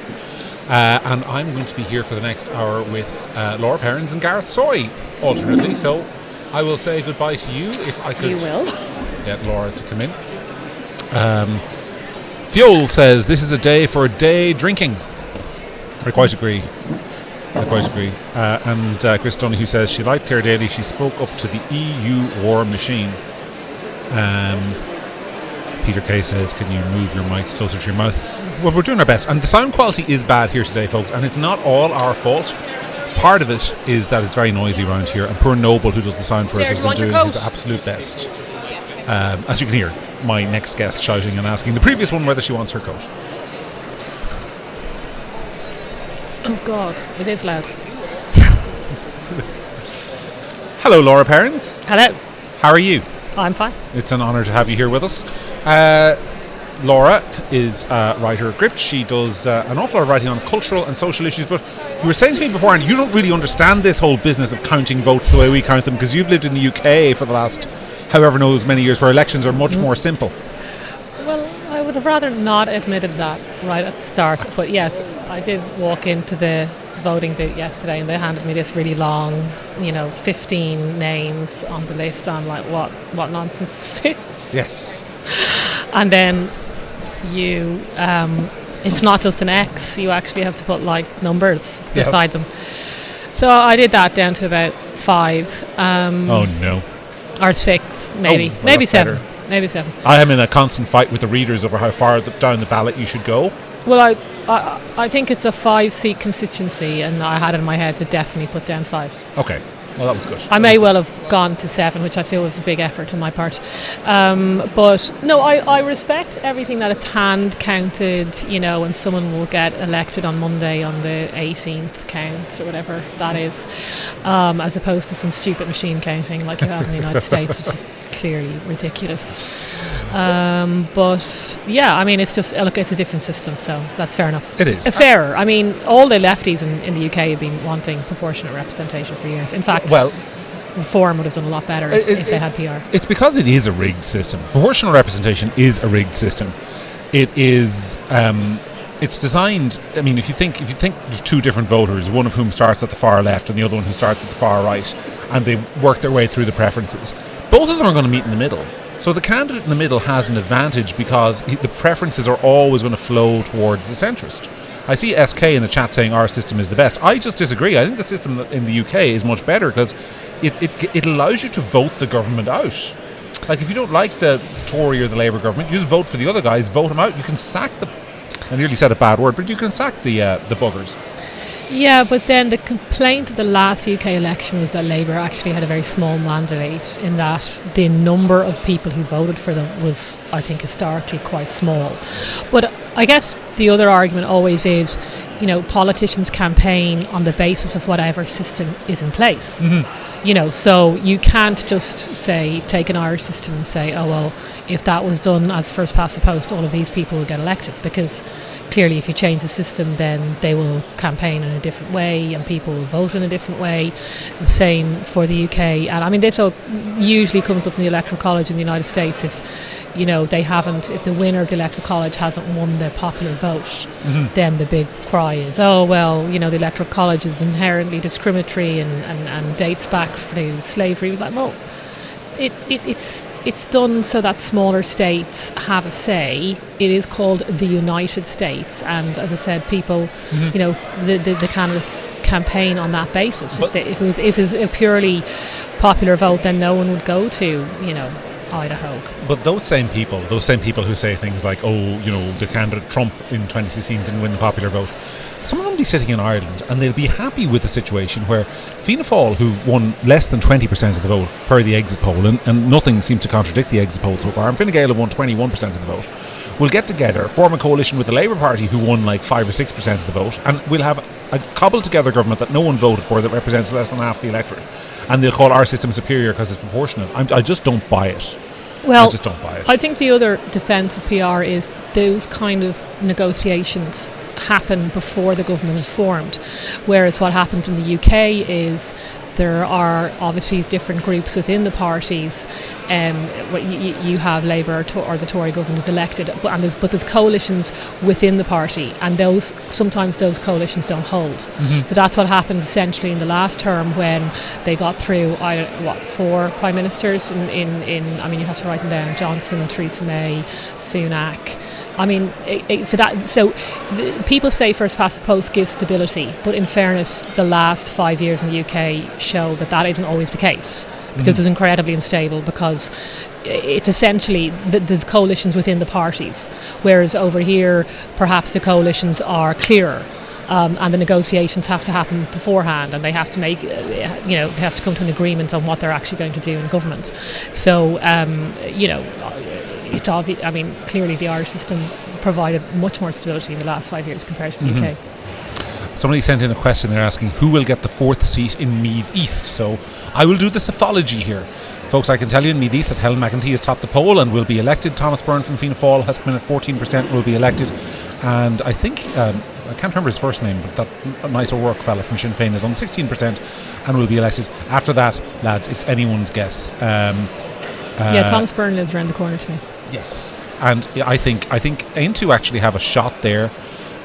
This independent by the name of Toole, who I think was heavily backed by Sharon Keoghan. Oh, that was the person you told me to vote for, was not one of the 16 names. So thanks for that. I had to spend 5 minutes trying to. Thanks, Laura, for revealing that I gave you advice who to vote for, which of course wrong. I wouldn't be doing as an independent journalist. But there you go. Thank you. It wasn't even on the ballot paper, so you know. Well, it turns out Laura votes in Louth, even though she lives theoretically in County Meath. So that was one of the things. If you were watching earlier on, I was talking about the constituencies having changed. It's a bit of a mess.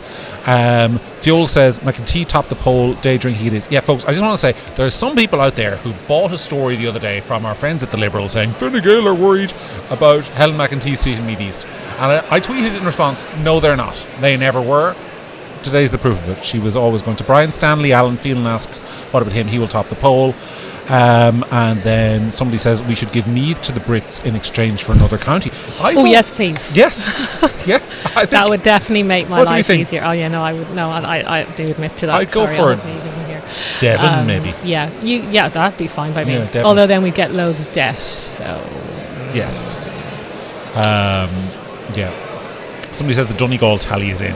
Well, I will take a look at that for a moment, but Laura and I are going to talk a little bit about the issues in the election. So you're here, you come over and you moved back to Ireland from London in the last year, and have you, what were you thinking about from the elections? You has moved here recently. What have you noticed are the problems with the country? Well, I think it's the same as if you've been living here, for the last 20 years. It's similar to the UK. It is housing and services, and underneath all of those issues is always immigration. That's perhaps the most, that's the most obvious one. It does.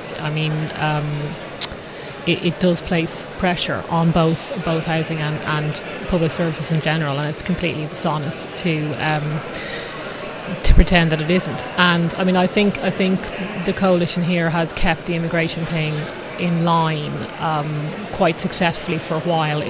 Ireland is probably where the UK was 5 years ago.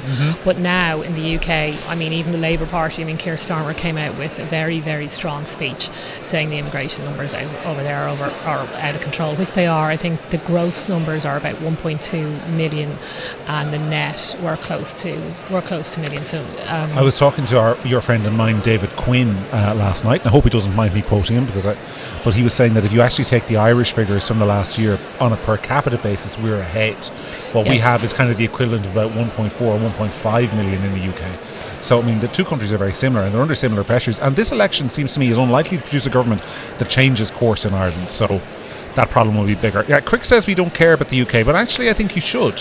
And I think one of the problems in Irish politics, Crick, is that we don't look at what's happening in other countries and try and figure out, what's likely to happen here over the next 5 years. And the significance of this result for me is that there is not going to be change on that, which means this problem is going to get worse and worse and worse. The disconnect that exists. No, I mean, it's ridiculous to say the UK doesn't matter, because, for instance, if their immigration policy starts getting very, very tight and very, very hostile, which Starmer is saying it will. Okay, this isn't Nigel Farage or the Tories. This is the governing left-wing party who's coming out very strong against immigration. Well, if you're an illegal immigrant and you're looking at the two countries that are side by side on a map, then obviously you're going to go to the one that is slightly softer on illegal immigration, right? So that will create extra pressures. So it's not. I mean, they're not necessarily going to be looking at the intricacies of a particular policy, but they'll be looking at the general conversation around it. And if all that's coming out of the UK is hostile, we're going to stop the boats, that's it, the gravy train is over, then it will have an impact on Ireland.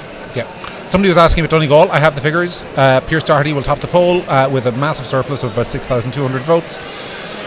Sinn Féin are guaranteed 2 seats there at minimum. I'm very pleased by this, because I was one of the few people during the campaign to predict that the 100 redress candidate, the Micah candidate up there, would do well, and he's sitting in 5th position, and I would say in a fairly strong position. So I'd say definitely 2 for Sinn Féin, likely 2 for Fianna Féil, and Fine Gael, it looks to me, are going to really struggle to hold that seat.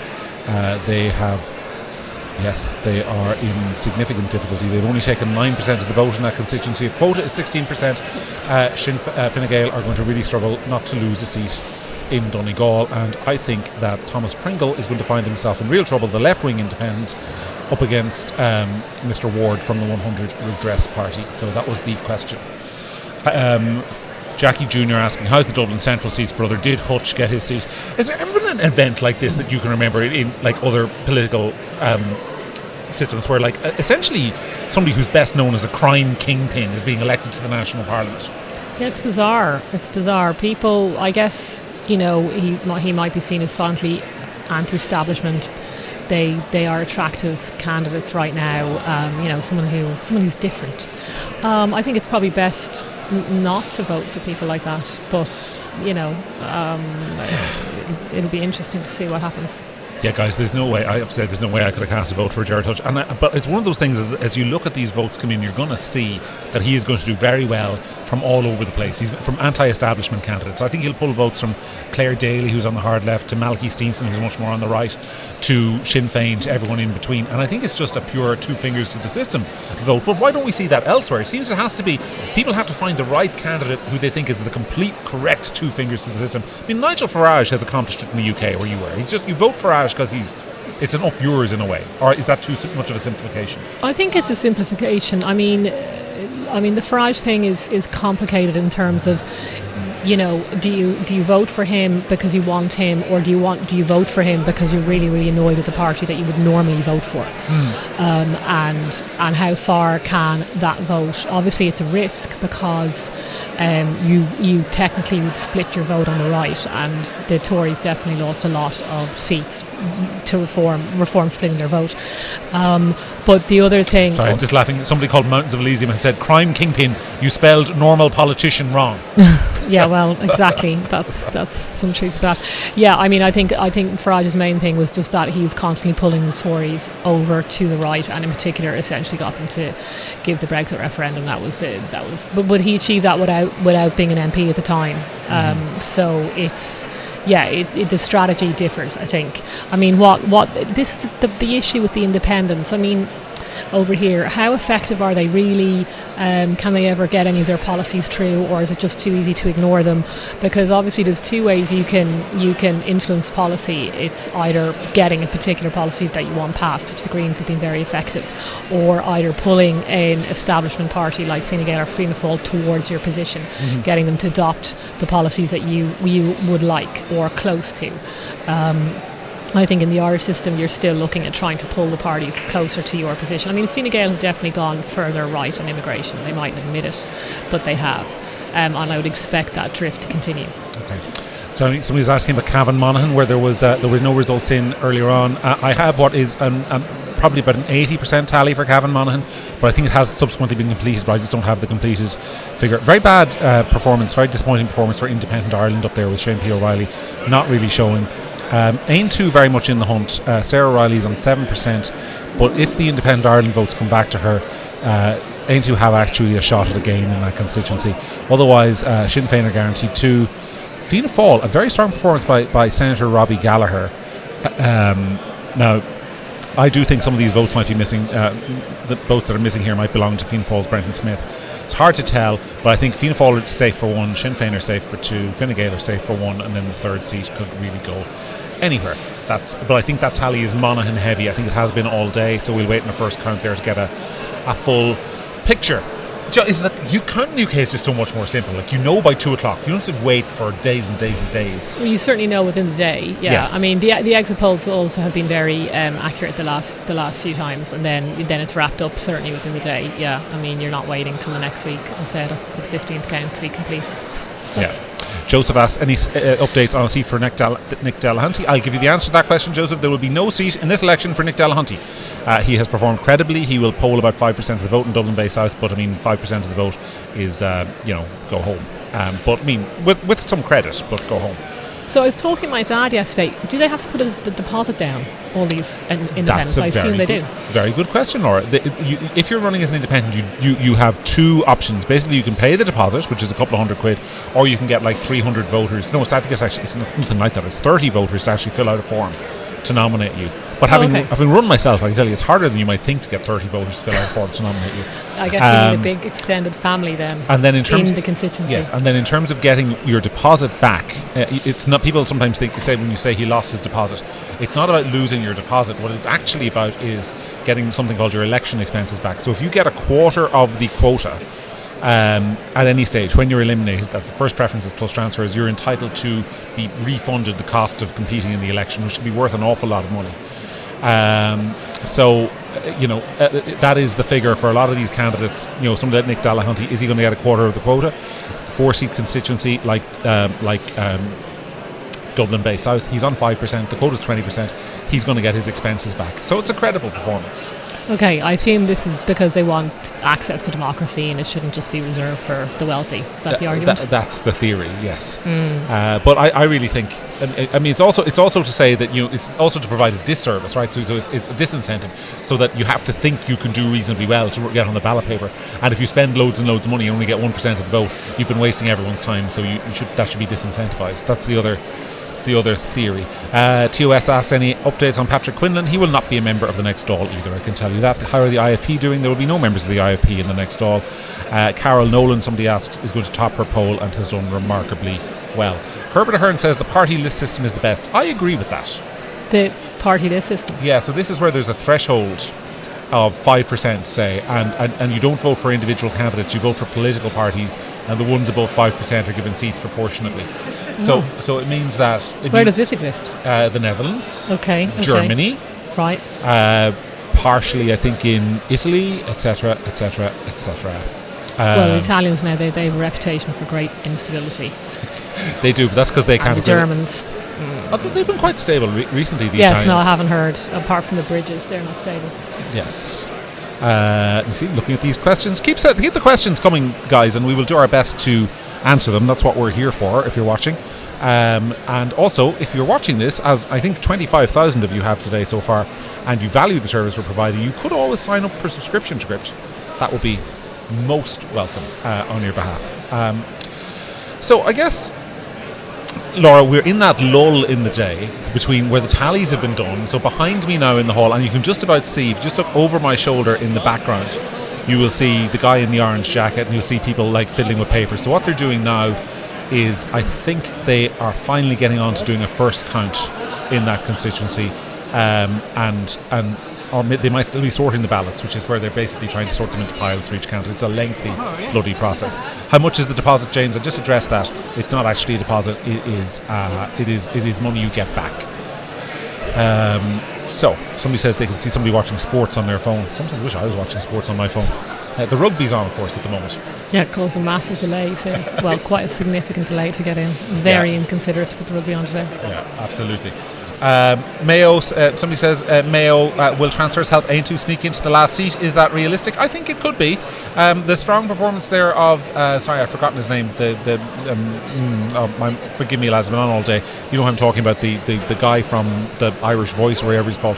He did about 7%. He did pretty well. So Ain were in with a shot there. So how will they do overall, do you think? They've done very well, but they're not going to get many extra seats for it. It's the nature of our system. It's like with Reform UK in the UK, where you if you don't concentrate your vote in particular constituencies. Stephen Kerr is who I'm talking about, the 6 bell chime. Yes, sorry about that. Sorry, guys. And apologies to Stephen Kerr for forgetting his name. Paul Lawless is indeed the N2 candidate. But yes, if you don't concentrate your vote in the right area, you won't get a seat. If you get 5% in every constituency in the country, you'll get nothing. So their problem is they haven't concentrated their vote. Okay, they've spread it too thinly across the constituencies. Yes. So we have Laura with us, and you've been, writing a lot about your reintegration into Irish society and sort of free speech issues and all the rest of it. Like, one of the things that's going to happen now is that we are going to have, I think, as an absolute matter of certainty, a euthanasia bill in Ireland. Yes, well, that report went through. Right? They approved it. And it also seems to be very likely we're going to have hate speech back on the agenda, because this government, the Fianna Féil, Fine Gael, are going to be propped up by some of their social betters, be it the Social Democrats or Labour. I mean, I'm not that pessimistic, because I think this will provide opportunities for people to continue to win these arguments like they were won over the last 5 years, some of them. Yeah, I mean, I think they've already they've already spent a lot of political capital on their silly hate speech bill, and they lost on that. And as we often say, you should take the wins when they come. So they're going to go in and set an agenda and agree on a policy basis, we think. So the question is, are they going to spend another year or two on this hate speech bill? And people are a lot more aware now that hate speech bills are basically being manipulated in a form of government censorship. So I'm not maybe I'm being naive and too optimistic. I think that would be a waste of political energy. I mean, I reckon when they were knocking around the doors, I doubt the first thing that people were saying to them is, you want to get that hate speech bill passed. Yeah. That's really top of my agenda. Well, what did you think of the exit poll, which said that 50% of people who said that the government hasn't gone far enough on climate change? I think that it's unlikely 50% of people want more expensive petrol and diesel and want an increase in the carbon tax. I think polls should be, I mean, the thing is, I wonder how many questions they asked to get to that position. Look, it's very clear what people are worried about. It is always public services. It's always housing. It's always that they are just wary that the corporate taxes aren't going to go up in smoke, and that they've made some sort of plan for that. I mean, climate is definitely an issue. It's a key issue for a tiny minority, and it's in the background, I think, for other people. Everybody wants to breathe clean air and drink clean water. That doesn't make you a crazy right-wing person or a left-wing person. I mean, it would be odd if 50% of people said the government hasn't gone far enough on climate, while at the same time kicking out to a huge degree the political party which is dedicated to the climate issue, which has propped up the government for the last 5 years. Yeah, I mean, the problem with it is, and the whole problem with the approach of the Irish government is, this kind of idea that the policies that we introduce will punish the Irish people, but we feel we have to do it so that we can look really good. Mm-hmm. and you're like, none of your policy, your climate policies are going to make a difference considering what China and India do. Exactly. But they're going to do it anyway. And It's a very bizarre form of virtue signaling. It's like, it's the pain. The pain is the point. You know how the globalists want us to inflict pain on the Irish, so that you look nice or whatever. It's very weird. I don't know. You need a psychologist to figure it out. I mean, Donald Trump is about to pull the US out of the Paris climate change accords as well, of course. So that it's bizarre. It's bizarre stuff. Sorry, somebody asked there, would Independent Ireland, who I think are going to come out with maybe 5 seats, would they prop up the government? Lads, I'm sure they would. But can we be real here? Fianna Féil and Fine Gael will seek out, and somebody said this the other day, I can't remember who, but it was a great phrase. I'll say it again. They're social betters. They will want to be propped up by the Social Democrats or Labour because they're just a better class of person.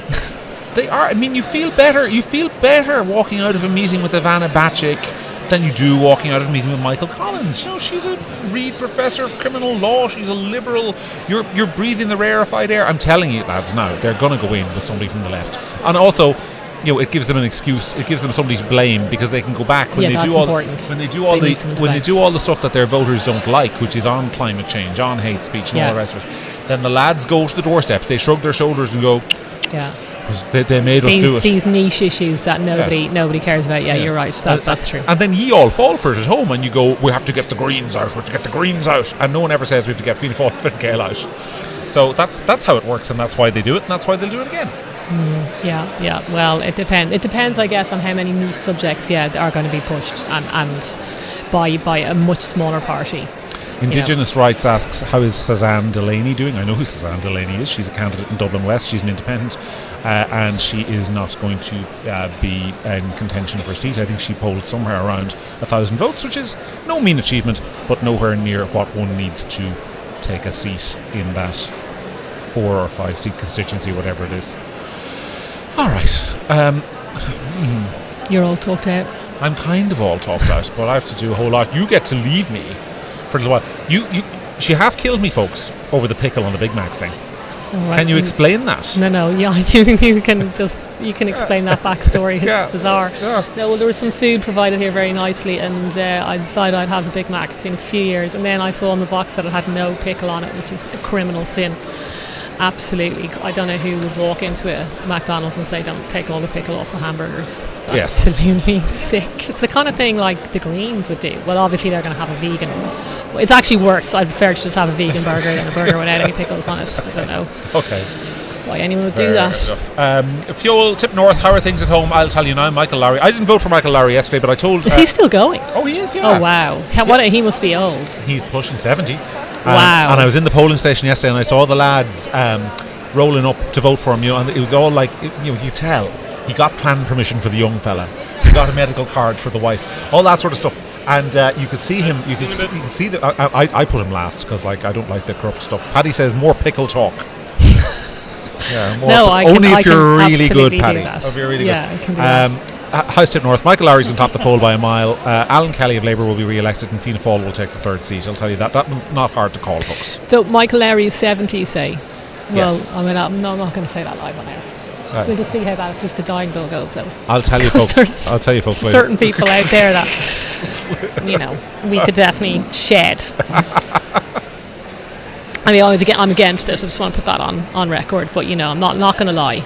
Yeah, well, I mean, it's a solution to... I got in trouble the other day because on my podcast with Sarah, I said it could be a solution potentially to rising healthcare costs. Well, I think you'll find that killing people is actually... I remember Americans saying this, and they said killing people is often a solution to a lot of things. That's why you shouldn't do it. That's why the US... I mean, most economic policies could be, particularly in the West, could be justified by knocking off the ulcers. Yes. Lynn CRF says pickles have a horrible slimy texture. No to pickles. Good.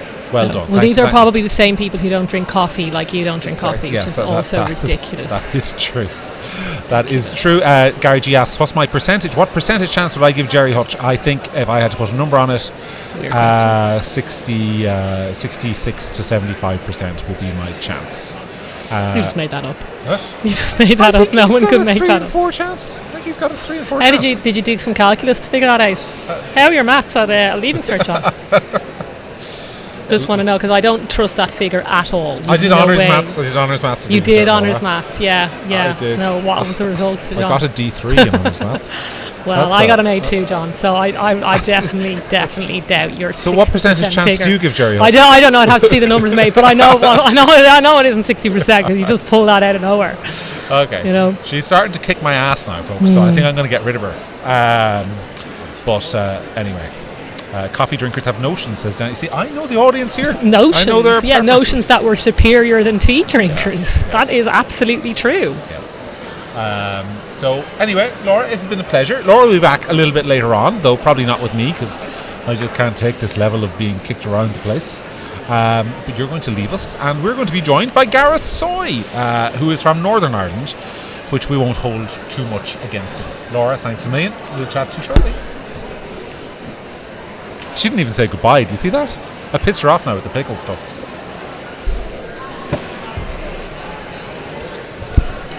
Hello.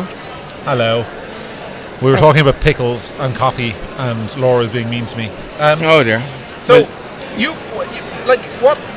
Gareth, for those of you who don't know Gareth does a lot of work with Gript behind the scene. He helped us organise Comedy Unleashed, which I got him a McDonald's with no pickles. Got him a McDonald's. You got me a McDonald's with no pickles. He's also, I'll be frank. You're what side of the Northern Irish fence are you from, though? Are you like a goodie or a baddie? You see, well, technically I've lived down here now longer than I lived up there. Yes. I just haven't found a better accent yet. But, what is the good side now and what's the bad side in the north? I don't really know. Is there two sides? I can't possibly answer that question. I mean, it's nice to see what you have done here in the south is, copy the north and have two sets of politicians who don't really like each other pretend to do just so they can have power over everyone. That's the good thing. But anyway, today is good. We've decided that we've had enough of the lunatic green left-wing policies, and we're going to have some of the social democrat lunatic left-wing policies instead. So fun times. Which are basically the identical policies. Now, somebody says they're gherkins, not pickles. That's, I think, technically true. Paul O'Neill says West Brit alert. I mean, that's really unfair on me, I think, to be honest. I think Paul might be talking about me. He might be and he might not be, but I think it could apply to both of us. That's why, thought Aintu were having a go at me yesterday when they told people not to vote for West Brits, to be honest. But then I wasn't on the ballot, so maybe it wasn't. Who did you vote for? I voted for a local independent. I'm in Dublin Rathdown, which thankfully for my sins, in the richest part of the country, despite the fact I have no money. I don't really know how that worked out, but I voted for a local independent, Michael Fleming, who's a local guy, owns a couple of butcher shops and has been a councillor now for a few years, and really nice guy, really does a lot for the locals and keeps himself to himself and doesn't come out with any mad sayings or mad things, and he deserved the vote, and he might sneak in the fourth seat in Dublin Rathdown. It's going to be tight. Who knows? I mean, it's either him or Catherine Martin, I think, maybe, is it, for fourth? Yeah, or so Fine Gael, Fianna Féil guaranteed one each, then likely a Social Democrat, it looks like, based on my reading of the numbers. And it could be him or Catherine Martin for that last seat. And I think all decent people everywhere might hope for, at least not another left-winger, a Social Democrat or a Green. I mean, let's not have both. Yeah, well, I mean, I'm not going to say what side of the fence Michael is on. That's up there for him. But he's very independent, and he hasn't done what the other independents have done and joined a party, which I don't really know. I think that only happens in Ireland, where you can be an independent and part of a party at the same time. Sorry, an interesting question there from Dill. I presume short for Dylan Doe. Do I have any insight into how they're going to accommodate the extra incoming TDs physically in the Dáil chamber, John? I do. I can tell you the answer to that question. For years, if you were watching, say, the budget or another set piece, you would have noticed to the left of the Taoiseach there's a stairway going up, and then to the left again there's a row of two chairs. That goes down, a row of two seats. Those were always occupied up until now by civil servants who come in and basically tell the minister, pass some bits of paper, the answers to questions. So those will now be used for TDs, but only when the Dáil is full.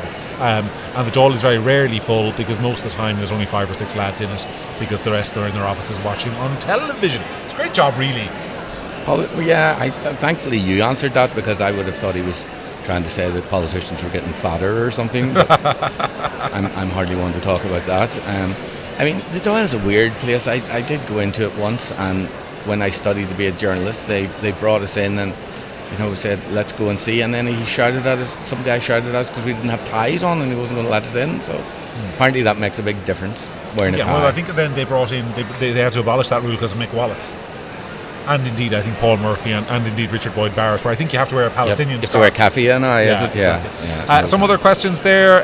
That did Seamus Healy get in? I presume Anthony Den is referring to Seamus Healy, the left-wing independent in South Tipperary, in which case he was polling well very early on in the day, but it no longer looks like he's in with a chance there. Matty McGrath will top the poll. Gael will take a seat, and I think, from memory, Fianna Féil are favoured for the third, which would mean a loss for Sinn Féin and Martin Brown. Is what would happen there. There was another question too, which I seem to have missed. How many Ain2 candidates are still in with a chance? Very hard question to answer. I mean, 5 or 6 of them in with a chance, but none of them in with what one would call a really, really good chance. I don't know whether people can still hear me or because you've all disappeared off my screen, but there you are. Or the video seemed to reset. I seem to be seeing stuff from ages ago. I'll just refresh the page in case these questions are old. So you've been here all day watching proceedings. I mean, what's been your takeaway from like the atmosphere or the? I mean, it's quite numbed since the last time I was at account. There was word that some big crook was arriving there, and loads of people came to the door, and I think Jerry Hutch was arriving as well. Not really sure, but it's. I mean, there's not a lot. It's not very exciting here, really, is it today? It's a bit like a social democrat green Christmas party or something like that. It is. People who aren't used to these things. It can be a long old day here because there's a lot of there's a flurry of activity in the morning, and now we're basically awaiting for the various party leaders to arrive and make statements. I mean, Jerry Hutch is going to be a superstar if he hasn't arrived. He may have done while I've been on air here, but it's going to be bizarre. Stephen C. asks for another update on Dublin West, and I apologise. I do like to do these when people ask for updates because it's I appreciate people are dropping by. Some of you have heard it before, but Sinn Féin will take a seat. Fine Gael will hold their seat with Emer Curry replacing Leo Varadkar. Fianna Féil will take a seat. Ruth Coppinger will take a seat, and then the last seat could basically go anywhere. Roderick O'Gorman is in contention for it, so are 5 or 6 others, and the Minister for Immigration, or whatever he's Minister for, is in real trouble. I mean, you would be devastated by that, wouldn't you, Gareth? I mean, I really can't contain my tears at the thought of Roderick O'Gorman being kicked out. It's a sad day for Ireland. Yes, to see him go down. Yes. Again, probably. All sorts asks about Dublin Bay North. I would say that the Sinn Féin Denise Mitchell is going to hold that seat comfortably and top the poll. Fianna Féil will take a seat, Fine Gael will take 1 seat, the Social Democrats will take 1 seat, and again, sort of a lottery for the last one. There are a couple of independents there who are in contention, and somebody asked for a Mayo update. Fine Gael likely to take 2, Sinn Féin likely to take 1, and then is a question, Fianna Féil will take 1, which leaves 1 again. The last seat in a lot of these constituencies, folks, is going to be very hard to call. I see John O'Donoghue asking me who's likely to get the 4th seat in Meath East. I'd be lying if I told you the answer to that question. There are 4 or 5 candidates in contention, as there are in a whole bunch of places. And this brings me back to the point about Ain2. How many of their candidates are realistically in contention? 5, 6 maybe, but it's very possible that none of those will win and Peadar Tobin will be on his own again. Somebody says Wicklow looks brutal. I can't comment on whether results are good or bad, but I think it's very likely that Fine Gael will take 2 seats in Wicklow. So big is Simon Harris's personal vote. Well, I mean, how do we know he's talking about the election there? It could be just Wicklow in general. Could just be Wicklow in general. That is very... We've all been to Arklow, haven't we? You're lucky Fatima Gunning isn't here today and I've heard a comment like that. You'd be shocked. She loves Wicklow. She's basically our Wicklow correspondent. Yeah. And indeed, we apologise to those of you who tuned in hoping to see Fatima today. She, like many people at the moment, because there's an awful flu going around, my poor wife is suffering with it, is just not feeling very well at all. Matthew's out, Donnelly out, thank God. That is true. That's likely to happen in Wicklow. 2 of the sitting TDs are likely to lose their seat. Yes, I did see something funny. You have to hand it to Dr. Harold. He's been funny for his one time this year on Twitter there. He said Stephen Donnelly has just started a new party with Mr. Hutch. I think it's going to be another election in 6 months, John. That's my out there prediction for the whole thing. You think that? I can't see them cobbling together something out of this where they're all going to agree, but Who knows? Well, one thing that's very interesting, is that I remember during the 10-way leaders schmozzle, how do you say that word? Schmozzle. Well, row. I remember Ivana Bacik, who refused to answer the question of who would you get into bed with, and in one way I was like, good for you, Ivana, for remaining chaste. And then she said, well, first of all, I would negotiate a common platform with my fellow parties on the left, by which I presume she meant the Social Democrats and the Greens. So I think if that happens, it could be very hard to produce a stable government, because they'll try and hold Fianna Féil and Fine Gael to ransom. Yeah, but if that happens, we do have historical evidence of left-wingers all agreeing on things, don't we? Somewhere, ever? Yeah, it's true. No, you've just... I don't really like to talk about Ivana Bacik getting into bed with anyone at all. Thank you for bringing that up. But sorry, no, I don't want to lower the tone. No, I don't want to get us in trouble. Yes. No, I can't see it. How are they going to all come together and say, let's play nice? It's going to take months. So I think you can. The funny thing about this is, people might not know this, that government formation could take months. And let's say the Greens lose a load of seats today. If Roderick O'Gorman was to lose his seat, which certainly looks possible, there's every chance that he could remain on as minister for the next 3 or 4 months while they're trying to negotiate a new government in an acting capacity. So yeah, it's one of those odd quirks of the Irish system. You remain a minister until a new government is appointed, and Simon Harris will remain Taoiseach until a new Taoiseach can be elected. Yeah, we might be in the situation where we have no one run the country for a few months, and God help us. It might actually. Yeah. What difference will that make? Retro Grains asks, how is Matty McGrath doing? Topping the poll by a country mile. Actually a significant improvement. Matty had a tough time in the 2020 election because it was a 5-seat Tipperary constituency. He took a seat comfortably enough, but his vote wasn't spectacular. His vote is spectacular today. He's cruising in at the top of the poll, which just goes to show that in constituencies where there were options, because somebody asked a few minutes ago, and I've forgotten your tag, but I saw the question, was there any result today that excited you? I'll give you an example. The result for Carol Nolan in Offaly, which goes to show that you can be an outspoken voice and challenge the consensus in Ireland, and if you put in the work and do it properly, the electorate will reward you. That was a really exciting result. She is cruising in a 3-seater, which is really hard to do by cruising in at the top of the pile. That's an exciting result. Dolman asked how the National Party are doing. Yeah, look, which National Party? There are 3 of them at this stage, and none of them are going to take any seats. So, I'm not being harsh. It's just the reality. Were there any results that excited you that you saw? The Green Party getting kicked out is exciting. I did have to take a few pills earlier to calm myself down when I heard that news. That's the best news we've had in politics. Of course, we're tempering that by electing their exact same people who aren't green in their name, but. Isn't the reality that they're just being replaced by Social Democrats? Yeah, of course. It's one set of loons for another set of loons, and again, who are we going to end up with here as ministers? Stephen Donnelly being turfed out as well. That's superb. That was great. That was great fun. Who he'll end up with now, or what he'll end up doing, is anyone's guess. But I'm sure he'll probably go to Europe or something. Highly qualified Harvard graduate who has run the Department of Health in Ireland and is famously very intelligent. I'm sure he'll walk into are there any other children's hospitals needing built around the world anywhere, folks? Yeah. You should get in there quick before someone else snaps them up. Yeah. Apart from that, it's a bit disheartening to hear that my sort of half northern brothers in Donegal seem to be electing 3 Shinners. I'm not sure they will, though. I saw the tally, which wasn't fully complete, but it'll be difficult enough. It'll be difficult enough to take 3 seats there. You need everything to go your way. I am fairly confident, though, that in Donegal that Fingal will lose their seat up there.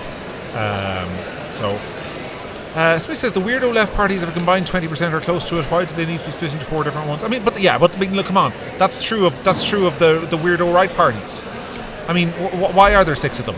The Irish Freedom Party, the National Party, I can't believe it's not the National Party, the Irish people, the Irish annoyed people, the Irish really annoyed people, Ireland First, Ireland Second. Take down the posters, people. Come on.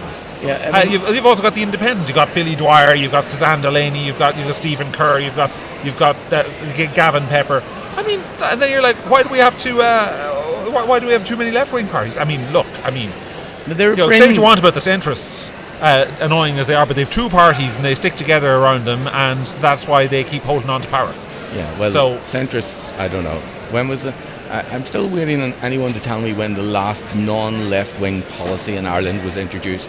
It's certainly not in the last government anyway. I can't think of one, can you? Yeah, but part of that as well is that it's not, and this is something I think the right have to learn in Ireland, is that it's not all about political control, it's about institutional control.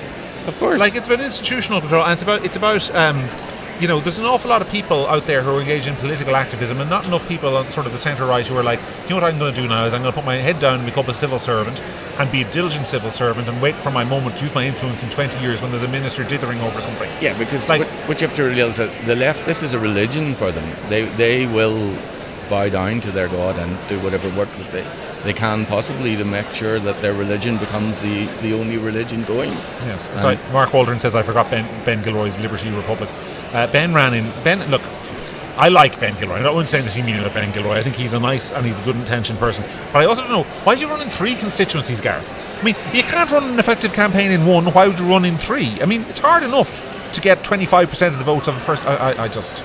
Do you know what? There's not even a brick wall nearby I can bang my head off. Well, there's just like aluminium doors. Yeah, well, you can use my head. Okay. It's not exactly soft, but how do you know he doesn't define multiple personalities and have one in each constituency or something like that? No. Let's not be too mean about Ben. No, I know what he was trying to do. I think he was trying to give as many voters as possible a choice. But like, they need to know you are the choice. When you spread yourself too thin, you can't do it. So, I mean, look. What does happen if you do get elected in 3 constituencies, by the way? That's fascinating, because that's an interesting question. It has never happened in the history of the Irish state that somebody... No, I'm not going to make that because it could be wrong. Maybe in the early days some Sinn Féiner got elected in 1918. I don't know. But normally it doesn't happen. But there would have to be a by-election. You'd have to pick the one you want to represent, and then there'd have to be 2 by-elections, which you'd probably lose anyway. Because by-elections, you have to get 50% of the vote, and they always benefit the bigger parties rather than the smaller ones. How did Philip Dwyer do? The last figures I saw were that Philip Dwyer polled 411 votes in Wicklow, which is not hardly... Which is sort of as good as Stephen Donnelly. That's basically... Well, no, Stephen Donnelly got 3,411. But, yeah, not great.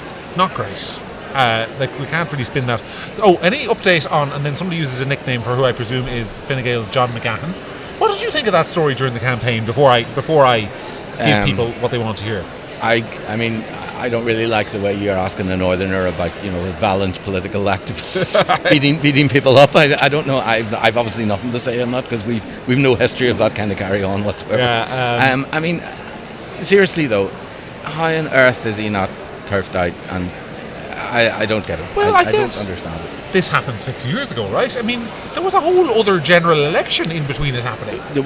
Yes, it didn't come to light, but I mean, look at the UK the other day. The transport minister resigned over a mobile phone thing that happened 13 years ago or something like that. And the lad from MasterChef has been suspended for telling dirty jokes 17 years ago. Now, you and I wouldn't last too long if we were held to account for dirty jokes we told 17 years ago. I would imagine. No, well, I mean, 17 years ago, I was probably a left winger, so obviously I didn't tell any jokes back then. I haven't answered the question about how John McGahan is doing, and the answer is John McGahan will not be a member of the next Oireachtas.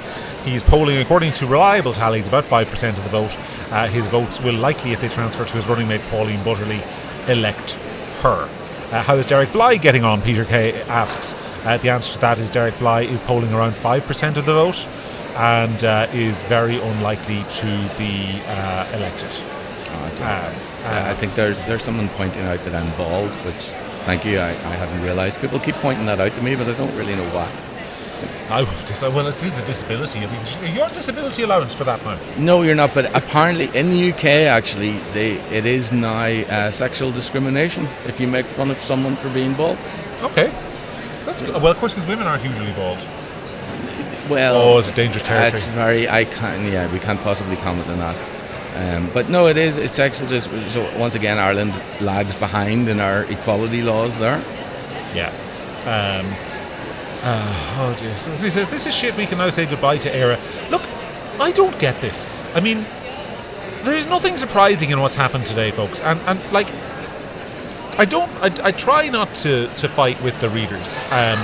But there are some people who just kind of, they seem to think that, everything is, polls are fake. No, it's not. This is the country that you live in. There are an awful lot of people in Ireland who own their own homes. Like, we hear a lot about homelessness, but there's not a lot of people in Ireland who own their own homes. There are an awful lot of people who are employed. There are an awful lot of people who have kids in schools and for whom life is going just fine. There are a lot of people I live in a part of the world, Gareth, I don't know about where you live out in South Dublin. I mean, immigration is not an issue in North Tipperary. And that's not me saying to the chat, that is not me saying, I don't care about it. I do. But I'm saying it's not an issue where I live in Michael Lowry voting North Tipperary. Just isn't. No. And one of the things the government has done really successfully is to kind of isolate these working class communities and parts of rural Ireland where they kind of feel like they're in such a bubble that they kind of don't understand how well they've been isolated from the rest of society. So I don't think there's anything surprising happening today. The only thing you'd say is that the three big parties have all lost a share of the vote. They've all lost. People, there's nothing surprising happening because what possible surprise could there have been? There's nothing new out there being offered, really, apart from a few independents. Who else was there to vote for? We don't have a Mr. Trump to come in and say vote for me and change everything. Vote for more of the same or don't vote. Yeah, that is just it. We are waiting, folks, for first counts. I haven't seen any yet. When we get them, we can start to draw some actual conclusions. Everything we've been talking about so far has been based off tallies, of course. There is some counting going on in the background here. Yes, I have just lost the feed of the questions, guys. So just bear with me while I get that back. Yeah, our internet appears to have gone down once we started talking about immigration there. So I think something definitely happened. Yes, hold on a second. We'll get you back in 1 second. It is the computer I'm looking at is on a different Wi-Fi to the computer that we are using for this. So here we go. Back you come. But yeah, so we're waiting now for first counts. I'm just going back through the questions.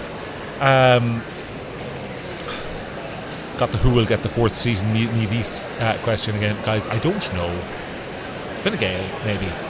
Who knows? They could take us another seat there. Helen McEntee has done really, really well. Is Sarah gone off dossing? Sarah's going to be here in like literally 9 minutes. Look at Lefty coming out now. I don't know if they're talking about me there. Sarah will be back in just a few minutes with Neath, and they will be taking over then this live stream. Gareth, let's ask a big question about the election. Like, why do you think it was such a dull campaign? Who's exciting? Tell me one exciting politician that we have. This is the first time I've seen you speechless of a political question. You took at least 5 seconds to answer. I've never seen John McGurk take 5 seconds to answer a political question in his life. Who's exciting? Well, this is the point. Yeah. Jerry Hutch is the most exciting thing in this election. Does that not say a lot about us as a nation? It does. John asks, SK asks, John, what are Matty McGrath and Carol Nolan doing right? They have the recipe for success. We need to learn from them. Well, guys, they're looking after the local people. That's it. They're looking after the local people. I mean, if you read Gript, you will occasionally see news stories from Carol Nolan where she's commenting on national issues. But I get all Carol Nolan's press releases, and they are mostly about local things that are happening in her constituency. Carol is not getting elected because of her national stances. Maybe a few people, awfully people are doing so. She's getting elected because of the work she does on the ground. No, and just to say on that is not to say when Gareth says, and I think if I'm speaking incorrectly for you, Gareth, tell me. But he's not saying that it's not that her stances on these national questions are unpopular. They're actually quite popular. Yeah. But people need to relate to you as more than just that. It is not enough to be simply the guy or the girl who talks about these issues in a particular way. I'll tell you another example of this on the other side. If you talk to voters in Dunleary, Rathdown about Richard Boyd Barrett, and you ask them, why are you voting for Richard Boyd Barrett? Lads, it's not because of the river to the sea, Palestine will be free, and it's not because of tax the rich. It's because he's done something for them in a whole range of medical cards, all objections the to local plannings and objections to housing, all sorts of stuff. So it's we this election is locally based. We're not America. We don't vote for a national guy who's going to go in and change everything. People are not voting on national stuff. They're voting on local stuff. Maybe a few of the people are voting. Oh, I want to vote for. Some people told me I'm voting for the anti-immigration candidate. That's it. I got an email yesterday from a woman. Was it yesterday? Yeah, voting day was yesterday. So it was either she sent it on Thursday evening or yesterday morning, and it was a woman who wanted me to run a story about the badness of her local Fine Gael candidate, and it was basically that without getting into the details, she had asked the local Fine Gael candidate for help with doing something for her child. I won't go beyond that. And the Fine Gael candidate had failed to deliver on this. And the email was basically, you should write a national news story about this way this local Fine Gaeler failed me. I have voted Fine Gael all my life, and now I'm not. Now I'm going to vote for an independent. And I was like, okay, well, good on you. But if that Fine Gaeler had done that thing for you, you wouldn't have given a shit about what was going on in the rest of the country, right? Of course. You would have been out there voting for Fine Gael. And a lot of people presumably voted Fine Gael today on that basis, that Fine Gael provide a good local service. And Fianna Féil and indeed Sinn Féin, who provide a great local service in lots of constituencies. So it's not just about that. I mean, I didn't reply to the woman. I was just about to reply to her, but if you're just looking for a service provider, you're not looking for a politician. No, but if you do want to run some stories on how bad your local Fine Gael TDs are, mine is Neil Richmond, so I'll do plenty of stories for you. He's not here today because they're at the Rathdown thing.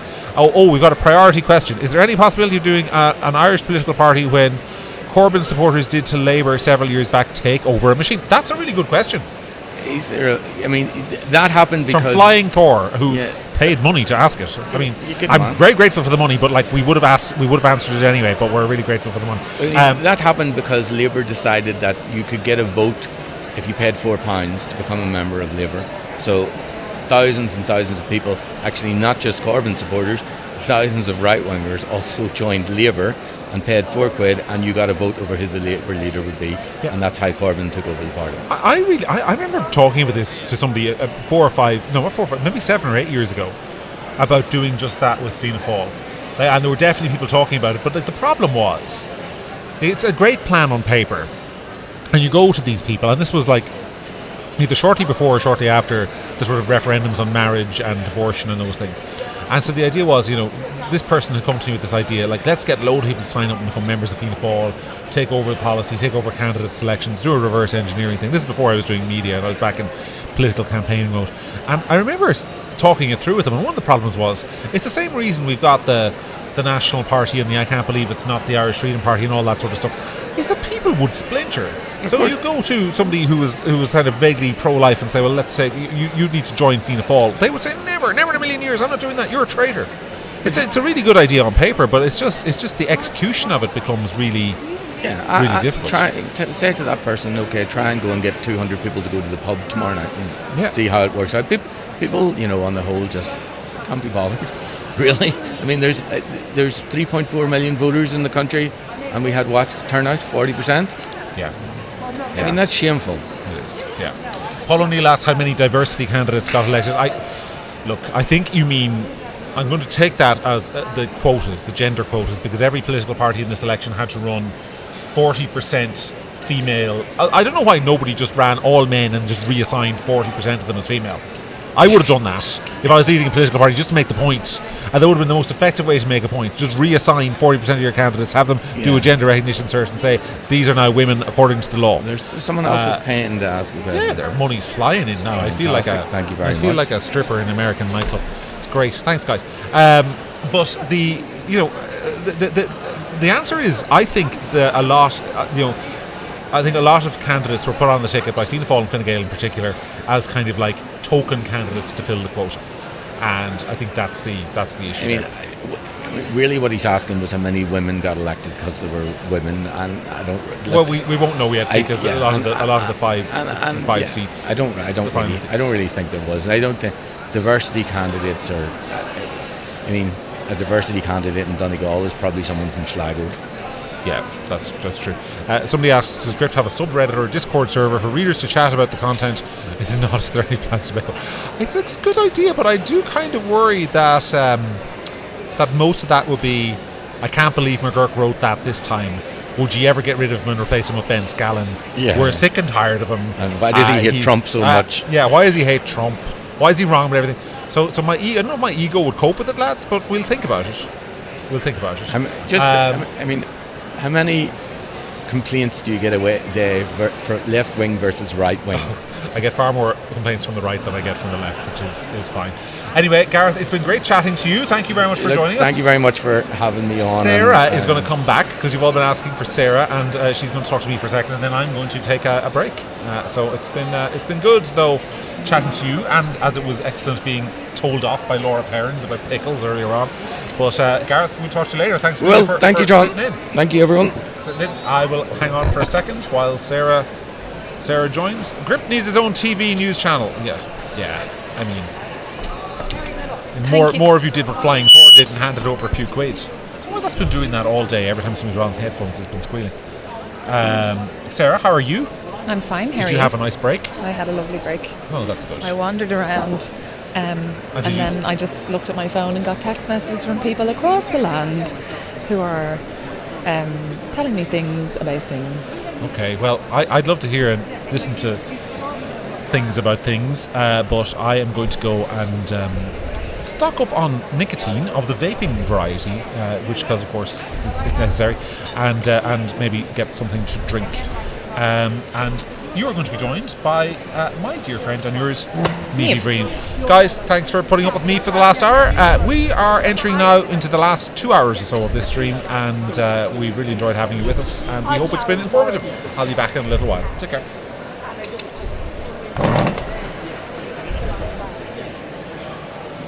Pretty good.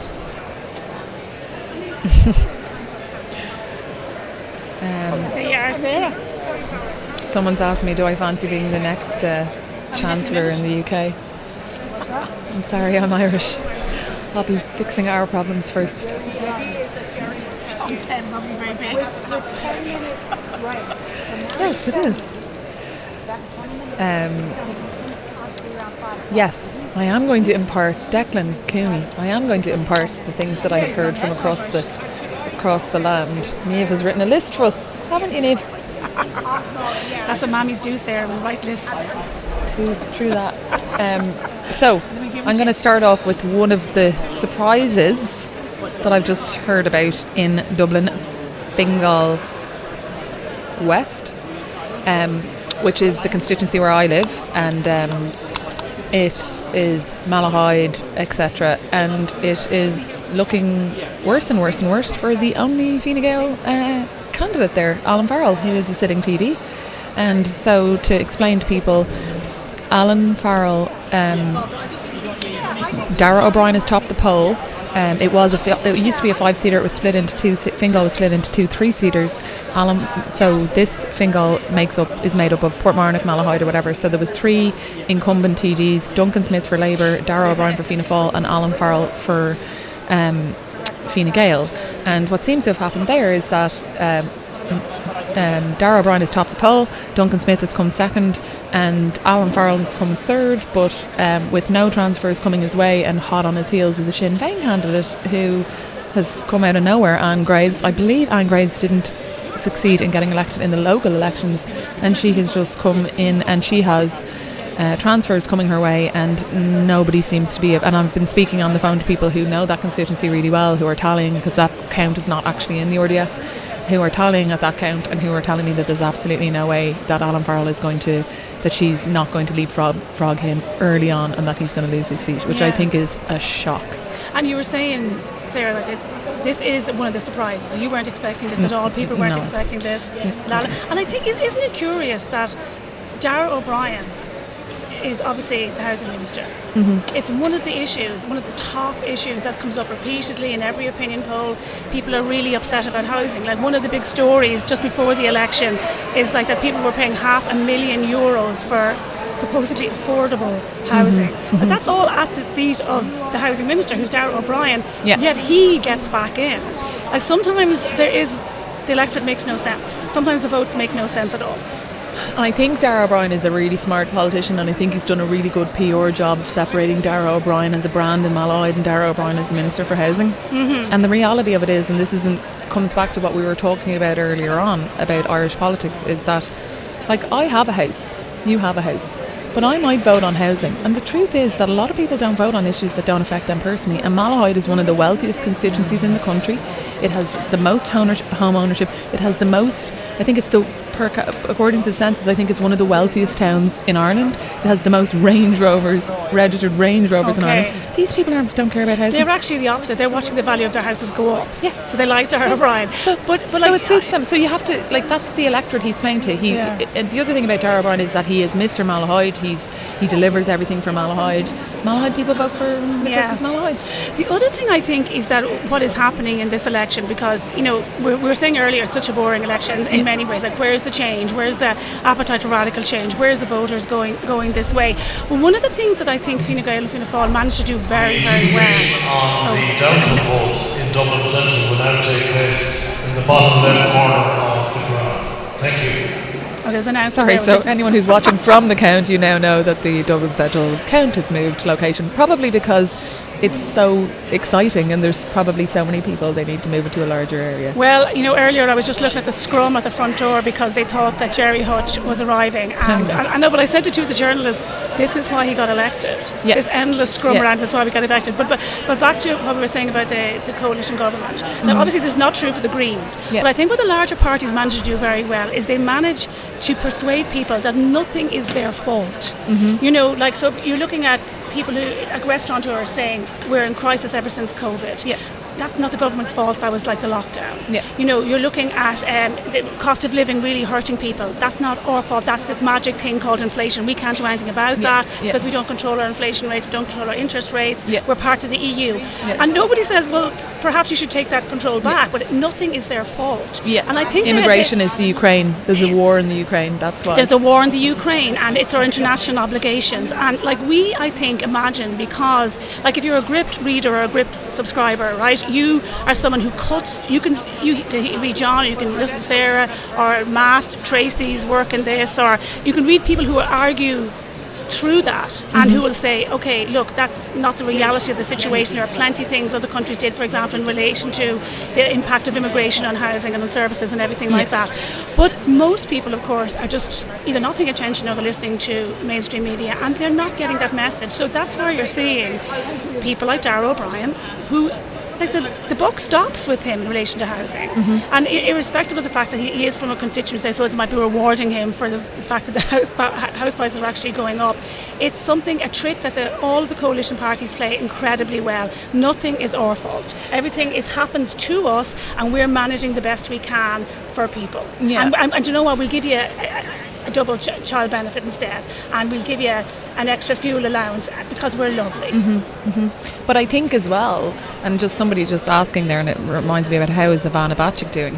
Unfortunately, Ivana Bacik is home and hosed and getting a seat, but they're not in government and they're still managing to do what you're saying, which is, I think a lot of these establishment parties are either managing to convince people that it's not their fault, or in the case of the opposition, just towing the line and being as close to the government as makes no difference. But, you know, like, Ivana Bacik is the leader of the Labour Party. She's in the opposition. She was in favour of both of the referendums that the public rejected. She's in favour of pretty much everything that the government stand for, except for maybe spending a bit more here and a bit less there. Nothing too different. And she's still getting elected. Like, what is the point? I don't understand it. If you want to vote for opposition, you're voting for an opposition who do exactly the same as what the government is doing. Yeah, and I think that's, you know, we talked about this earlier, Sarah, but I think it's worth repeating.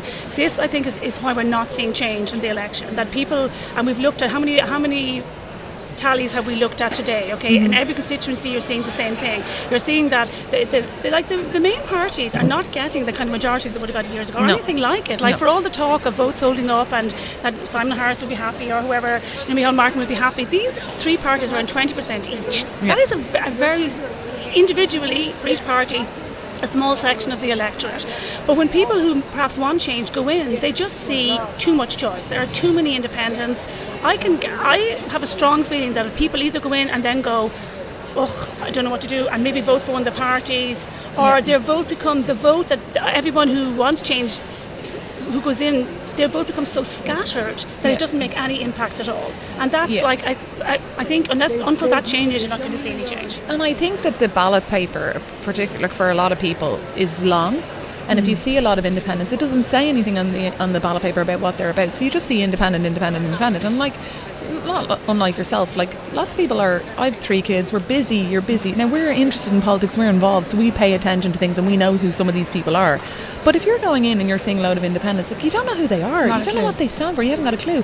And maybe you go in and say, I'm going to vote for independent, but then maybe you look at it and you say, well actually I feel very passionate about issue X, Y and Z, and I'm not sure I'm going to accidentally vote for somebody here who's completely diametrically opposed to my view on that, so I'm just going to leave it. Yeah. Do you know what I mean? Yeah. So I think you're I'll right. go for the Fianna Féil because he's not so bad, or I'll go for the Fine Gael because my mother said he was a good guy. You know, like all of that comes into it when you haven't got the branding, when you haven't got the name recognition. And like again, we said this before, but I don't feel you can say it enough. Like the party machines are so well established and they are so damn powerful. Like the kind of money that the bigger parties have, but even the smaller parties in relation to the taxpayer funding that they get. And we might talk about this in a moment, we might talk about AIM2 and Independent Ireland and then passing that 2% threshold and the difference that money makes.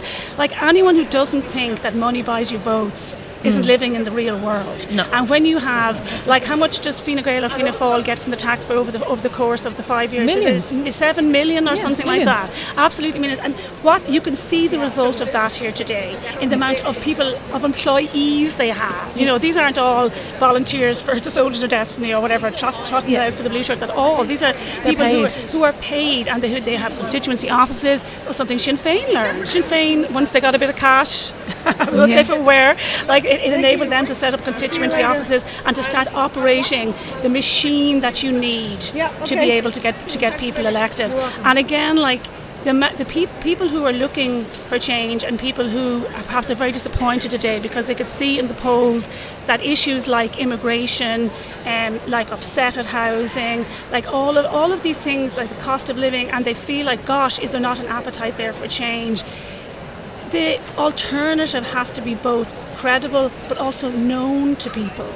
You know, when you're watching politics the way, for example, you would, Sarah, exactly like what you said, you think everybody knows that if you're standing for what you stand for. Yeah. But they don't. Do you know what I mean? Like the same way if someone brings out a new form of cola, it doesn't. How can I compete with Coke and Pepsi? Do you know what I mean? When they have the marketing edge in it. Yeah, but if you've got millions of euro to put people testing your cola in every supermarket, I mean, and that's the thing, it's money. And to your point, it's not just money for the election, but the government also had the money to give people these double payments in the budget, you know, a giveaway budget. So you're up against it, and a lot of people just don't pay attention, and they live their lives, and then they go in and they say, oh, I don't know, stability, yeah, fine, whatever, and I'm going to vote for that girl because I saw her everywhere and I recognise the name. You recognise the name because somebody spent 200 grand making sure you recognise the name. Absolutely, and like you saw that, I think, like I was driving around Dublin long before the election was called, and there's billboards everywhere, you know, from people who know when the election is going to be called, of course, who are the parties in government, but also just the sheer amount of cash. And we've talked about this before, Sarah, about the absolute joke that is things like the SIPO returns. And for people who don't know what that is, that's the return you have to make to the Standard and Public Office to say how much you spent in the election. And there's clearly... it's clearly but it's not related. Like the amount of money that's spent is clearly not what the parties actually say it is. But I think in this election it was the most cynical it's ever been, because I was saying this earlier on, but I appreciate that people are coming in and out, so I'll say it again.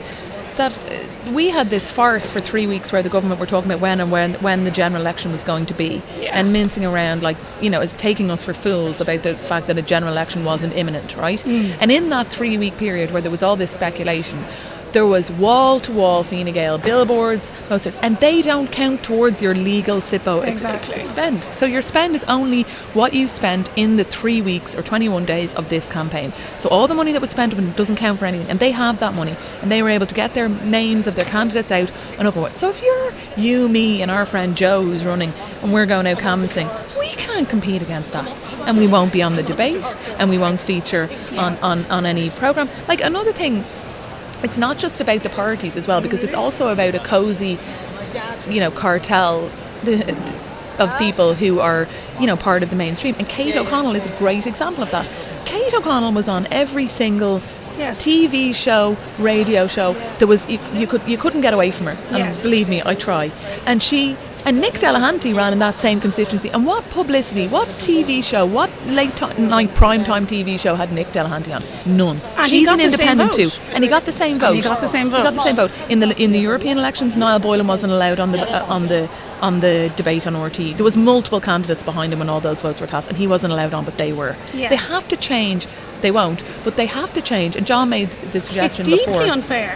I think when you're watching the different constituencies, and when you're watching things like that happen, like Kate O'Connell was getting spreads in every print Independent did a media big huge as well. spread. You know, as if now it didn't work for her, which is interesting, right? But it's grossly unfair to people like Nick Delahanty and others who are putting themselves out there, who are putting in incredible work, like trying to get themselves known as a candidate. And somebody can come from out of nowhere, really, because she hadn't been on the scene for years, and because she's a media darling, gets enormous publicity.